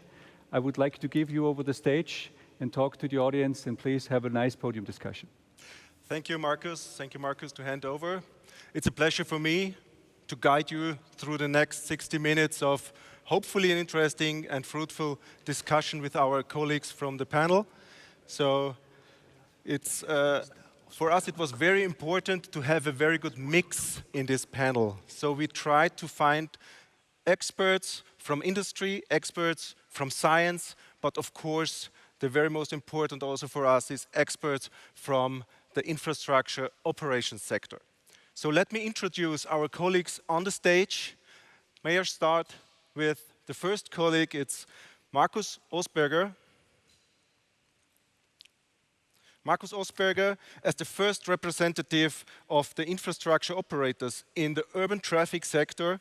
Markus Ossberger is the head of division infrastructure and deputy rail operations manager at Wiener Linien, the capital of Austria, as we heard today. Thank you. Hello. The second representative of the infrastructure operators, Rolf Härdi, also well known from his speech today. He is representing Deutsche Bahn as the biggest European infrastructure operator in the main railway sector. Rolf Härdi is CTIO, Chief Technology Innovation Officer at Deutsche Bahn. Warm welcome. And the third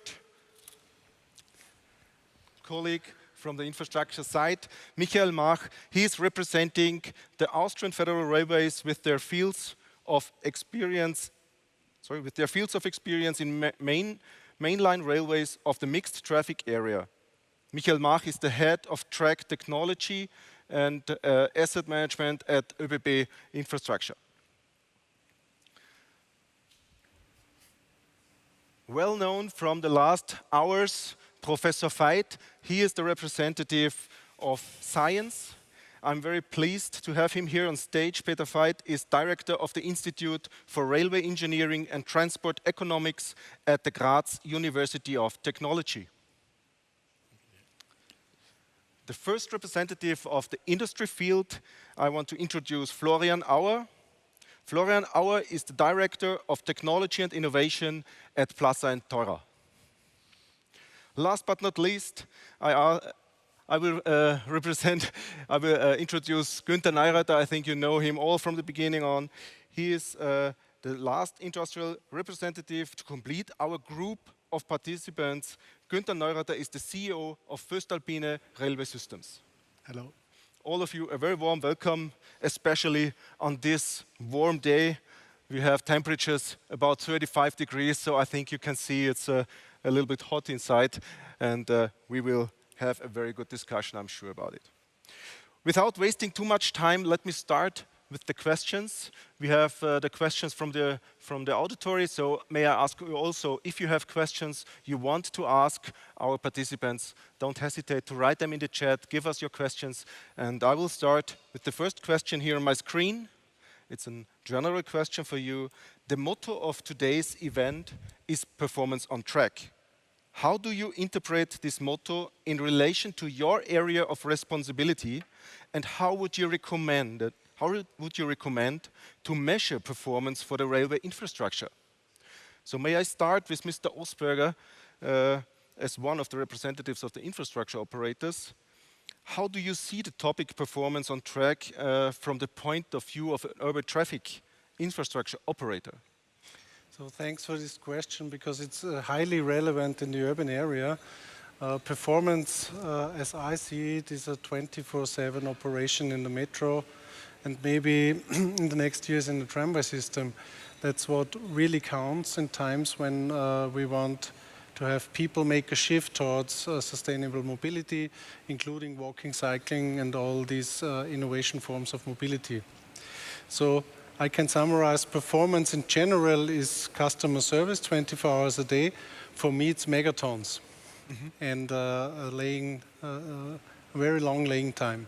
So very good. So there's a connection between the final customer, the customer which is taking your traffic, and the relation to the technical part where you say you have performance on track during the components and the infrastructure which has to serve this performance. There's an interesting point about the customer, because the city of Vienna is also a customer of Wiener Linien, and they're paying for our services.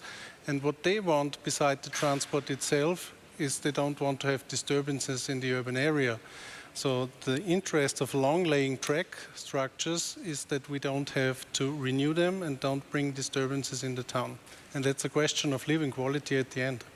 Very good. I think this will be a question we will also will hear again today. Mr. Härdi, as representative of the biggest infrastructure operator in Europe, we have heard, what does performance on track mean to you, and how would you explain your expectations you have to performance? Well, I think we have set a target. We want to double capacity by the year 2030. So performance is really capacity in the first place. How can we increase capacity? And of course, very close related to that is to what cost and to what reliability. Yeah? Performance is that we have a service available at any time, at any condition. Is it hot? Is it cold? Is it a storm? That would represent performance for us. Thank you very much. There are some interesting topics based on the weather conditions we have today, very extreme weather conditions. I've heard that is really challenging also infrastructure and operations. Thank you very much. Mr. Mach, the question to you, based on the years of experience you have at ÖBB, how do you see performance on track, and how do you recommend to measure it for you? So I think our statement will be very close to the statement from the DB. As an infrastructure manager for the permanent way, I have a clear picture here. For us, performance means the highest availability of our tracks. Because availability guarantees that we fulfill our mission, and our mission is to transport people and goods.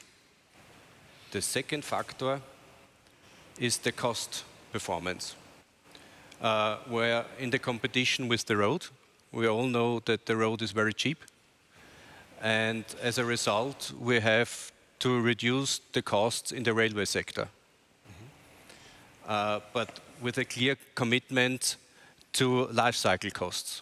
So that means we are willing to spend more money on initial costs if it pays off considering the maintenance costs. Thank you very much, Mr. Mach. I think this is a very good bridge to our next person who will answer, Professor Veit, life cycle cost. But first, before we talk about the life cycle cost in detail, what is your meaning about performance on track? What is your interpretation of performance on track?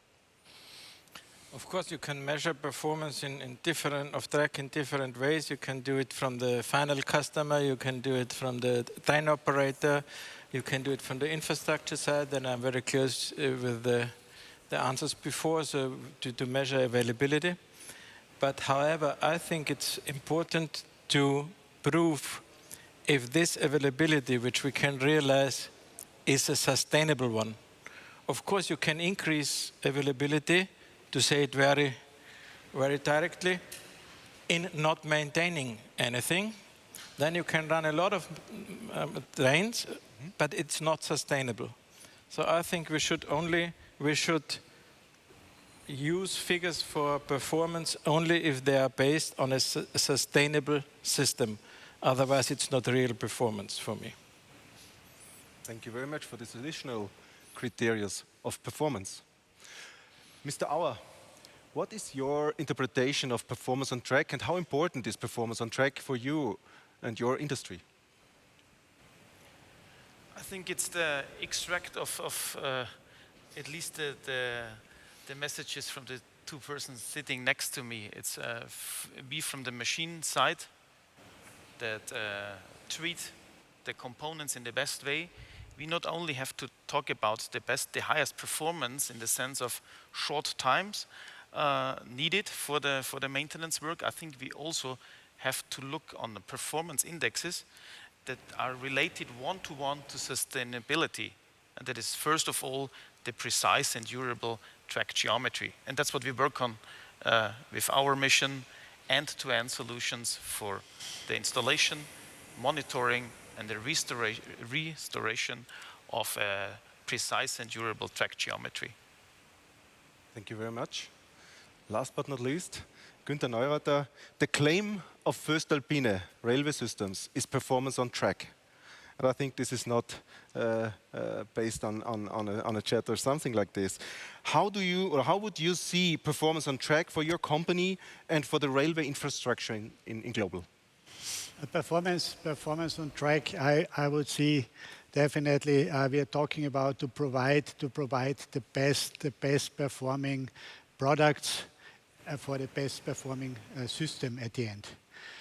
Bring the best performing products, the most robust products in combination with the designed maintenance for these products in order to provide the best system solution for our railway infrastructure customers. And at the end, absolutely, as we heard from the colleagues here on stage, it's all about availability of the system, and life cycle costs optimization throughout the life cycle. That's exactly how we see performance on track in our industry. And on top of that, for sure, as being an industry company, it's not only about performing products and performing system, it's performance of our team and our people.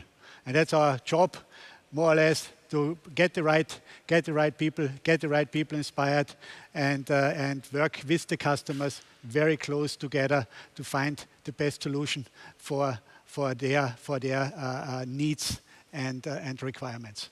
Thank you very much. Wonderful.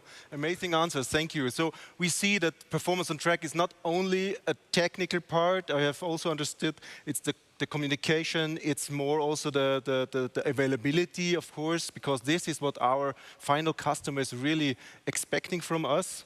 Doesn't matter if they are transporting goods or people. So this is really what is expected from us. So may I ask a question to Mr. Mach, please? It's coming in. Mr. Mach, a major challenge for European railway infrastructures was and is the topic of head checks. What strategic approaches does ÖBB use in this regard? So, indeed, head checks were really a big problem, I think 10 or 15 years ago. We have two different strategies. The first strategy is to measure and maintain. So we know the condition of our rails very well. We do a lot of testing, ultrasonic testing and eddy carrying testing.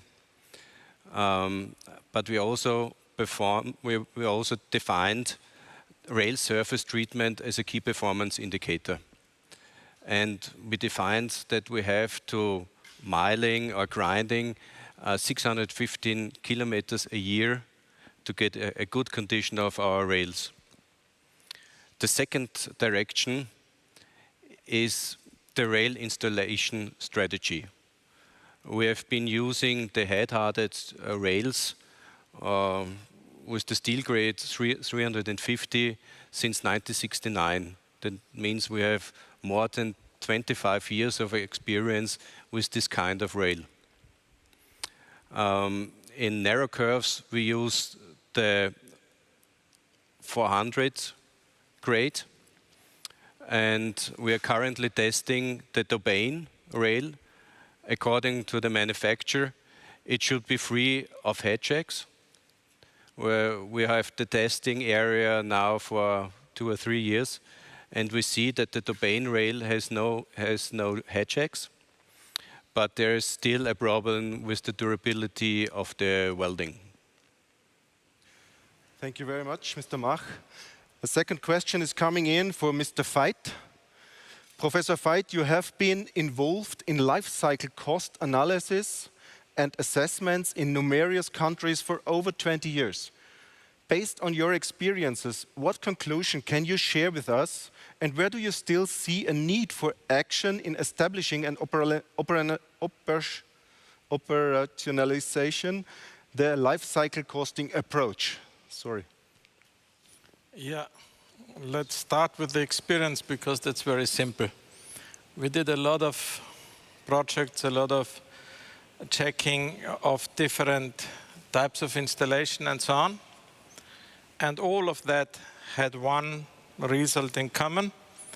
And the result was, when we want to get for a more when we want to come to a more sustainable system, we need initially some more money for increasing quality.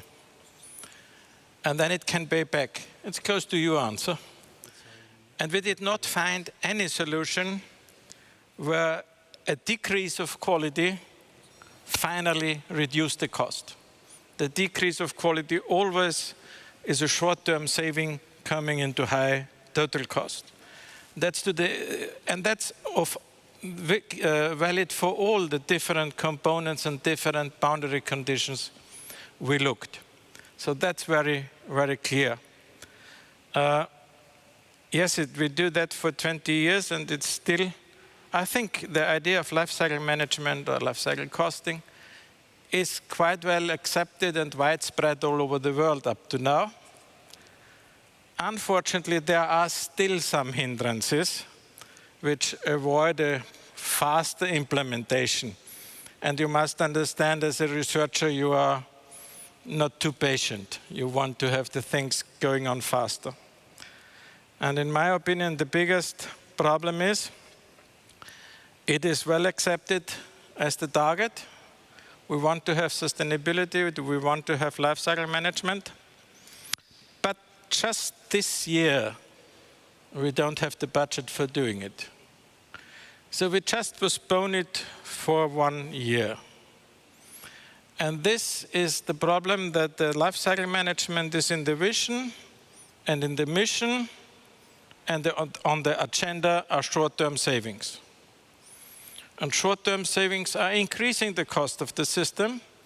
That means the longer we go that way, the more expensive it will be. And whenever we go in this direction, let's postpone the sustainability. That's a good way to do it, to really do it, not to do it. Never, because it's so easy to postpone it. We have to think on the situation that track even reacts late.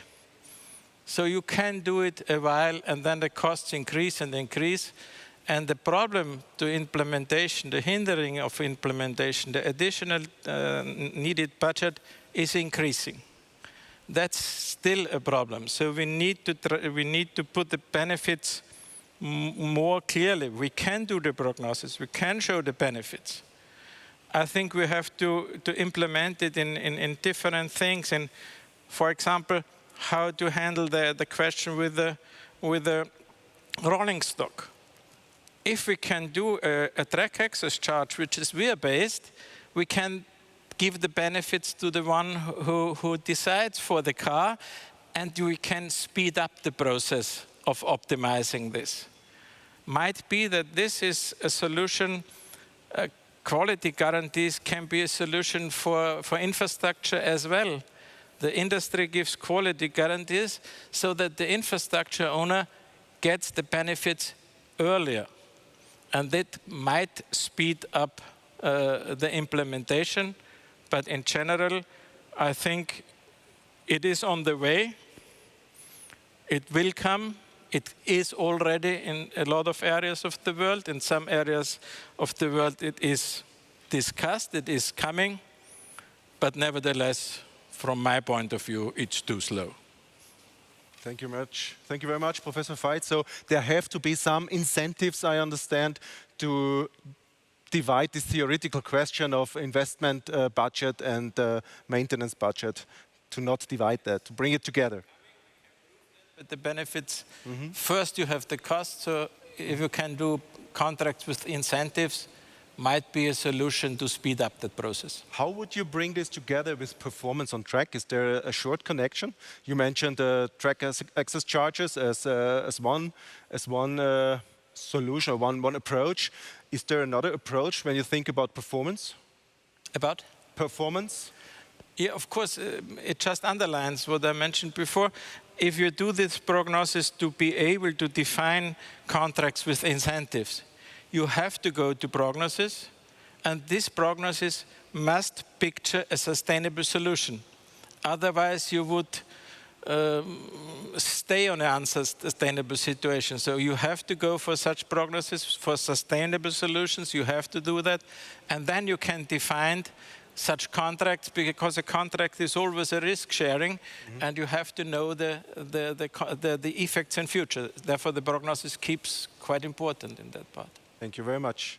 Now I want to personally ask Mr. Ossberger something, because in your first answer there was a lot of 24/7 operations. So you are a person responsible for the infrastructure of Wiener Linien. You guarantee your customer high availability. That's what you stand for. You have more than 1 billion passengers per year, I read and I have heard in our discussion.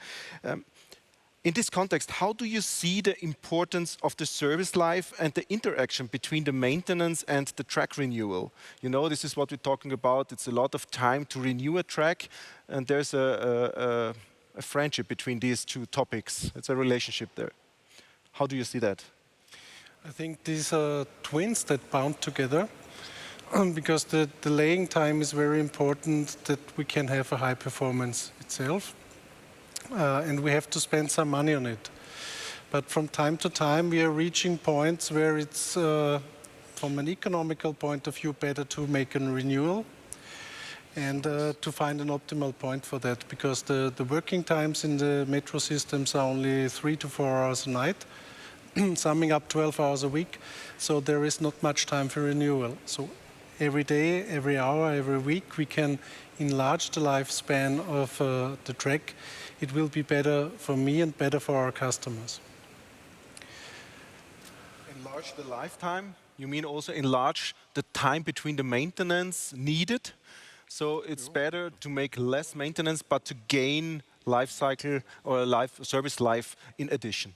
Yes, every solution that it's like to have some kind of a vital life, to do some sports and to have some nutrition and so on. So the best solution would be to have an average, very high availability with a defined set of measures which can be evaluated of the performance of the measures. Because otherwise it's not always clear whether the measures you do are effective or not. Thank you very much, Mr. Ossberger. In regard of availability, Mr. Auer, a question. We are also seeing increasing numbers of passengers and trains in the mixed traffic area. Maintenance windows, as discussed some minutes ago, maintenance windows are getting shorter and shorter. How does your company react to this trend of shorter maintenance windows, and where could potentials be realized jointly? As I already mentioned in my presentation, I think with the performance of the machines, with the working speed, due to the fact that we are able now to treat 4 sleepers at the same time with a so-called 4X, with the working speed we have reached a very high level. Yeah, I wouldn't say it's the very end, but we have reached a very good level now. So I would say the answer is clear on your question: do more at the same time. So all the works that have to be done prior to a work, such as the pre-surveying of the work, has to be done within the machine. So the machine at the end, I'll put it that way, must become an autonomous machine that is doing the preparatory works, also the automation of the work itself to reach the highest track quality, also doing the condition monitoring, both of the machine itself, of the working units, but also, and very important for the infrastructure managers, the condition monitoring of the ballast bed itself. It will become a very important figure for the infrastructure managers, and the machine itself has to support to bring the track back into operation. So we pack all those functions and works that have to be done before and after the work into the machine, and at the end we want to deliver an autonomous track machine. So not the working speed itself, it's more all the additional functionalities that make the machines become a higher performance. Okay, so it's the upgrading of your machines with intelligence, with better quality as a result, and therefore you try, or you guarantee a longer service life. Do more at the same time. Yeah, okay, thank you very much. Mr. Härdi, here's a question for you. As Deutsche Bahn, you are the largest railway infrastructure operator in Europe, that was said. How do you see the future of proactive asset management in terms of condition monitoring, analysis and maintenance?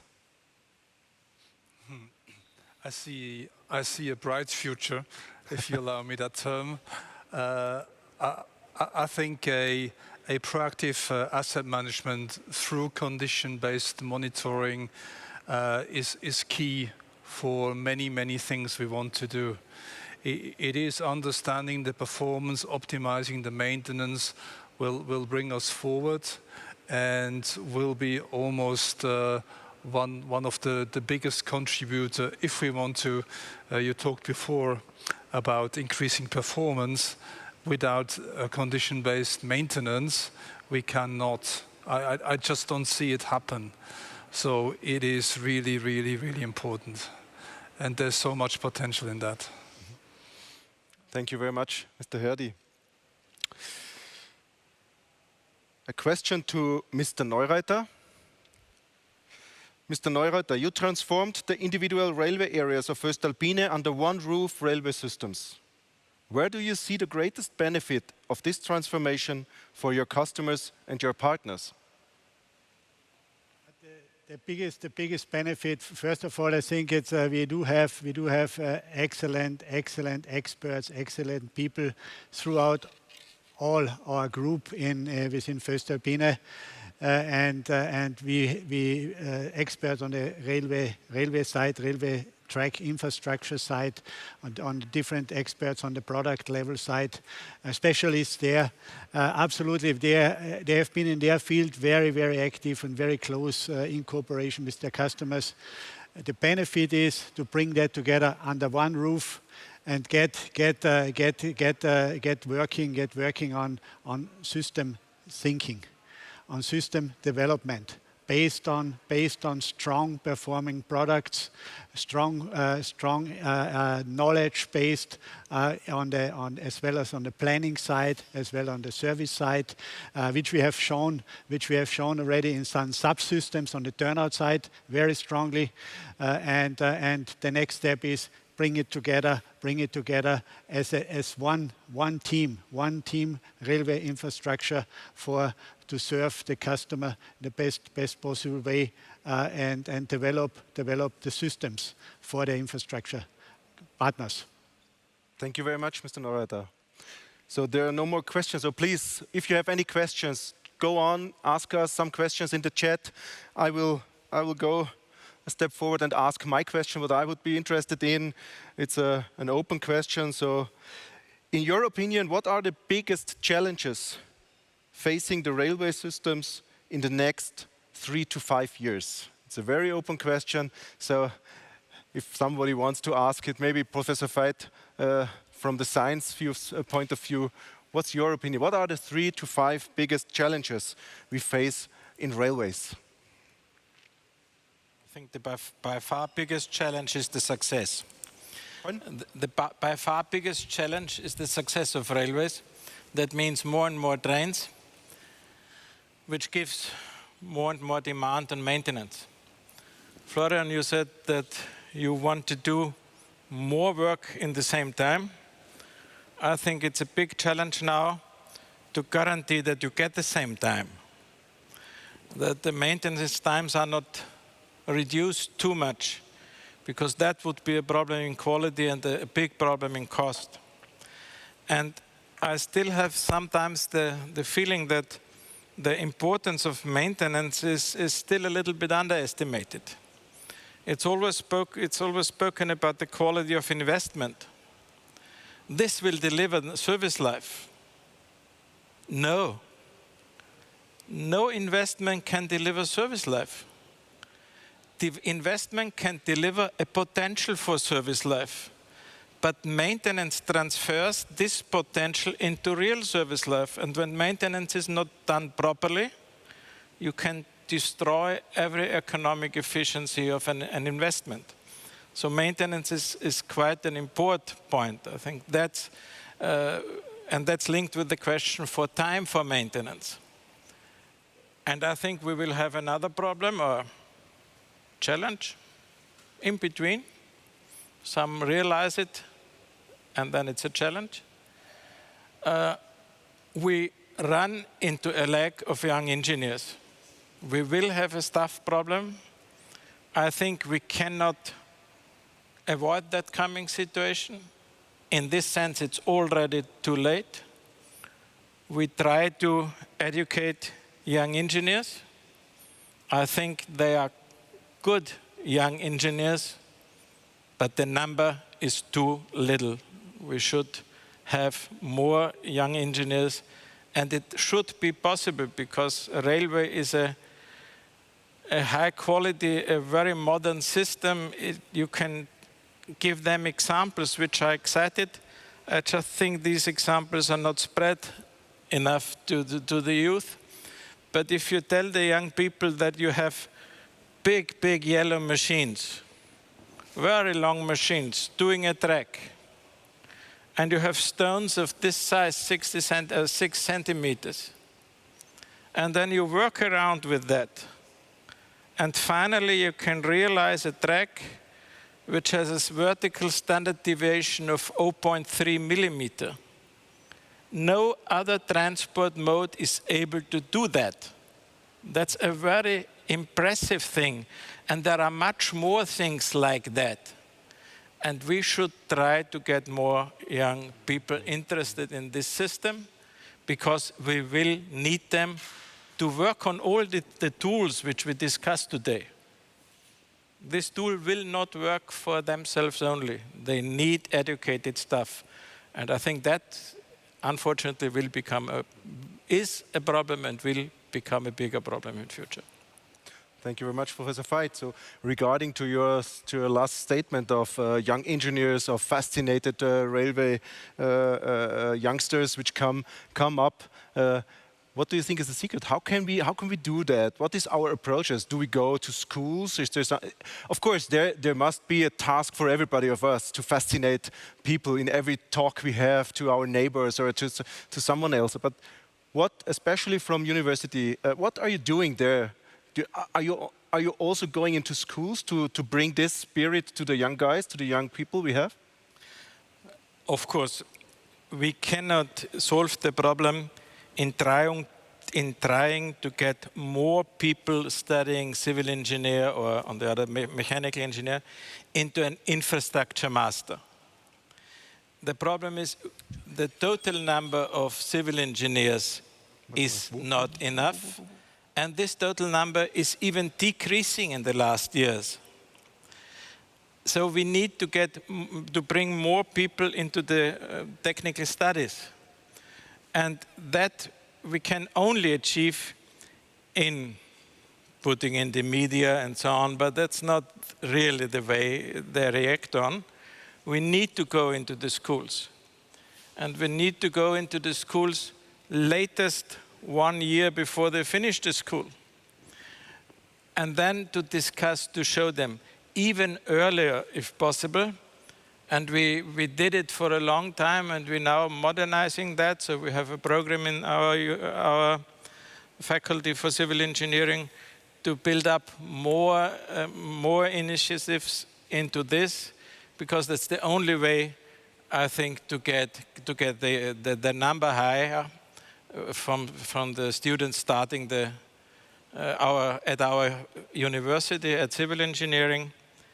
And then I'm pretty sure we can show them the benefits of going to railway engineering. It's a safe job, but we need to bring them into the university. That's the problem. Thank you very much, Professor Veit. Only thinking of one exchange I had with some Japanese colleagues when I was able to go to Japanese from the Swiss Federal Railways. There we have seen that the Japanese railways take the children to their laboratory and bring them together with the fascinating topics of railways. And they have special houses and special institutions where they bring in the children. So only to talk about that. I think we can talk also the whole afternoon about that, but we have to go forward. Yeah. To expand that approach step by step. The first step is to come into contact with closer contact with the schools, to have the possibility to show what's going on, because the people don't know it. The problem for all technical studies in the university is that the pupils know all the lectures which they already have. They know mathematics, they know physics, but they don't have railway, they don't have mechanics, they don't have, and therefore we have to strengthen that. Thank you very much. Mr. Mach, which 3 challenges do you see for us? The 3 biggest challenges we face at the ÖBB is one, I think, the implementation of the Austrian and European expansion plans on the railway sector infrastructure. You know, we have the big projects like Bahn, Semmering, and also the 10 corridors in Austria. The second thing is to rebuild the ÖBB to a modern infrastructure operator that includes also the digitalization of our system. And the third point, and here I'm very close to the statement from Mr. Neureiter and Mr. Veit, is finding employees for the ÖBB who really want to work for the ÖBB and stay at the ÖBB. I think this is the biggest challenge we have to face. It's not a war on talents now. We have a war on experts. And it's very hard to find really good experts in the railway sector. But actually, I think we're a hidden champion. Yeah. Thank you very much, Mr. Mach. Mr. Härdi, from your point of view, what are the 3 big challenges?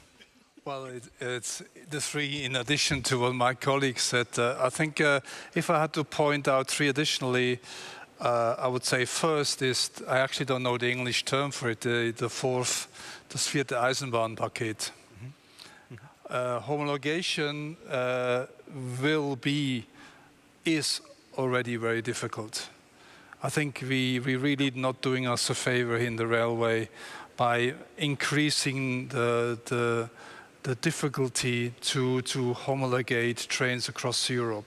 It does make us very, very ineffective, very slow. I give you an example. I talked about the digital twin. I just want to put a modem on that train to get better communication. It takes me more than half a year to really get all the authorization, and that cannot be. So I really see a challenge in the red tape. Secondly, maybe not that obvious, 2 things. One is cybersecurity.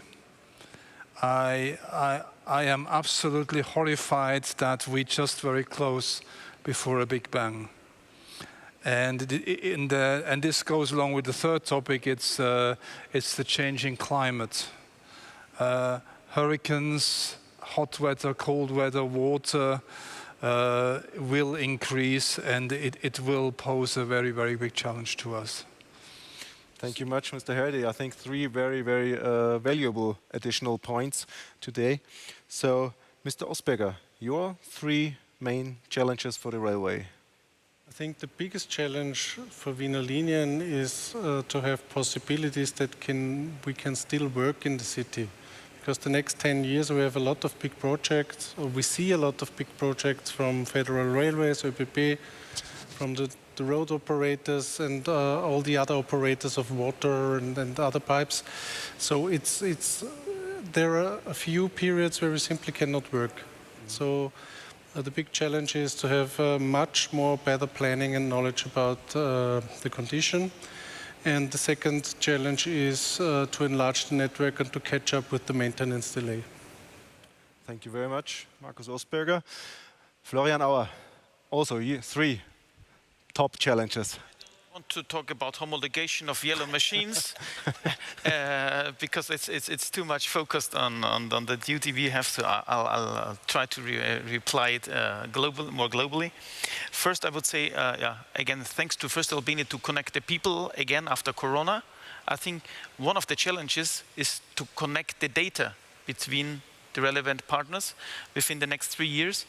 And the next one is, I'll come also back to what Michael Mach said. I think finding employees, today is a very hot day, finding employees willing to work out on the track, not just the engineers, but also the employees. And that, of course, drives us since decades to work on smart solutions to automate all the maintenance processes. That's our task from the industry. That's we have, and if we perform good, the whole system will perform well.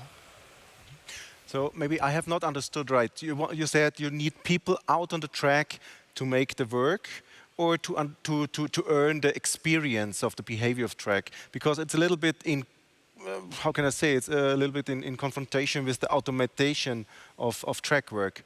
How do you see that? I'll try to keep it simple. Today is a hot day. Who of the employees want to work outside? I don't talk about know-how, expertise. I just, who wants to work out on a day with 35 degrees Celsius? That's it. It's hard to find them. So someone who wants to have dirty hands, to go into the detail, in the track, understand the behavior of the system. And okay, thank you very much. I think it's very, very important additional points. Mr. Neureiter, your 3 top topics and challenges for the railways.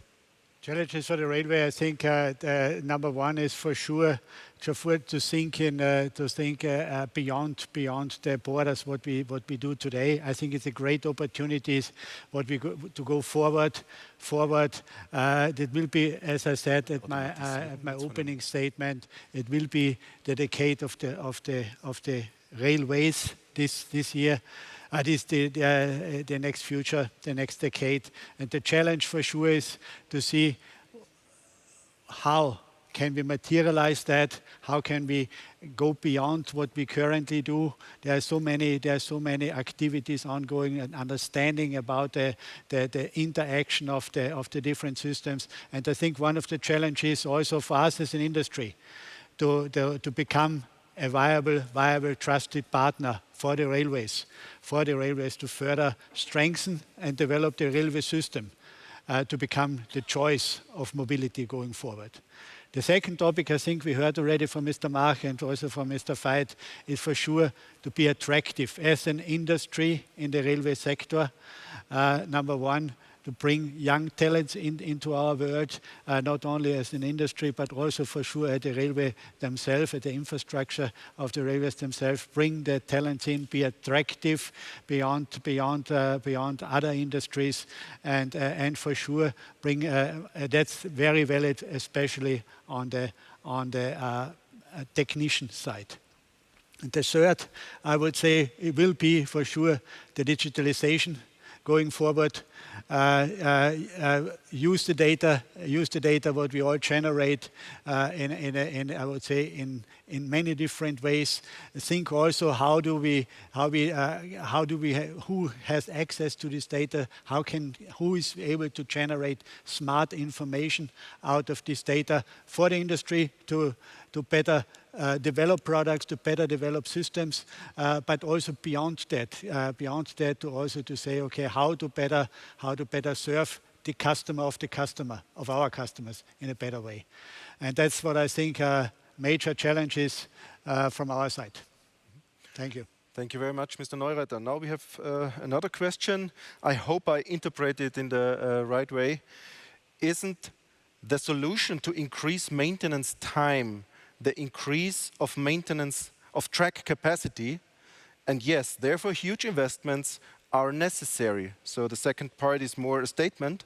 The first question, I think it's more about if is the solution to increase maintenance, to increase the capacity of the track means more load which the track is able to transport. Who wants to answer this question or statement? Who want to comment this statement? Maybe Mr. Ossberger, because it's more on your side. I agree with Professor Veit. Money isn't always the first solution, I think.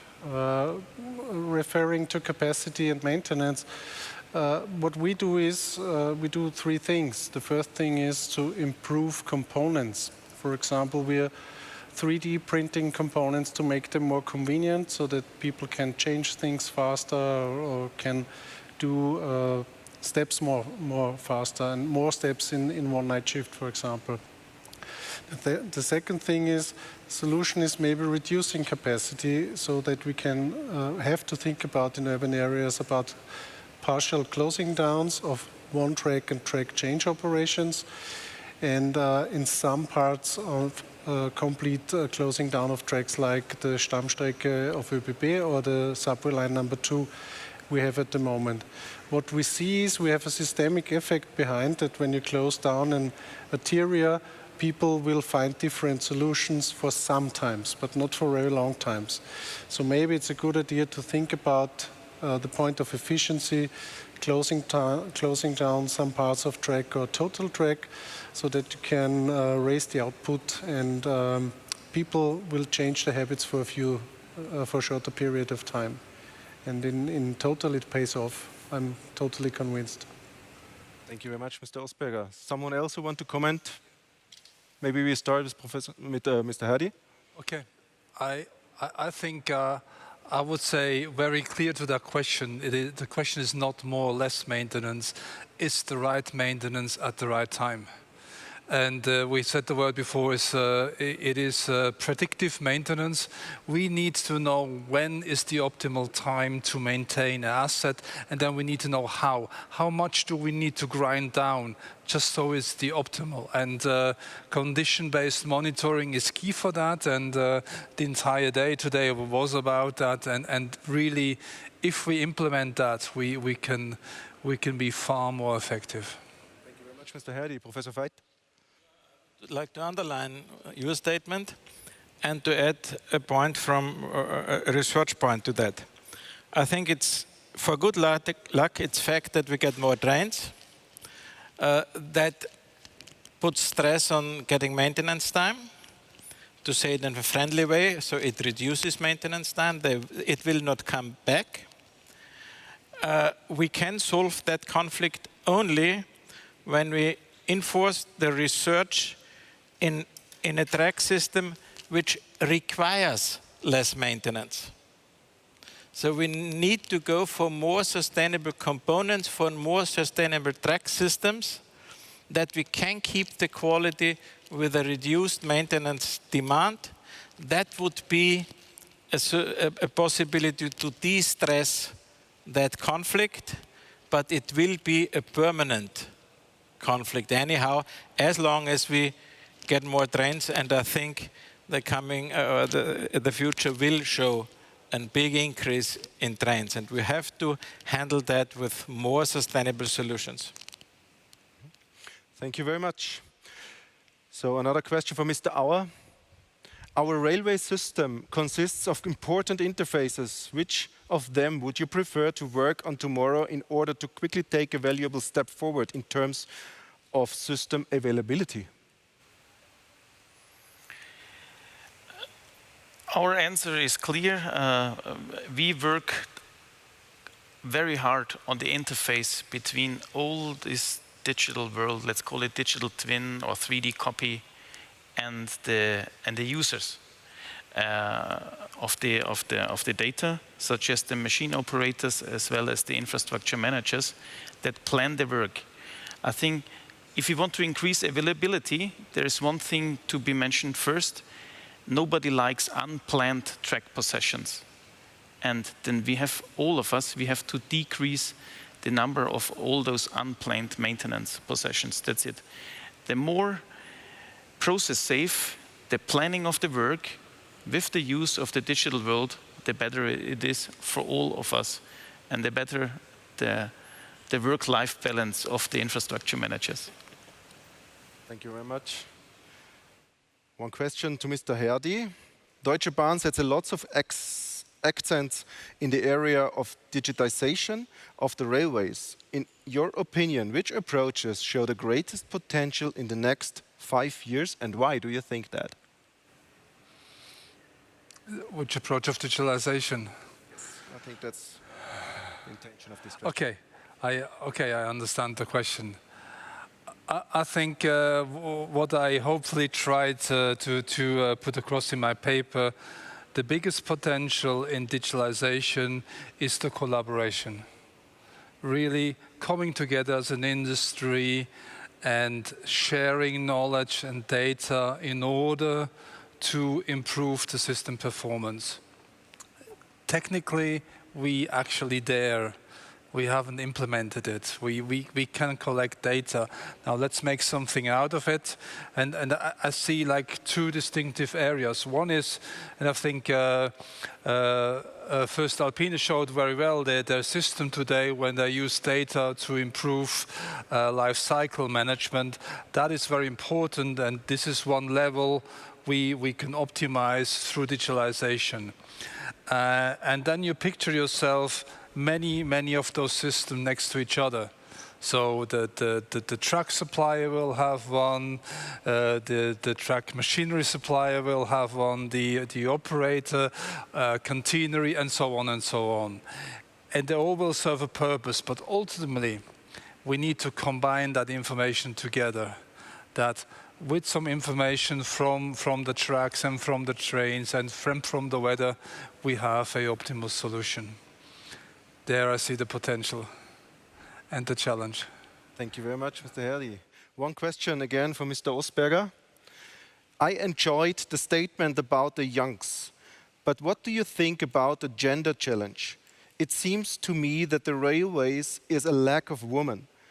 That means is missing half of the potential talents. How this challenge can be faced? I think there's only one solution: to be proactive.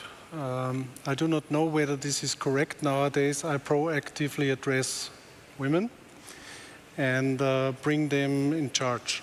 So 50% of my management board is female, and within the board 50% of the deputies is female.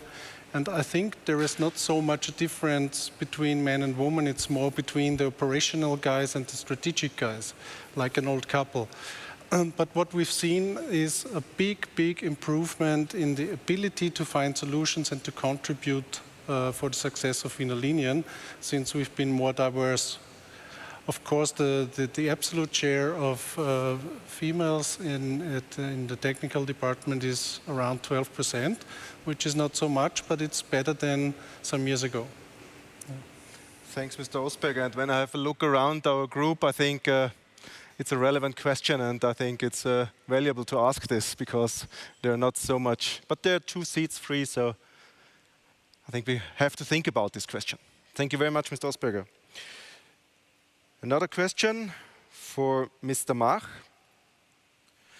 Turnouts enable more intensive use of the railway infrastructure and significantly increase line capacity. What measures does ÖBB take to ensure and continuously optimize their availability?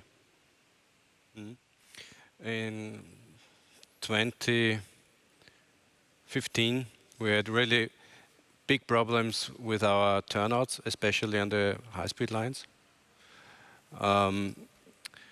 We set a few measures.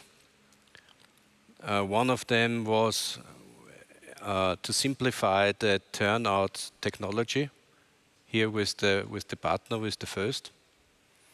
That means that we need a robust and simple technology which is understood by the worker who is doing the maintenance work. That also means the reduction of complexity of the system. And we also, in this time, we founded the Weichenakademie here, where our employees can,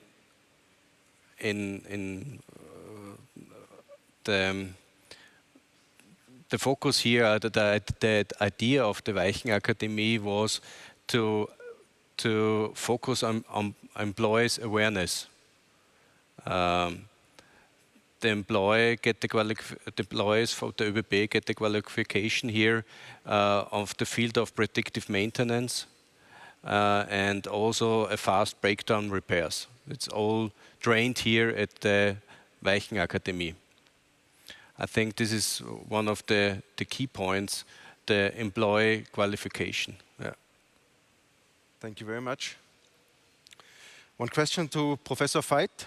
You have been analyzing system behavior data for many years. Can you give a few pointers in which areas the greatest levers for system optimization are, and where you think there are still low-hanging fruits?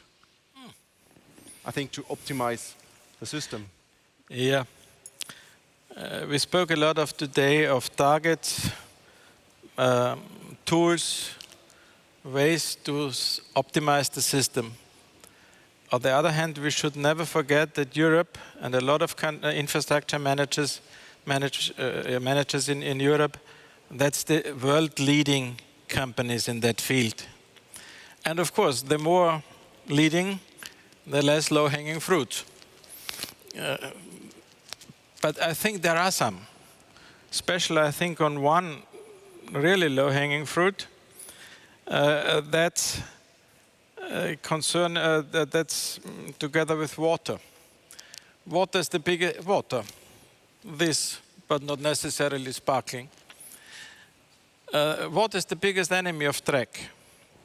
Everybody knows, and therefore within track renewal, we build in beautiful dewatering systems, ditches, drainages, and so on.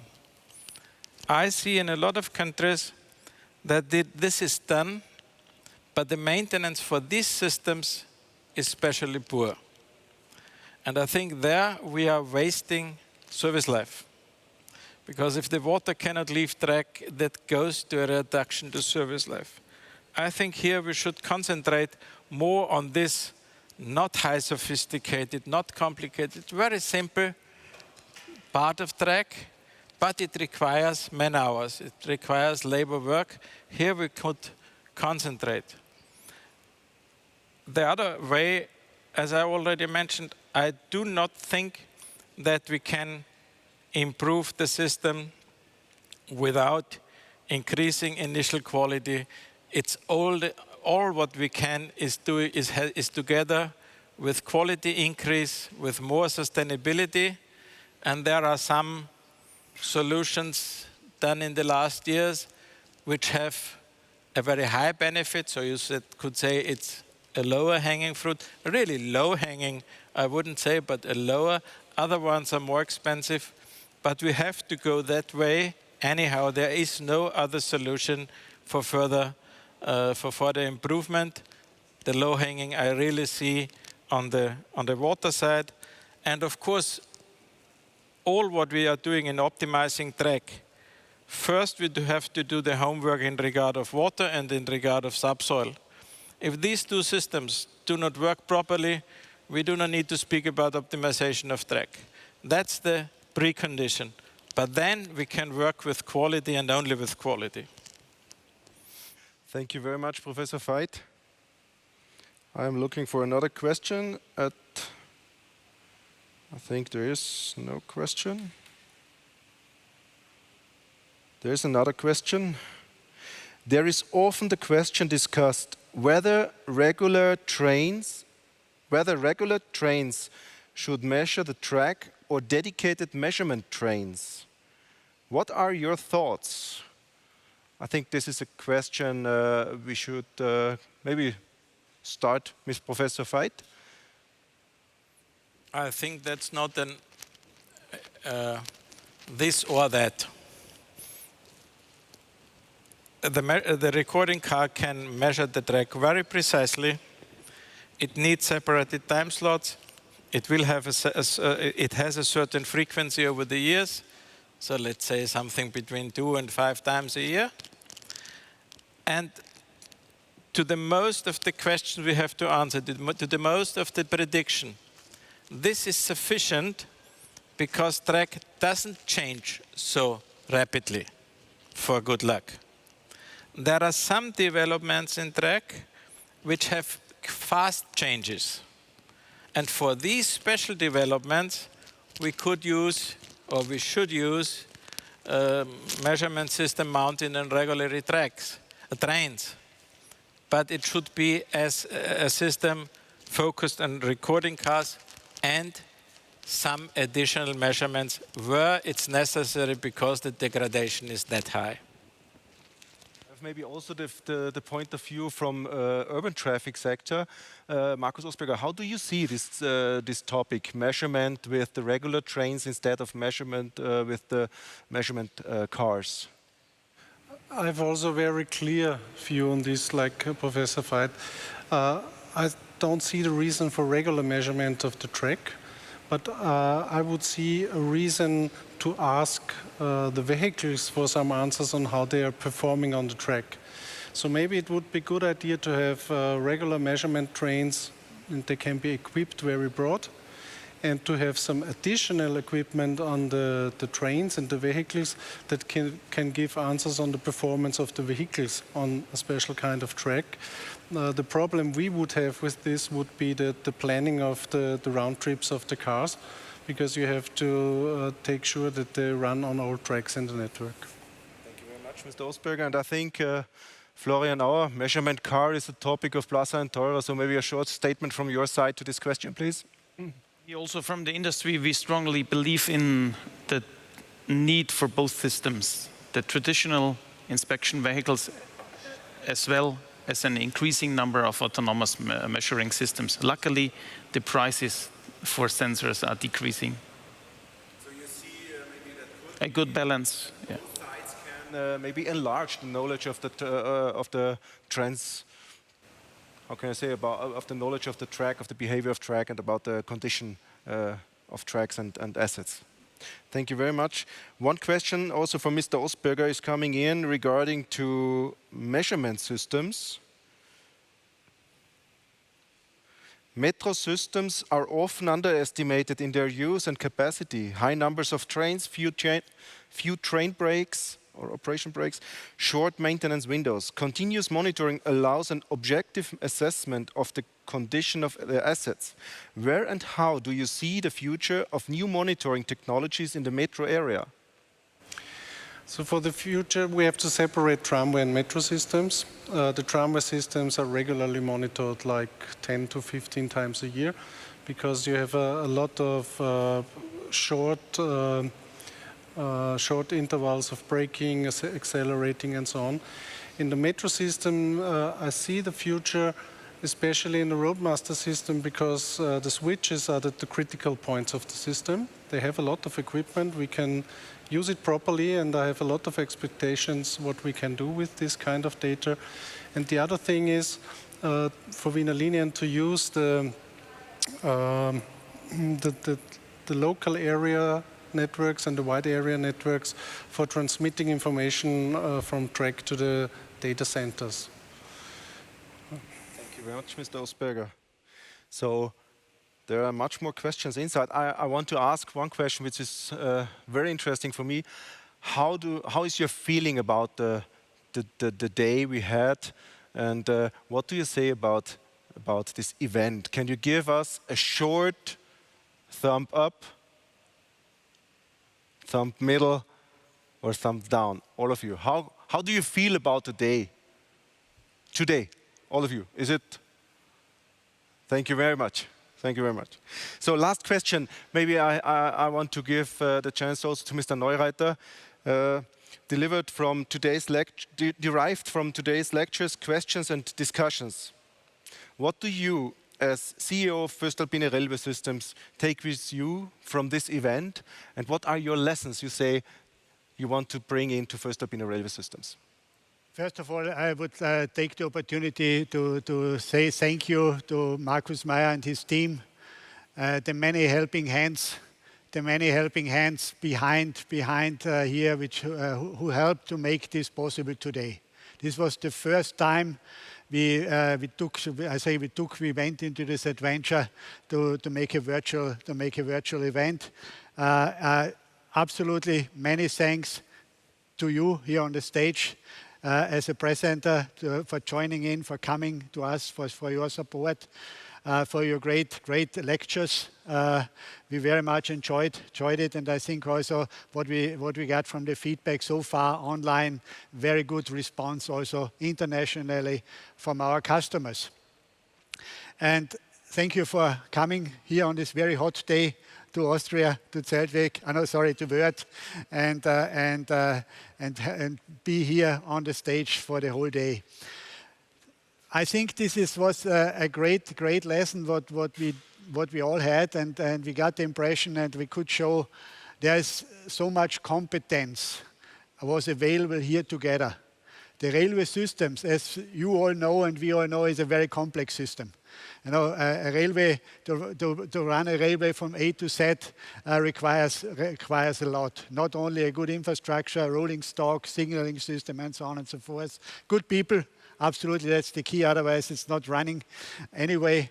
And I think we have been able to demonstrate today that we from the industry, voestalpine side, we are a strong partner. We do invest a lot in developing the products forward, developing robust products. We put a lot of energy in there, and I hope also that that will be also honored from the market and going forward. And we very much appreciate the cooperation with our customers.